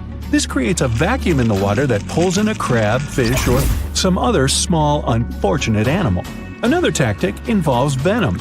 This fish has a venomous spine in its shoulder blade that helps with catching other animals and defending itself against enemies. Even though it's not related to the electric eel, the white margin stargazer can generate an electric shock as powerful as 50 volts. Ow! What's the scariest predator under the ocean? The crocodile? I don't think so. Loch Ness Monster? Please, it never existed. How about the Kronosaurus? Well, it is extinct, but you might be onto something. Let's take a look at what it'd be like if these creatures were still around today. First things first, what on earth was it? The Kronosaurus was a marine carnivore that lived in the cool, high-latitude Eromanga Sea. It covered vast areas of inland Australia between 90 and 120 million years ago, during the early Cretaceous period. Near-complete fossils of the creature were also found near Colombia, which is a country that has a noted connection to prehistoric reptiles and turtles. This fact makes it extremely possible that the monster I'm about to describe existed worldwide. You might have heard saurus and thought, oh, it's a dinosaur. But these were actually reptiles. They were the largest member of the Plesiosauridae family, referred to as plesiosaurs. Fossil evidence suggests they weighed over 20,000 pounds and were roughly 30 feet in length. Just to put that in perspective, the longest crocodile ever measured was a saltwater crocodile by the name of Lolong from the Philippines. It was 20 feet in length and weighed just under 2,500 pounds. And that's still 10 feet shorter and incredibly lighter than the average Kronosaurus, making the crocodile seem like nothing more than a glorified goldfish in comparison. Despite its terrifying length, the most physically daunting feature of the Kronosaurus was its head. Its skull was about 8 feet long, which was actually proportionally large given the size of its body length. Anything that was unfortunate enough to end up inside the Kronosaurus's mouth may have been given false hope. After all, the teeth of the beast weren't actually that sharp. On second thought, I take that back. I wouldn't feel confident around a toothless snake, let alone being inside the mouth of this monster. But it's true that the Kronosaurus's teeth weren't sharp, especially when compared to other carnivorous reptiles, such as crocodiles and alligators. The teeth of this prehistoric sea creature were instead conical. This means that they were cone-like in shape. Unfortunately, this lack of sharpness didn't make them less dangerous. The teeth were enormous and could be up to 12 inches long from the crown tips to the bottom of the roots. This obviously meant that the Kronosaurus had an extremely powerful bite. It was estimated to be up to 30,000 newtons, which is almost twice as powerful as the bite of a large saltwater crocodile. Because of the bluntness of their teeth, they weren't suited for twisting their prey once in their grasp. But the size and shape of the teeth made them perfect for simple open and shut biting. They would have had no problem crushing hard objects such as the toughest of shells any sea turtle could offer. Just like crocodiles, the Kronosaurus is believed to have had a short neck. This may have been an adaptation to allow the beast to successfully catch small, evasive animals. Their body, in general, was fusiform and streamlined. This means it was narrowed at both ends and had very little resistance to the flow of water. The Kronosaurus was also equipped with 4 paddle-like limbs. The hind limbs were larger than the front ones. They could span approximately 7 feet in diameter. All in all, This set the Kronosaurus up to effortlessly propel itself through the waters and be an ultimate predator. Predator X, if you will? That's the name that was given to the fossil of a creature discovered near Svalbard, a Norwegian island group, in 2009. The fossil was identified as a 50-foot-long, 100,000-pound monster with a bite force of 33,000 pounds per square inch. This might be the highest bite force of any known animal. Although Predator X is yet to be classified as any specific type of animal, it was definitely a plesiosaur, like the Kronosaurus. And even if it wasn't Predator X, the Kronosaurus was still most definitely a ferocious titan when it roamed Earth's oceans. The Kronosaurus actually got its name from the Greek mythological figure of Cronus, the father of Zeus. Cronus was viewed as a titan from a generation of super powerful beings. So what was it that the Kronosaurus, this terrifying monster, actually feasted on to satisfy its appetite? This creature was known to eat sea turtles, squid, and other larger marine reptiles of that time, such as elasmosaurids and ichthyosaurs. This suggests that if crocodiles existed in the realms of the Kronosaurus, they too might have turned into lunch for the beast. There's evidence from the fossil remains of the Kronosaurus that suggests that they also feasted on sharks, which I know is a disappointment to those of you who view that beast as the king of the ocean. Not when the Kronosaurus was around, my friend. In any case, grounding all kinds of food into small pieces to help digest them would have been difficult without small teeth. This explains the presence of rounded stones found in many of the remains of these sea creatures. Researchers believe these stones may have been swallowed to control buoyancy or to help process food. It's also entirely possible they were accidentally swallowed while feeding on other animals from the seafloor. As if the Kronosaurus even needed to be a meanie with its already existing power and size, there's also evidence to suggest that it indeed might have been. It turns out that after using all its impressive attributes to catch its dinner, the Kronosaurus first liked to play with its food, like a cat does with a mouse. I guess since the hunt was so easy for them, they needed to get their fun from somewhere else. Well, I think now you should have a good idea about these creatures. So let's ask ourselves what it would be like if they were still around today. And by the way, why aren't they? Well, the Kronosaurus was completely finished off by the same KT meteor that took out the dinosaurs 66 million years ago. But even before this catastrophic event, they were coming under increased pressure from an even bigger and more vicious family of carnivorous marine reptiles known as mosasaurs. You can't always be a top dog, I guess, or rather, top marine reptile. But what if this never happened, and they were still roaming Earth? Well, this might be obvious, but can you imagine what kind of impact that would have on sea tourism? Based on the impact that famous movies about sharks and killer whales had, what do you think the presence of a Kronosaurus in the ocean would do to beaches? The very creature that would eat sharks and whales for breakfast. Beaches would certainly become a great place to go for a quiet walk, because nobody else would even be there. And what about such activities as boating, surfing, and scuba diving? You think anyone would dare try them, knowing that this 30-foot beast could be lurking beneath them? Let's give humans some credit and assume most of them wouldn't. This would cripple the global sea tourism industry, which is responsible for earning roughly $143 billion every year. Just to make sure this shocking point hits home, the most expensive yacht to ever roam the ocean was called the History Supreme. Its master bedroom was believed to have a statue made of T-Rex's bone and a wall made of meteorite rocks, as well as a 24-karat gold panoramic wall aquarium. Anyway, this yacht was worth nearly $5 billion, meaning you could buy 38 of them with the money lost and potential damages to sea tourism caused by the Kronosaurus. I'm sure that the yacht's owner was happy the beast never made an appearance in their luxurious aquarium. So luxurious, in fact, that some people believe the History Supreme, reportedly owned by some business genius from Malaysia, never even existed. Rumor has it that it was simply an elaborate hoax fabricated by the supposed designer. Anyway, I don't think the trouble would just stop there. People could actually be in serious danger, regardless of being near the ocean or not. No, I'm not about to tell you that this thing would grow legs, adapt to living on land, and start picking us off one by one. At least, I hope not.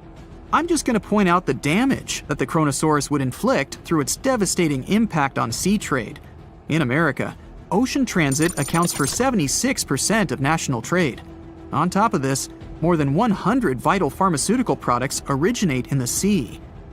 I'll also state the obvious and point out that the ocean is a huge food source for us humans. The presence of the Kronosaurus could have a great impact on our relationship with the ocean, something we usually take for granted. Not much happens in dark, murky ocean depths. It's mostly pretty quiet, with some smaller fish carefully passing by and probably hoping nothing big would grab them on their way. There's also a bigger fella looking for plankton coming through every now and then. Suddenly, a giant beast comes out of nowhere. First, it's just a dark dot in the distance, until it gets closer. Oh, it's a great white shark.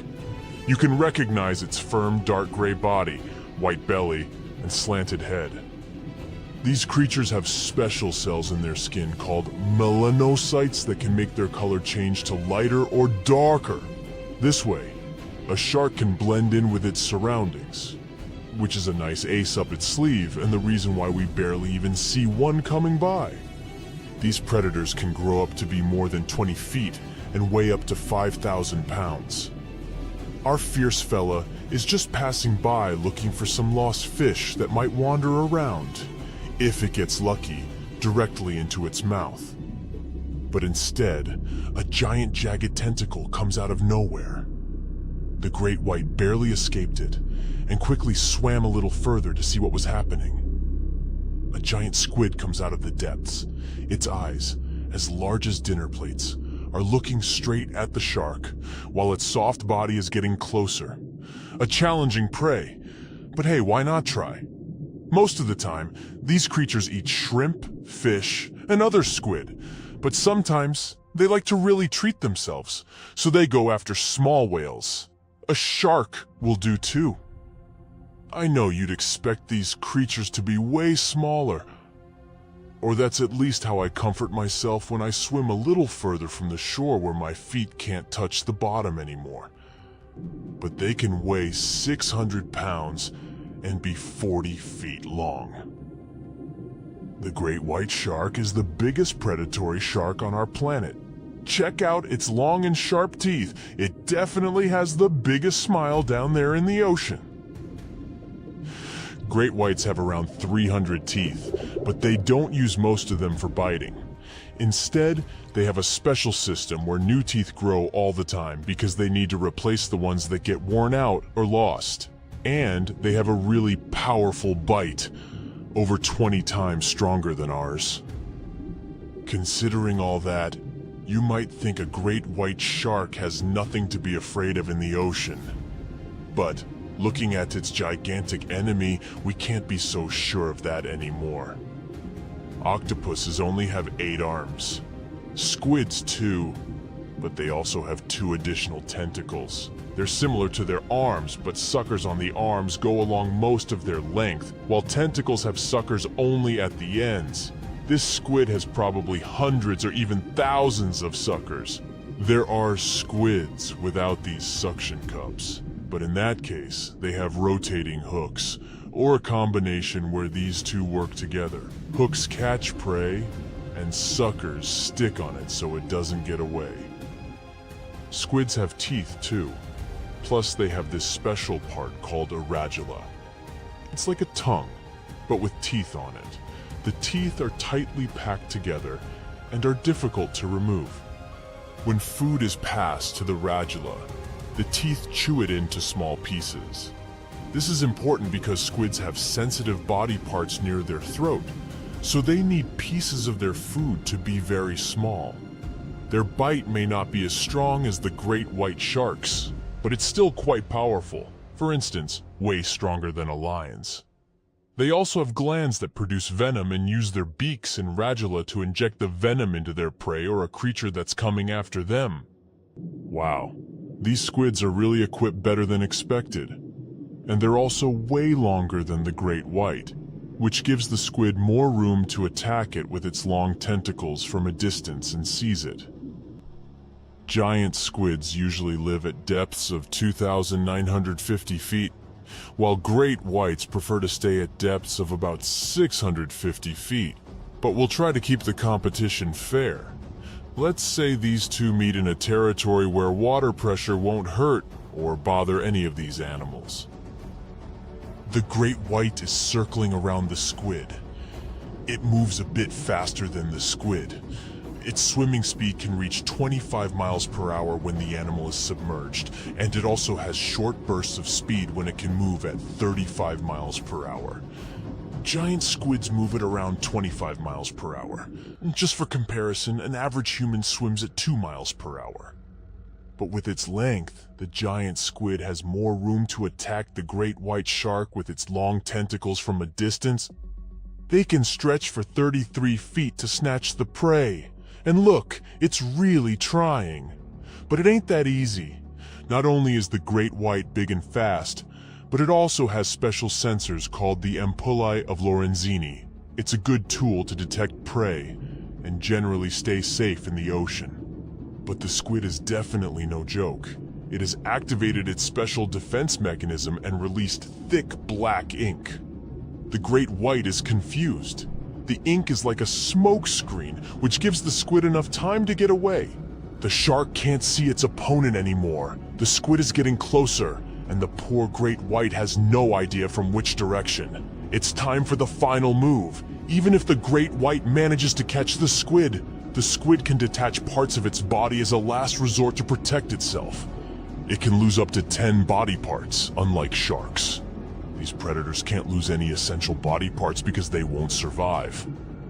And look, the squid finally latches onto the shark. Its suction cups and the sharp beak that can pierce its prey make it nearly impossible for the shark to escape.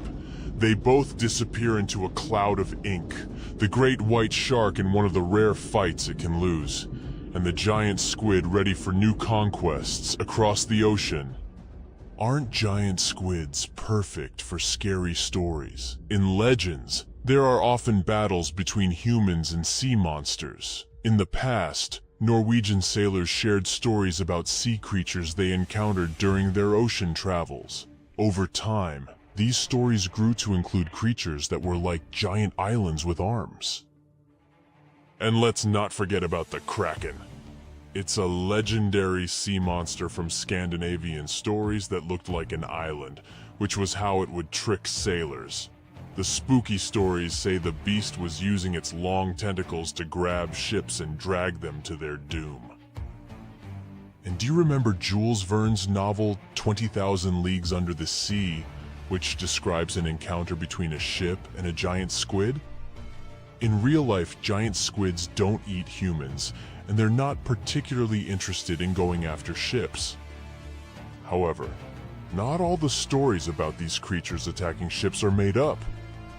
There are some reports. For example, in the 1930s, something attacked a Norwegian tanker, the Brunswick, 3 times. And yes, it was indeed the work of a giant squid. Fortunately, the squid couldn't grip onto the ship's steel hull, so it ended up getting caught in the propellers. But even though everything was okay in the end, just looking at this gigantic monster trying to take your ship down to the bottom must have been terrifying. We can laugh at stories about the Kraken until we're out there on our own. In 2003, a giant squid came closer to a French yacht that was participating in a sailing race. It couldn't cause any harm, so it eventually gave up. So, for now, the idea of a giant squid taking down a ship or boat remains a fictional story, although they're certainly capable of trying. Okay, giant squids are big, but there's another creature from their family of cephalopods that can be even larger. It's called the colossal squid, and one that was found weighed 992 pounds, hundreds of pounds more than the giant squid, 606 pounds. And they can stretch their tentacles for up to 45 feet. Ever wonder why, despite all our advancements in technology and science, there's a vast expanse of our own planet that we barely know about? Believe it or not, over 80% of our oceans remain uncharted territory. It's as if we've got this massive aquatic playground in our backyard, and we've barely scratched the surface. Also, did you know that only about 7% of our oceans have a special tag called Marine Protected Areas, or MPAs? How come this colossal body of water that envelops most of our planet is also among the most vulnerable and misunderstood spaces in the universe? Pressure has a lot to do with it. Our deep ocean is a beast of a place with no visibility, freezing temperatures, and pressure that's so intense that in certain areas it would make you feel like you're having the weight of 50 jumbo jets on your body. No wonder we're having an easier time sending people into space than to the bottom of the ocean. The deeper you go into the waters, the more pressure piles up. But let's not forget we have tech on our side, right? Scientists now use these cool satellite technologies that track the color of the ocean to check how much phytoplankton is there, for example. Why is this important, you might ask? Because these little plant-like critters are actually pretty major players in our big blue oceans. In the grand scheme of things in the aquatic world, phytoplankton is like the bedrock of the ocean food chain. It gives life to almost everything, from the tiny zooplankton, which are animal-like microorganisms, to those colossal, magnificent whales. When these technologies first came around, satellites could get clear images of the ocean faster than a ship could take the same number of measurements in 10 years. But it's not all about looking at the ocean from space. Sometimes you gotta dive in there and see it for yourself. Thankfully, we've come a long way in ocean exploration tech too. We've got things like floats and drifters that ride the ocean currents while collecting data, and a whole fleet of underwater vehicles, some of which are manned, some remote-controlled, and some even autonomous. Remember James Cameron, the guy who made the movie Titanic? He's super into exploring the ocean, and in 2012, he set a record by going down to the Mariana Trench in a vertical torpedo sub. He thinks there's nothing like being in the ocean and experiencing it firsthand. Other companies use a mix of technologies for their ocean explorations. It led them to discover amazing stuff like a deep-sea coral reef near Morocco, the only one still growing in the Mediterranean Sea. They've also discovered new species and documented ones previously thought to live only in the Atlantic. These efforts have convinced local authorities to declare some places as marine parks. As with most scientific areas, the road isn't without its bumps. These expeditions can cost quite a lot, and the lack of detailed maps and data only adds to the challenge. We can't always rely on bathymetric information, meaning the study of the ocean floor, because it's often not available. And that's the tricky part. We need to explore more to know more, but getting the funds for these kinds of projects can be tough when there are so many unknown variables. One particular company's explorations have helped protect nearly 4 million square miles of ocean so far. The data they collect during their expeditions is invaluable. It's used to identify new species, locate vulnerable habitats, and even show where threatened species are being overlooked. Their work helps dismiss excuses from local authorities who claim they lack the necessary information to establish more MPAs. The same company supports a goal known as 30 by 30, aiming to protect 30% of our oceans by 2030.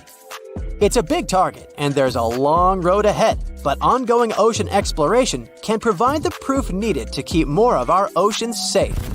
We also need to set aside areas for protection and research, even when we don't have all the facts just yet. On that note, some cool scientists have recently stumbled upon a gigantic and mysterious world beneath the Pacific Northwest coast's ocean floor. The best part is, this massive realm of life is pretty much cut off from the rest of the world above, making it like a secret underground club that only the best microbiologists have access to. Picture an active city, except the city is microscopic cracks in the basalt rocks of our oceanic crust, and its residents are microbes. These tiny creatures aren't like you and me. they don't rely on sunlight or the organic products of land and water ecosystems for sustenance. Instead, they thrive on chemical reactions with rocks and seawater.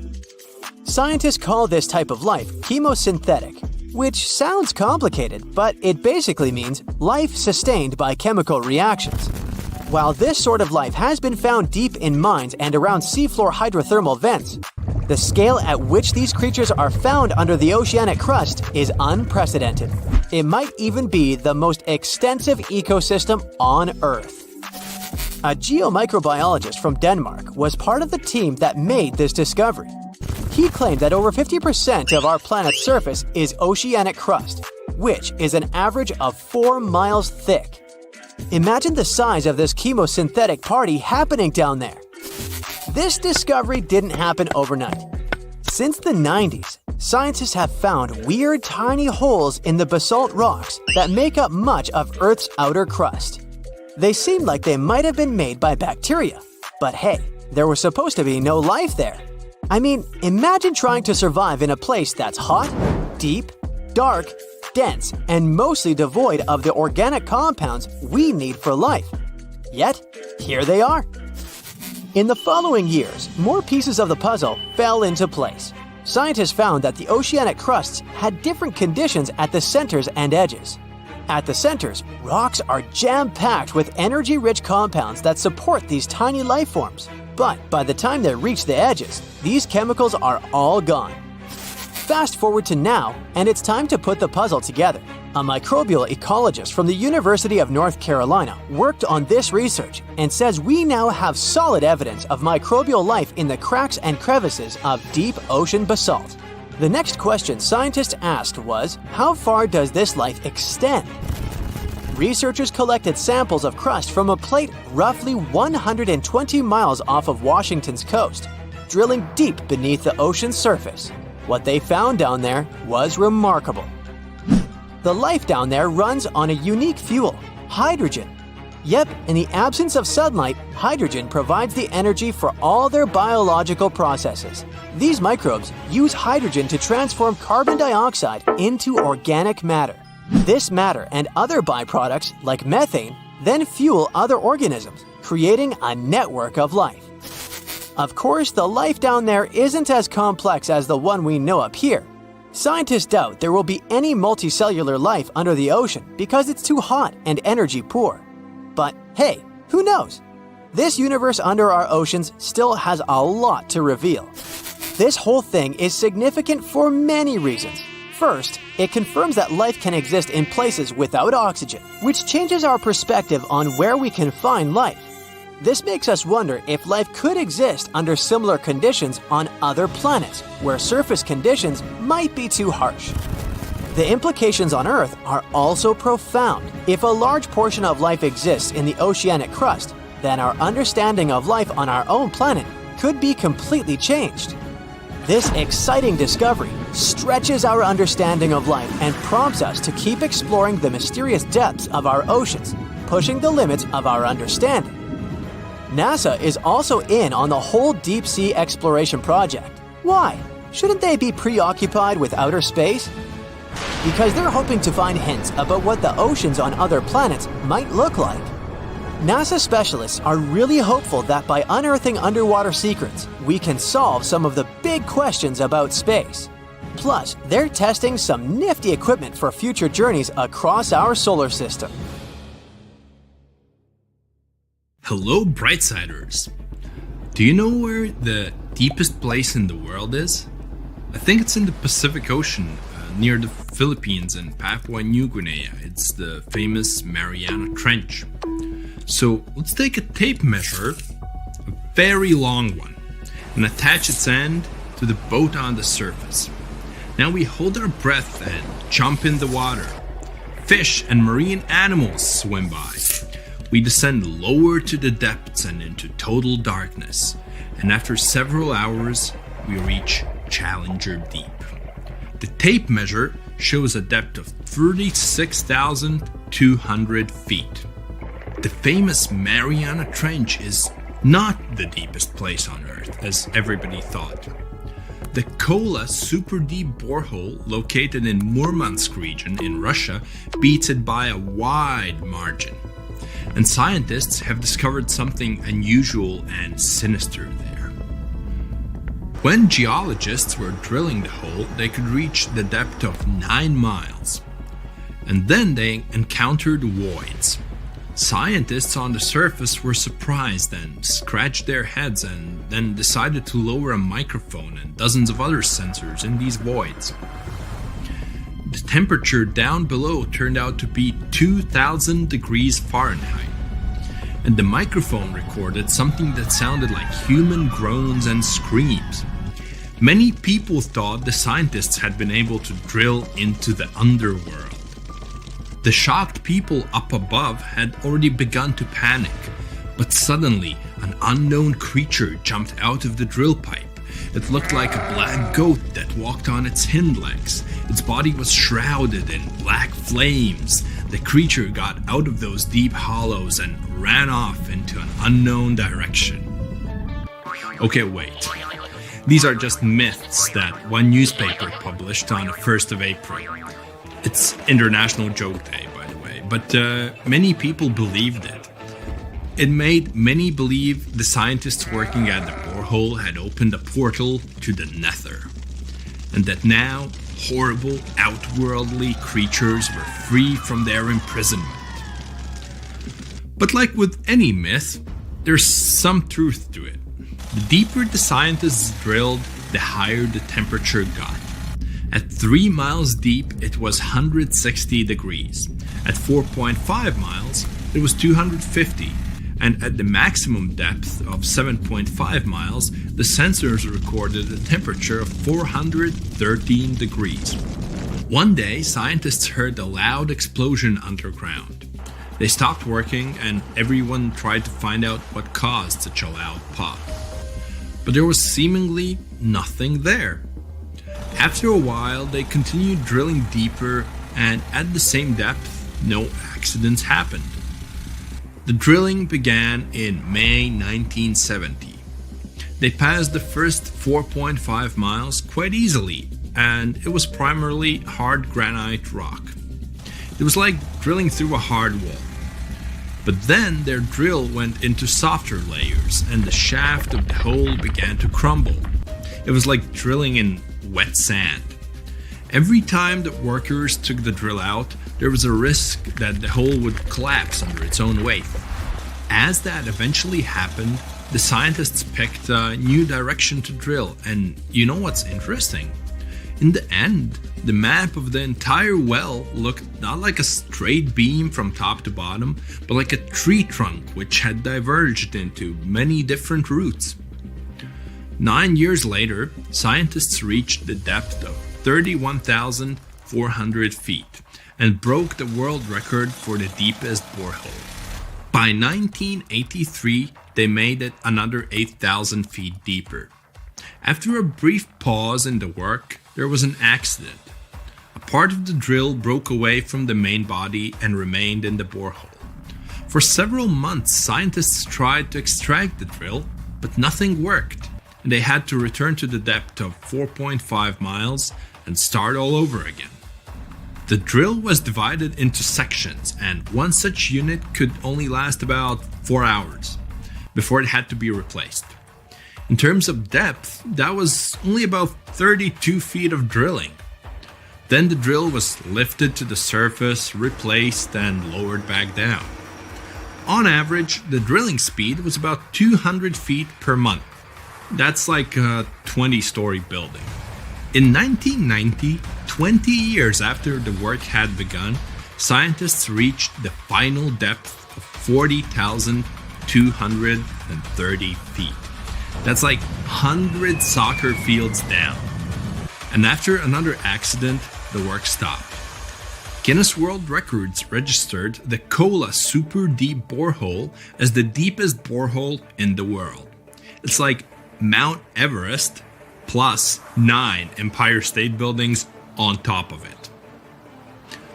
One of the most unusual discoveries at the Kola Super Deep Borehole was that the soil at the depth of about 2 miles almost perfectly matches the composition of the surface of the moon. It has given us more insight into how our ancient satellite appeared and formed. It seems that in the early stages of Earth's formation, a giant asteroid crashed into our planet. With that kind of force, it caused an explosion so powerful that part of our planet broke off and flew upward. This chunk of Earth remained in our planet's orbit, cooled, and later formed into the moon we know today. Another surprise for the workers was the presence of gold. There was about 2.5 ounces of gold for every ton of soil lifted. The deeper the scientists went, the older the rocks were. In layers of rock about 2.8 billion years old, they found fossilized remains of living organisms. It made the world of science bubble with excitement, as it meant that life on our planet appeared 1.5 billion years earlier than first thought. In the early 1990s, they shut down the drilling project. Gradually, the buildings around the borehole and the drilling equipment were lost. Today, a lot of tourists visit the place. It's because of those same myths about creatures from the underworld. Yes, there's a hole 7.5 miles deep under that rusty lid. But the scientists working there never reached their goal. They wanted to drill into the Earth's mantle, but to do that, they would have had to dig down to a depth of about 44 miles. At 200 feet per month, it would have taken as long as 80 years. That's assuming no accidents happened. But the deeper it goes, the more interesting it gets. A few years ago, they found a massive amount of water deep underground. Somewhere up to 370 miles down, there's a substantial ocean billions of years old, and the amount of water there is several times greater than in all the oceans, seas, and rivers combined on the surface of Earth.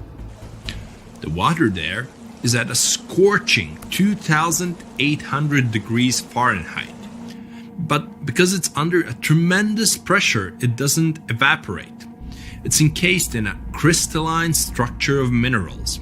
This ocean was formed in the early stages of our planet's development, when there was only hot lava and debris of space bodies around. But the most exciting thing you can find by drilling is living organisms. They've been there in isolation for billions of years, and they can give us clues as to how life came into being in the first place. Scientists in Antarctica have created a similar borehole. An entire lake half the size of Lake Ontario was discovered under the thick ice. The amount of water in this lake is only 3.5 times less than in the Lake Baikal, the largest lake on Earth by volume. The ice that hides this lake is at least 20,000 years old, and the water beneath it has been isolated from the outside world for about 15 million years. While drilling, scientists lifted a chunk of ice from deep down below and found an unknown bacterium on it. Its genetic code was only 86% similar to known living organisms. That means that we've never seen bacteria like this before, or it had come from outer space. But that's just a theory. We know that these bacteria can live in unusual conditions and at water temperatures below freezing. The composition of underground lake water is also different from what we're used to. There's a lot more oxygen and carbon dioxide in it. Add to these conditions complete isolation, and we get living organisms that have developed and evolved in a completely different way. Do you understand what it means? The study of deep organisms may give us a clue as to whether life could exist beneath the ice on other planets or their moons. For example, Saturn's moon, Enceladus, has ice 24 miles thick. There may be an ocean underneath, which is heated by thermal springs. That's all for today.